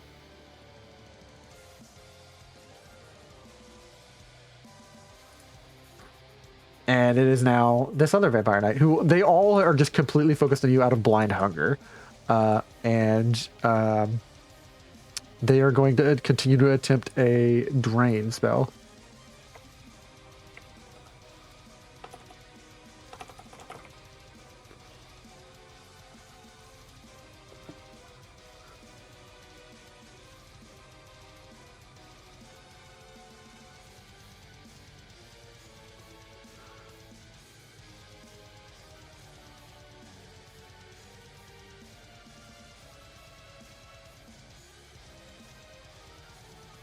And this is going to be another drain spell. So let me. Why is it not pulling up on this character? My bad. They're just going to continue to try and drain you. Hopefully they eventually roll better. No, holy shit! Come on! Let me hit him. I mean, this is narratively satisfying. You have one more chance to hit me, because then round 3 will be over, and I'm free to leave whenever I want. Yeah. Shit, dude. I don't know what to say. I have one more attack. Is it one more attack or one more round to hit you? Because we're in round. Yeah, we're in round 3. This is round 3. You have one enemy left to hit. Yeah. This is the final attack, Cloud. Make or break. Yeah, he will attempt a final. Yeah, he attempts a final hit. Can I end this combat in a way that would be a little bit of a flourish? You're not fighting them, right? You're just fleeing. You're attempting to flee. I have my gear out, but I'm fully defensive. Okay. Rollo will take the first turn. He will he backs up to where there's a table with like a barrel, cracks it open, and just pulls off his helmet, and you see a blonde-haired individual with golden eyes, like long blonde hair, and he just downs the barrel of blood, but his eyes grow even deeper golden. He turns to you, "Do not fear. It is dear blood," and like tosses the empty barrel and will flourish with his blade, dash against each one of them, and they're all decapitated.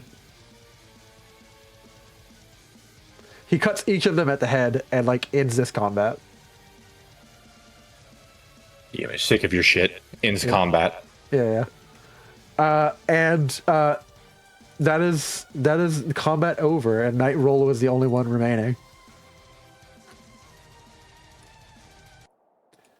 and I have to rebalance some fucking enemies because man, some shit is happening. Arnvid, as he goes to do that and looks back at you, you're no longer present.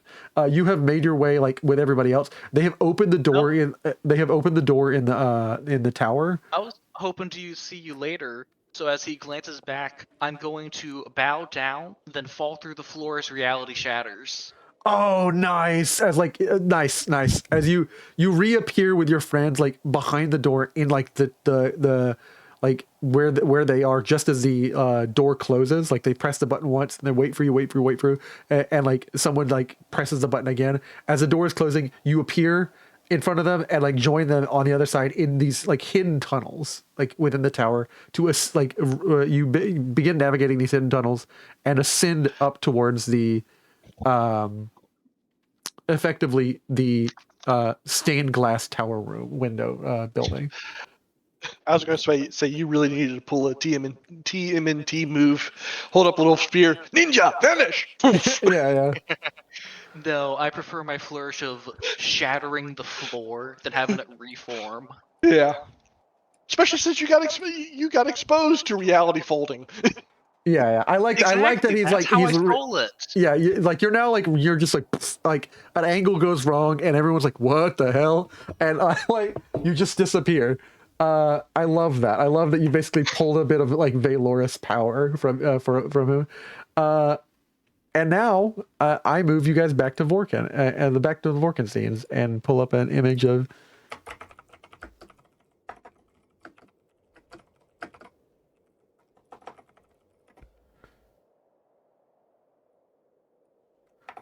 Do feel a little bad that my weird speech got 3 guards killed, but they had loose morals anyways.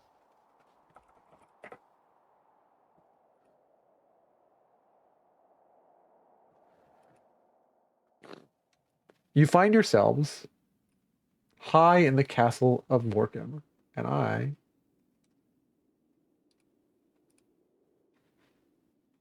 will go ahead and play some appropriate music for that.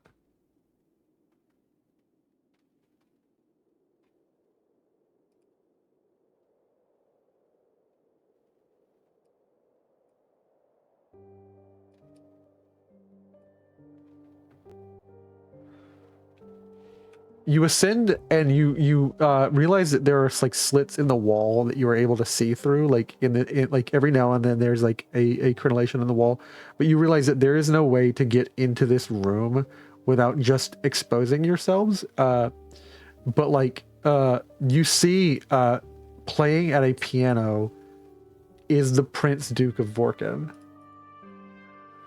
And there are several people in this room attending to him also holding instruments. But one of the instruments that is present in this room looks notable. Like there's a whole like almost like orchestra of other vampires like other who attend him. Some of them appear to be former nobles. Some of them appear to be his own servants or Crown's Guard.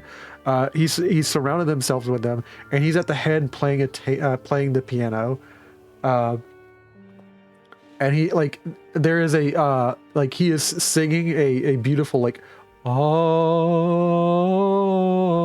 aria, attempting to like you're not sure what's going on until the song that he is currently playing ends, and I will go ahead and have him appear present on screen. The Lord Duke of Vorken, the first time you guys have ever seen him clearly.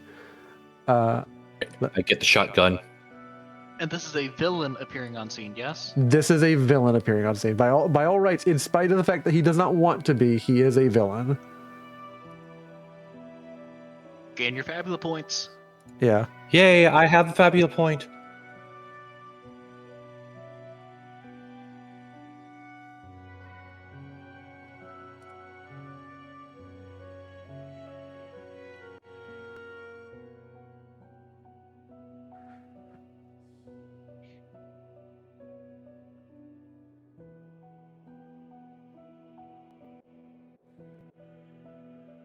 And he appears on screen, and I will have him appear.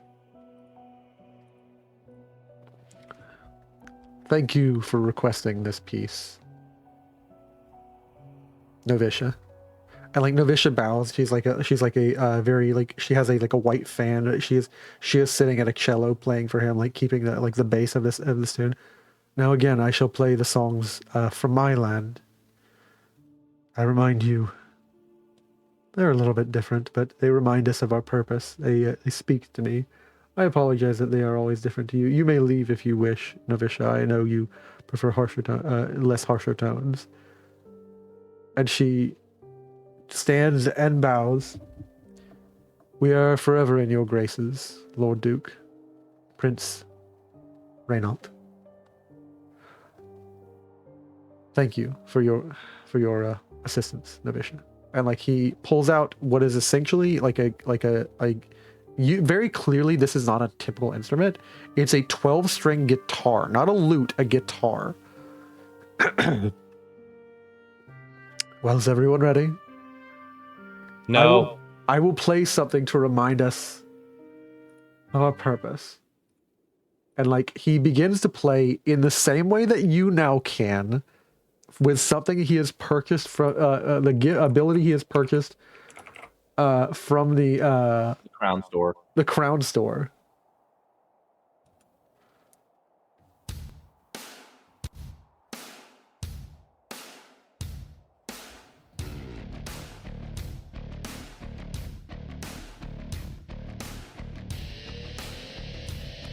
Oh, I know this one. I remind you our march is against the demon, and the second we are freed, I have called on heroes. The second we are freed, I will lead a march against the Demon King himself. You will be my banner, my dark army, and we will stab the monster in the throat. The second we are freed from the control of the enemy which we are already fighting, I will lead you as a dark army against the skies. No more shall our land fear us. Our gift shall be ours to use against this enemy.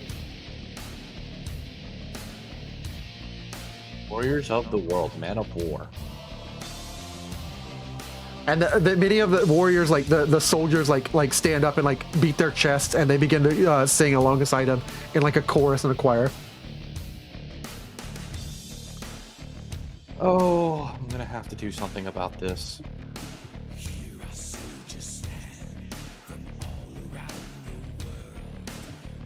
Am I gonna have to make this a rock off? Yeah.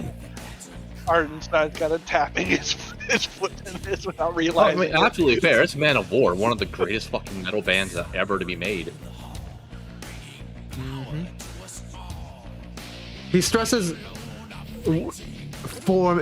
this line. We alone are fighting for metal that is true. Yeah, there's some context there, buddy. He's using this over through the fire and the flames. Okay, to be fair, Fire in the Flames is garbage. It's fun, but it's garbage fun.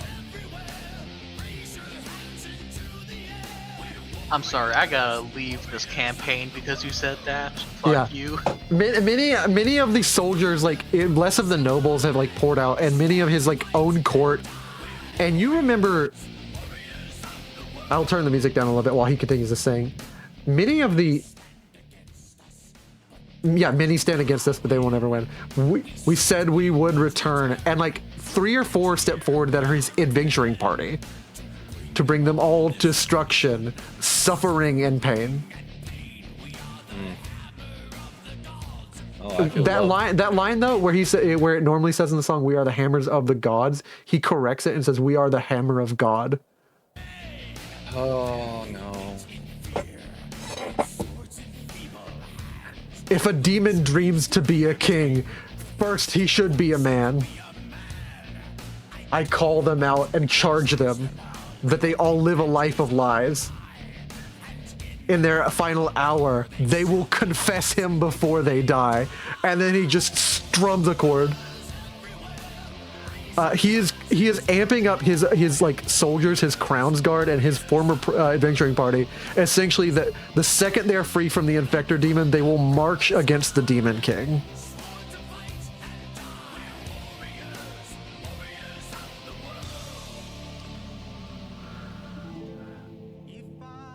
I just shrug. Oh, I begin walking up the lane. Oh, you guys enter this room? Oh, I'm gonna have to, because this bothers the hell out of Mon'ja. So unless he's stopped. She's extremely confused. Like, how is he making those notes with that simple instrument? Maribel's is cheating. deeply concerned. Like, how is he doing this? He must be some manner of bard. Mon'ja just looks over his shoulder, because again, if he's not stopped, he's walking in there. He's cheating. Yeah, you press a button behind the door, and like the door recedes, and they all like in armor. Like, he continues the song, like basically creating notes and creating instruments in the song without them. And he smiles, holds up a hand, and like lowers it in a gesture, like a regal gesture to you, as in a welcome, like welcome to the heroes. Like he says it while also singing. Nice cheat. Welcome, warriors. And like he's singing out of his mouth while also talking. Yeah. I know that trick too. He like nods and he says, "Very well." And he like, as he says "steal," he plants his like sword, his cruciform sword, which has again at the pommel like a symbol of a crucified man on it, like on the pommel at the bottom, and it is covered in like every manner of like written into the blade is something in ancient Hebrew. Mm-hmm. And he has it written as like runes into his blade, which glow on either side. And he plants his sword into the stone beneath him. And he says, he like offers you the guitar. Very well, play something. These are the heroes which I have called upon. I did not see you at the court. How did you make it here? We snuck around. Very well. So it seems that certain skills are required in my lands. You could have simply marched your way to my gates and we would have escorted you in. But you have made it here nonetheless. Congratulations. And he says, "Excuse me, I don't know you quite." And then okay, like he'll like realizing you're going to interrupt him, and he's not going to have his moment. He relinquishes the instrument to you. Do you need it? No. Let's have a conversation. Very well. He asks everyone but his adventuring party 3 other figures, which I will describe next session. But like we're gonna like end on this conversation that you have. Very well. Oh, so it is just not him. Like most of the Crown's Guard will wait outside the door. He commands them to leave. It is just him and 3 other figures in this room with you. So we're gonna find about them next session. Yeah, you'll find out about them next session. I'll describe them, but it's for right now. Let's just focus on Lord. He takes a bow. I am not one for all the vagaries and vanities of my office, though I will give you a bow for coming to help us in our hour of need. And he bows very deeply, like halving him at his waist. So raises himself up. I do not know the names, only this one. And he looks at you with like a mixture of anger, frustration, and appreciation, Arden. And then looks at Arnvid, and then looks at you who he's completely doesn't expect. He didn't know you. The only person he communicated with was Arden. I am Lord Duke Franklin Theobald Renault the Fourth. Welcome to Volkung. Yeah. We've seen the town. We've had a very warm welcome here. No, I thought it was kind of a corpse cold welcome. So then, what in the Dante's Inferno are the fuck you doing? I should have anticipated that, of course. You do realize we cannot discuss everything in front of them, and like they refuse to leave. his adventuring party is incredibly loyal to him. He was the head of the party, and like we will have to talk in metaphors. I do not know who is assigned to you, but someone is assigned to me, and they are already rather displeased with me. Well, it's okay, because the religion you're using is already a metaphor.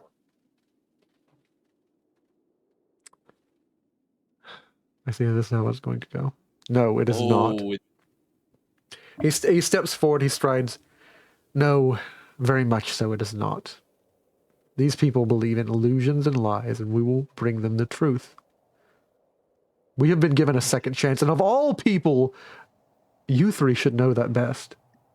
yes, we've been brought into a second chance with a place that has its own rules, its own gods. Its own lies. All places have gods, all hearts turn to them, and all hearts will craft their own lies. But there is only one true deity. They call Yes, beg to the differ. dev. Yes. That is a clever name which he has used to call himself in this land. He is hidden and obscured, for it is, and he quotes a Bible verse. It is the glory of God to conceal a thing. It is the glory of a king to search out a matter. Oh, you're one of those. Okay, let me guess. Old Testament? Both. Lovely. Look. Hi, Roman Catholic. Born, raised, hated every second of it. Now. Calvinist. No, I'm sorry. Discovered it far too late, I find. Yeah, could have been worse, could have been Protestant. So, now, look, this isn't working. Like, don't get me wrong, you're reining in the threat, you're reining in the problem. Great, lovely. The issue at the heart of the issue, though, is of course the infector demon. Yes. Yes, and we cannot act against him for his very will. The second anyone breaks and feeds on any other man, or woman, or anything else. Okay, cool. We'll address one problem at a time. We cannot act against him, but we can restrain ourselves as best as we will until his pressure. But he is patient, not pushing us as much as he could. But well, yeah, demons are fun that way. He's clenching his fist. He's clenching his fist enough to draw blood. Mon'ja is honestly very nonchalant about the whole thing, continuously. Like, just look. Like, one of his fellow adventuring parties, a man, within like a priest robe, hands him like a piece of cloth, and he wraps his hand with it and like staunches the blood. As best I can tell at the moment, we're not here to work against you. We really just want the demon. I would hope not. Well, you're a symptom of the problem. Look, I'm paraphrasing. Take the metaphor for what it is. Men like him are the reason we are here, and he points to Arden. Like, especially if you have the mask on you, Arden. Like, he points to you, like, because the mask. He's got it. Like I said, I always wear it like kind of like a hat, unless I'm in combat or something like that, or I'm trying to intimidate somebody. Then I pull it down. So yeah, I always have. What do you mean, men like him?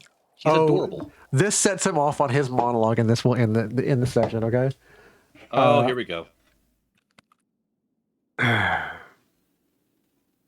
What were you in your former life? I was a guy. That's all we all. Like, there's nothing else to it. I was just a guy. I lived my life. I did the job. A lot of gray in there.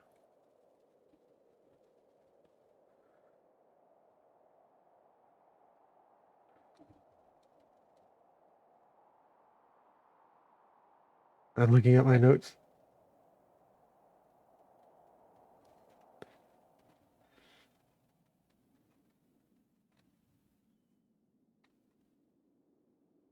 There we go. I found him. Mm-hmm.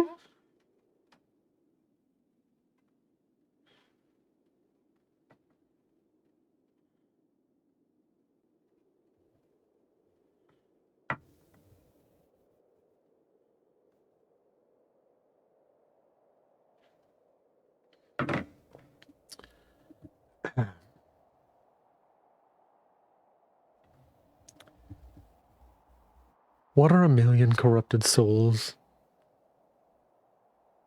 who will die without the grace they need? I was a simple man as well. Son of a roofer. Son of a simple mother. I grew up in the south of... I have not said the name of this land in so long. I wish to say it now, but I cannot. I grew up in southern lands filled with a sweet drink. Is this familiar to any of you? I grew up in Georgia. Oh, you're able to say it. I haven't been. I'm on a shorter leash after everything I've done. Yes, I miss that name. I died, spent much of my life desperate to know God and never found him. And when I was dying from a disease, I realized I had been raised in the wrong truth. I sought it more and more. More desperately than any of you could ever believe.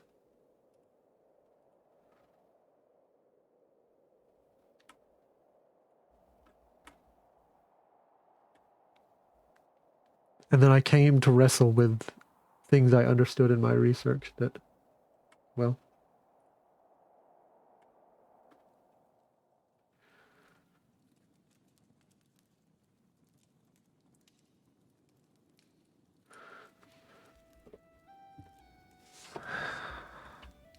I realized that I had never truly known him.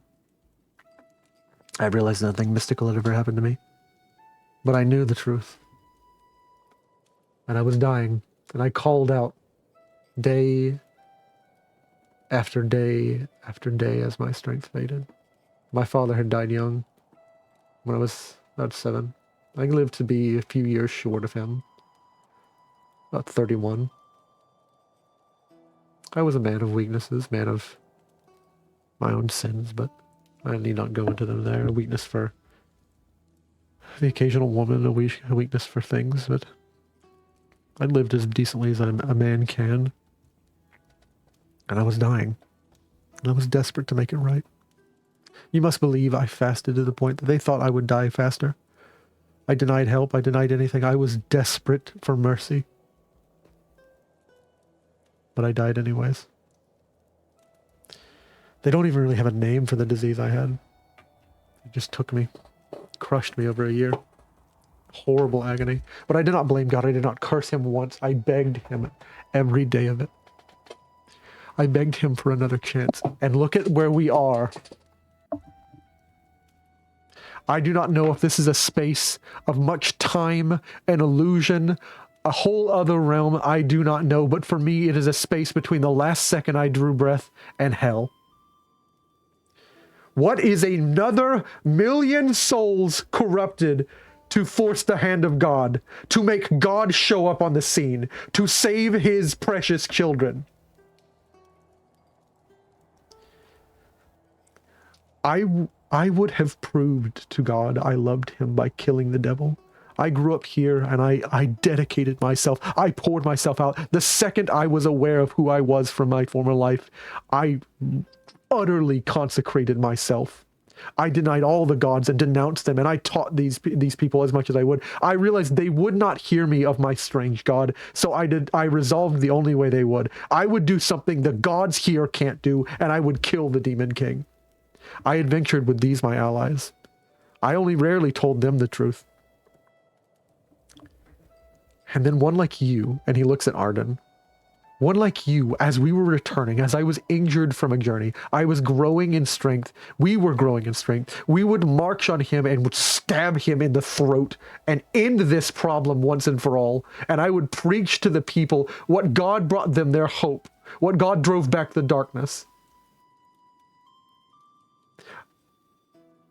I quested to train my skills, and I would, here on Tabra, I would prove with a life unbending my hope. And I would declare it to the people who one true living God did this. But on my journey one day, an ally that I scolded often for using dark devil magics, and he looks at Arden. used his dark powers once more, and when we were swarmed by mere vampire bats, I screamed for him to stop, but the idiot wouldn't. He thought he would help us. He thought his dark magic would save us. That must have happened to you, didn't it? And he looks to Arnvid. One of them. Which beast was it? Which beast it struck you? My own folly. You are kinder than I would be. And he looks back to Arden. The rabbit it must be. I see it on him. I would devour you, but I despise the taste of bedeviled blood, rabbit. You can't eat him. He's mine. When I arrived, infected, I thought at first my mental illness, for I struggled often with hope and despair. I thought my mental illness from Earth had returned, but instead, no, it were an infector demon, as I later realized. I made it 9 days. 9 days. Until my maid Marianne awoke me. She often flirted. She was incorrigible. I told her to cease. I had a higher purpose. It was I overlooked it. I considered that I was weak in my life, and this perhaps was her first one, and I overlooked it. I would correct her when it was my job to preach, but now it was my job to journey, and I permitted her to be incorrigible. I should have fired her the first day. That perhaps would have saved me, but I fell to my hunger. I could not resist the depth of it, and I consumed her unto death. Forgive me, Marianne. Perhaps you were sent to redeem us. Hope, as I have prayed for even in these dark days. Anon, would you strike at an infector demon for us, heroes? Would you cure this land? I died in 2018 to an infection, a plague. Crushed by this horrible coughing. I could barely breathe. Didn't even have a name for it at the time.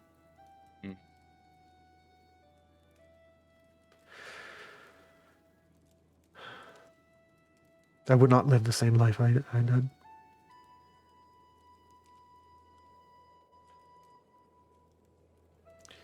I learned from an ancient author in our land. I often, in these types of realms where I was not foreign to them, I spent my time.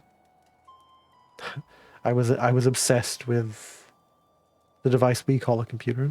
It was my skill, my expertise. I was told by my father to do something better with my life than he had done, to work harder, to not work with my hands harshly as he had.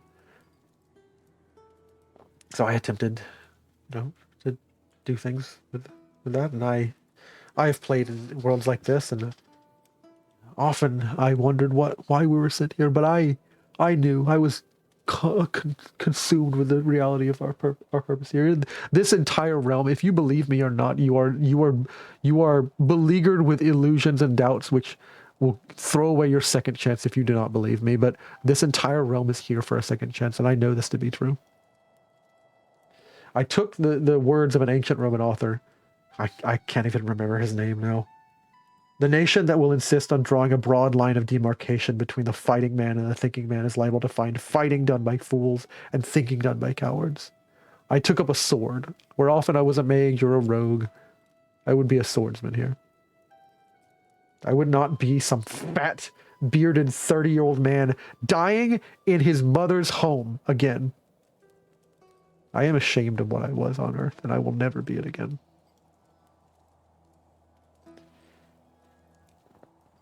I am here a warrior poet and a swordsman thinker. I pair every strike of my blade with a morning prayer.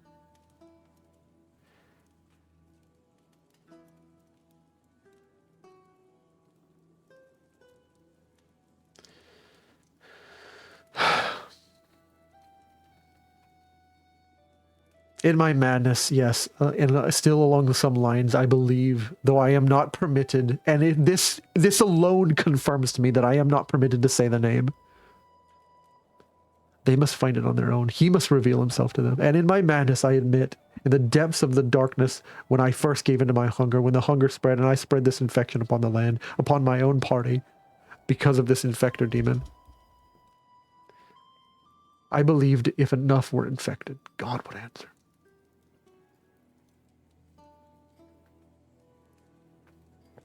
And now I restrained my mistake. I cannot strike out against him. For every time we have attempted to march up the mountain, he has commanded us down and we have obeyed. For his blood, our blood, is infected with his will.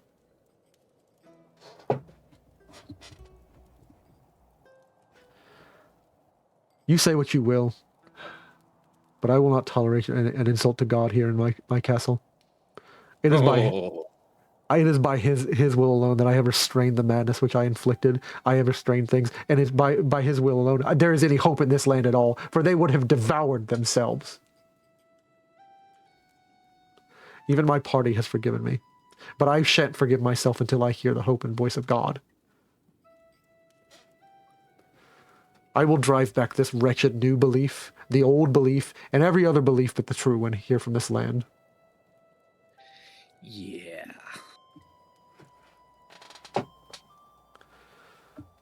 Say your there's piece. A line.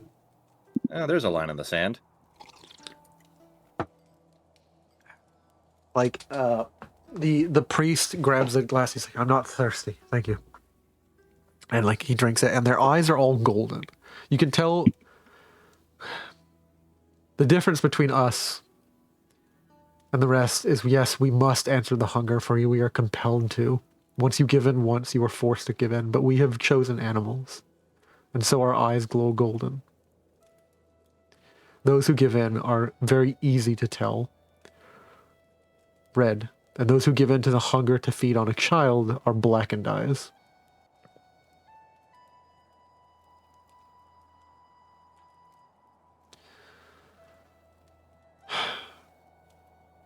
Say your piece. I look at Arnvid and Arden. You want to go? All I heard was a bunch of religious sanctimonious bullshit. A lot I of knew you were my favorite. excuses. What the hell? Yeah, see, I was not exactly an atheist, but kind of lean more that way, agnostic, neo-paganism kind of thing. I respected the faith, hated the religions so fucking much.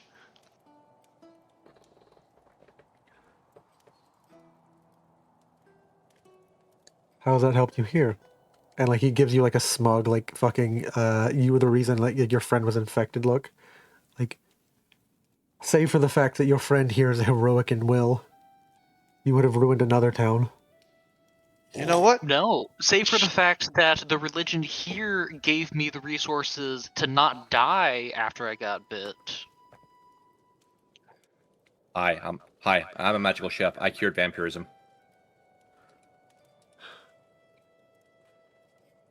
And you know what? Shit fucking happens. Facts.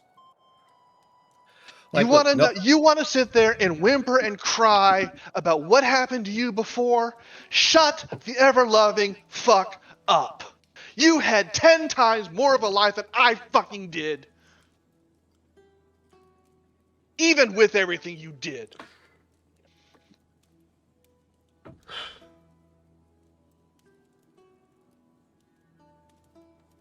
What does the priestess think? Oh, she wants to nuke the town from orbit. We're trying to save fucking people. To be fair, I wanted to nuke the town from orbit too. No, you wanted to invade it with slime, but that's another I mean, thing. same difference, honestly. Like, truth be told, and fun fact, we're on a clock. It's only a matter of time before Paladin shows up, and he hates us. You've drawn a paladin's attention to this land? No, it's on us, really, honestly. He hates me. It's actually on him mostly. I love his attention. No, I'm toxic. You must hasten then. If he arrives, there is no hope for this land.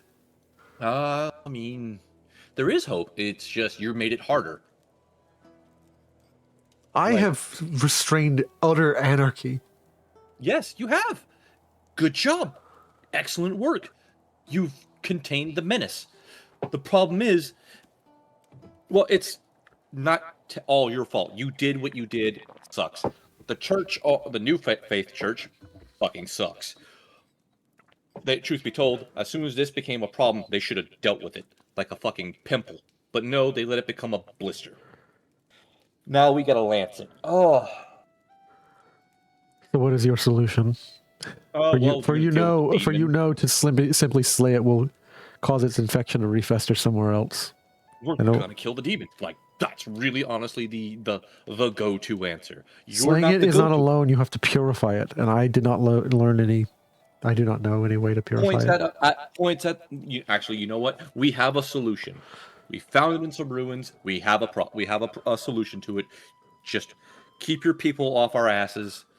You noticed it too, then. And he smiles.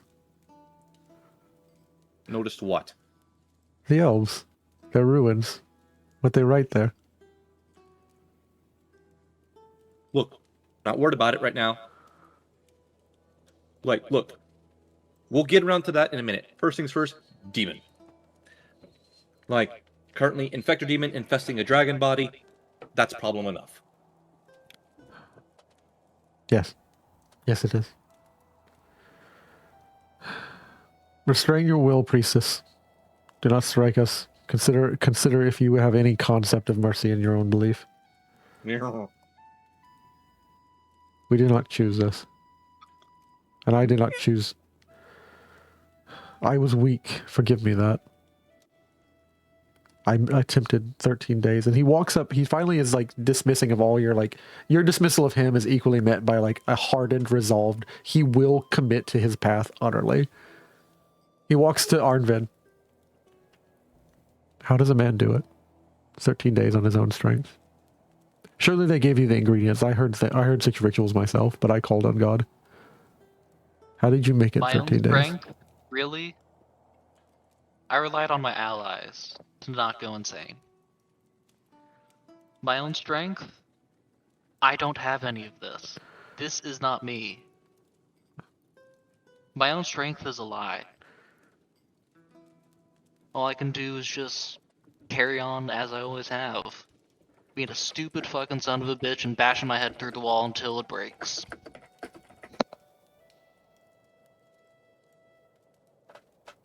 Oh, he likes us. He pauses for a moment and he...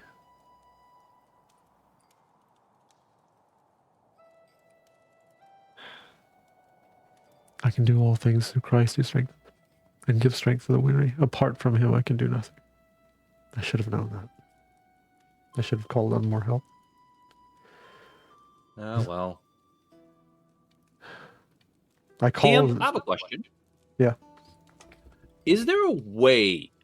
Is there a known way to... When someone's this far gone into vampirism, there's no way to revert them, is there? Or is there no way to stabilize them, is there? When someone is locked into vampirism, the only way to get rid of it is to get rid of the infector demon. Like, there's no known cure in these lands of like vampirism. He has done the best he could, which is like feeding on animals, which means he has like reduced the animal population in his countryside and like left them to starve, his people to starve. Right. So basically, yeah. So kill the infector demon, and even then, that's no guarantee. If anything, that just means that there's no leash on him. Yeah, it doesn't. You don't know based like. The thing is, the books you have are written by an expert, heroic researcher, the head of the Researchers Guild, right? But that ancient researcher, for all that he did do, his books are often filled with inaccuracies and errors. You know, they've been updated throughout the years, but like the book that is updated the least is the book on demons. Because, you know, they're terrifying, like, enemies. The head researcher, like, he did what he could, but, like, obviously like some facts are mixed in with like rumor and like folklore, right? Yeah. It's very much a Volo situation. Yeah, like he's essentially the Volo of this world, the head of the Researchers Guild. And the head of the Researchers Guild, like recorded, annotated, it is believed to to utterly purify and eliminate properly, though I have never seen it done. To utterly eliminate properly an infector demon will cure those whom is infected. I do not know if this is true.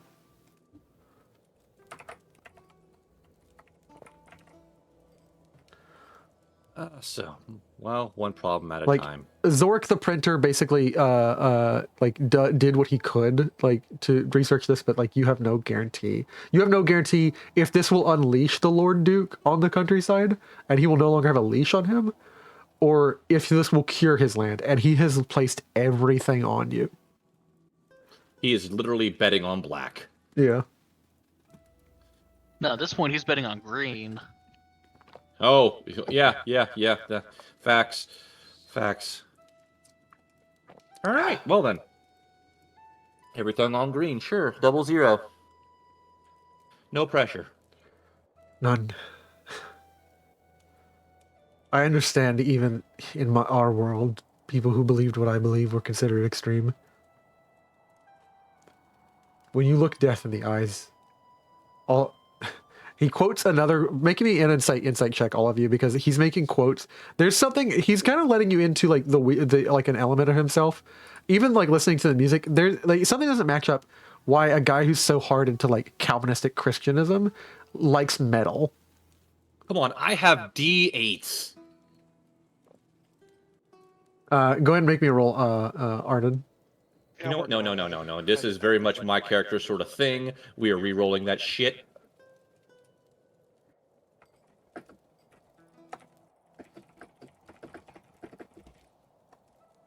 They'll trick to re-roll like avoidant dreamer. It's like, no. I spent a lot of time ignoring the church. There we go. Immediately you realize he's quoting a song, Hallowed Be Thy Name by Iron Maiden, from the album Number of the Beast. And he says, when you know your time is close at hand, maybe then you'll begin to understand life here is just a strange illusion. Really, Maiden? I told you I didn't come to believe until it was very late in my life. I always was raised in it, but... Yeah, same. Say what you will. It was not an attempt to escape hell. I did believe. I still actually believe it's true. I came to believe, but I never had anything mystical happen. I like he swallows down like a bit of a tear and he says, I still believe. I haven't given up. That's fine. Personal beliefs are great, but you know what? There's a whole theological debate I'm going to have with you once I'm done with the demon. Like, if I survive, just know there's going to be a long sit down and a lot of yelling. He offers his hand. Coming. He offers his hand, and for a moment, like, you flashback, like, because this is an anime, JRPG inspired series, you flashback to something that happened this episode with the dream demon. He offers his hand in a handshake, and you flashback to the dream demon offering you his hand, and like you're uncertain to take his hand. He says, Mon'ja does what he always does. He puts his hands behind his back, takes a skip back with a grin. It's like, no. Not just yet. When that tether's broken, then we'll see where you land. very well.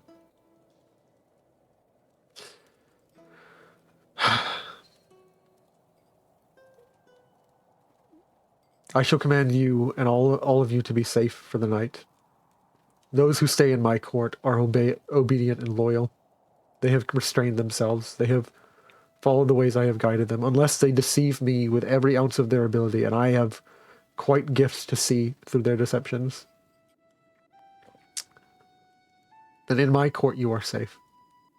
You may stay the night, though I would not blame you if you wish to disappear back into the town.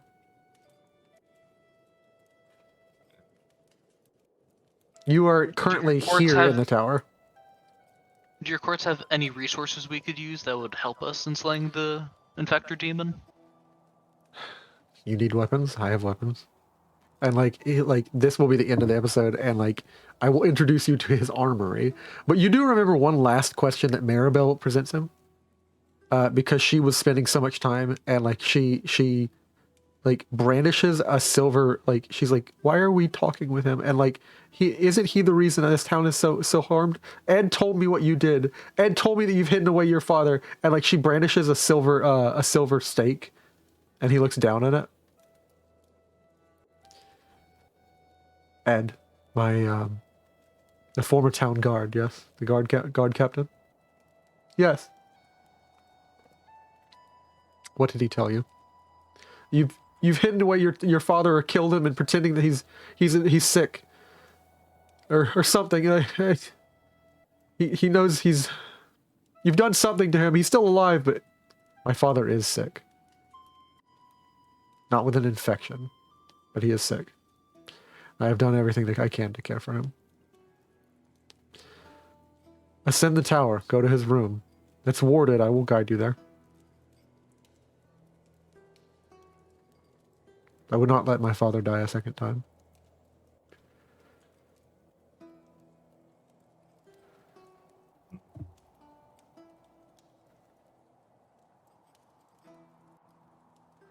And there's something buried there too, where he, yeah, he basically says, I would not let my father die a second time. And you have 2 questions you can ask Mon'ja, and I have to answer them. You can keep banking them for next session and you write it down, or you can ask me them now. And I have We to don't give have you a any straight. information in relation to his father dying the first time, but I can make some assumptions, can't I? Yeah. You can. So I'm gonna bank them from, unless you two have questions that I can use them on. I'm gonna bank them because I don't know. I have no clue. I think I'm kind of just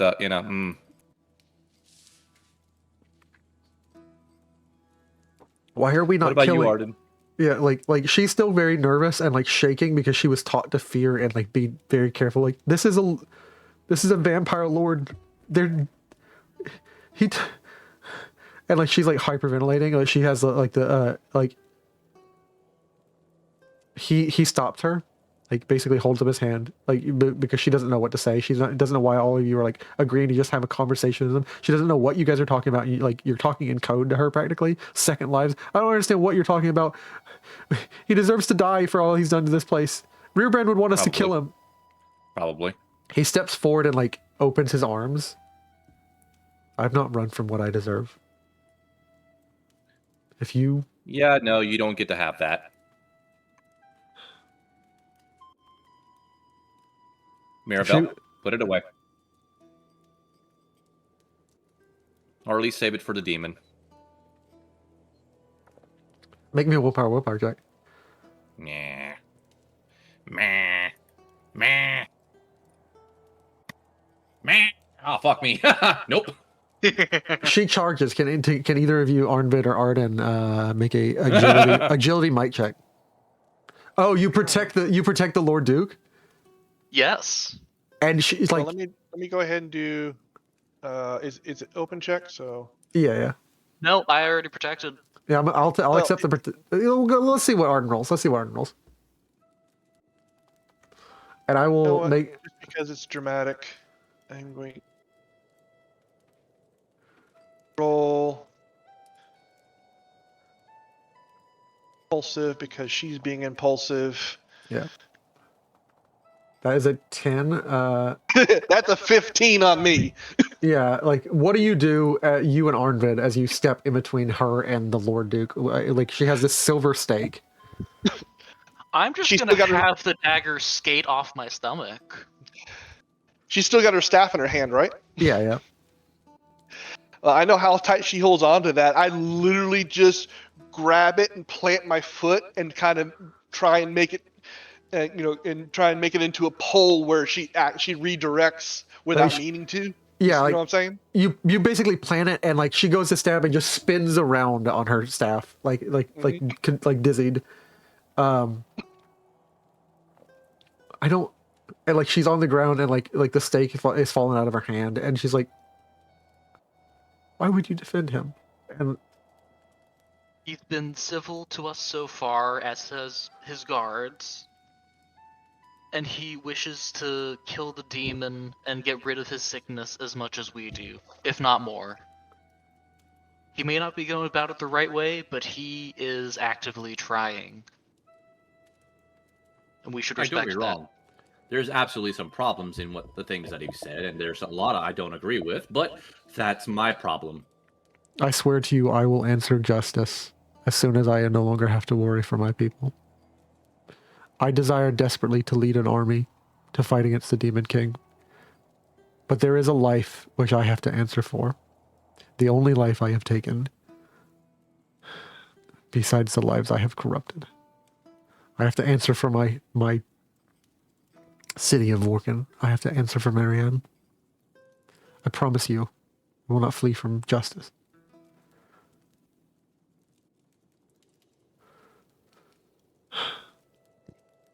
The quarters are this way, as is the armory. And follow me. And that'll be the end of today's episode. One hell of an episode,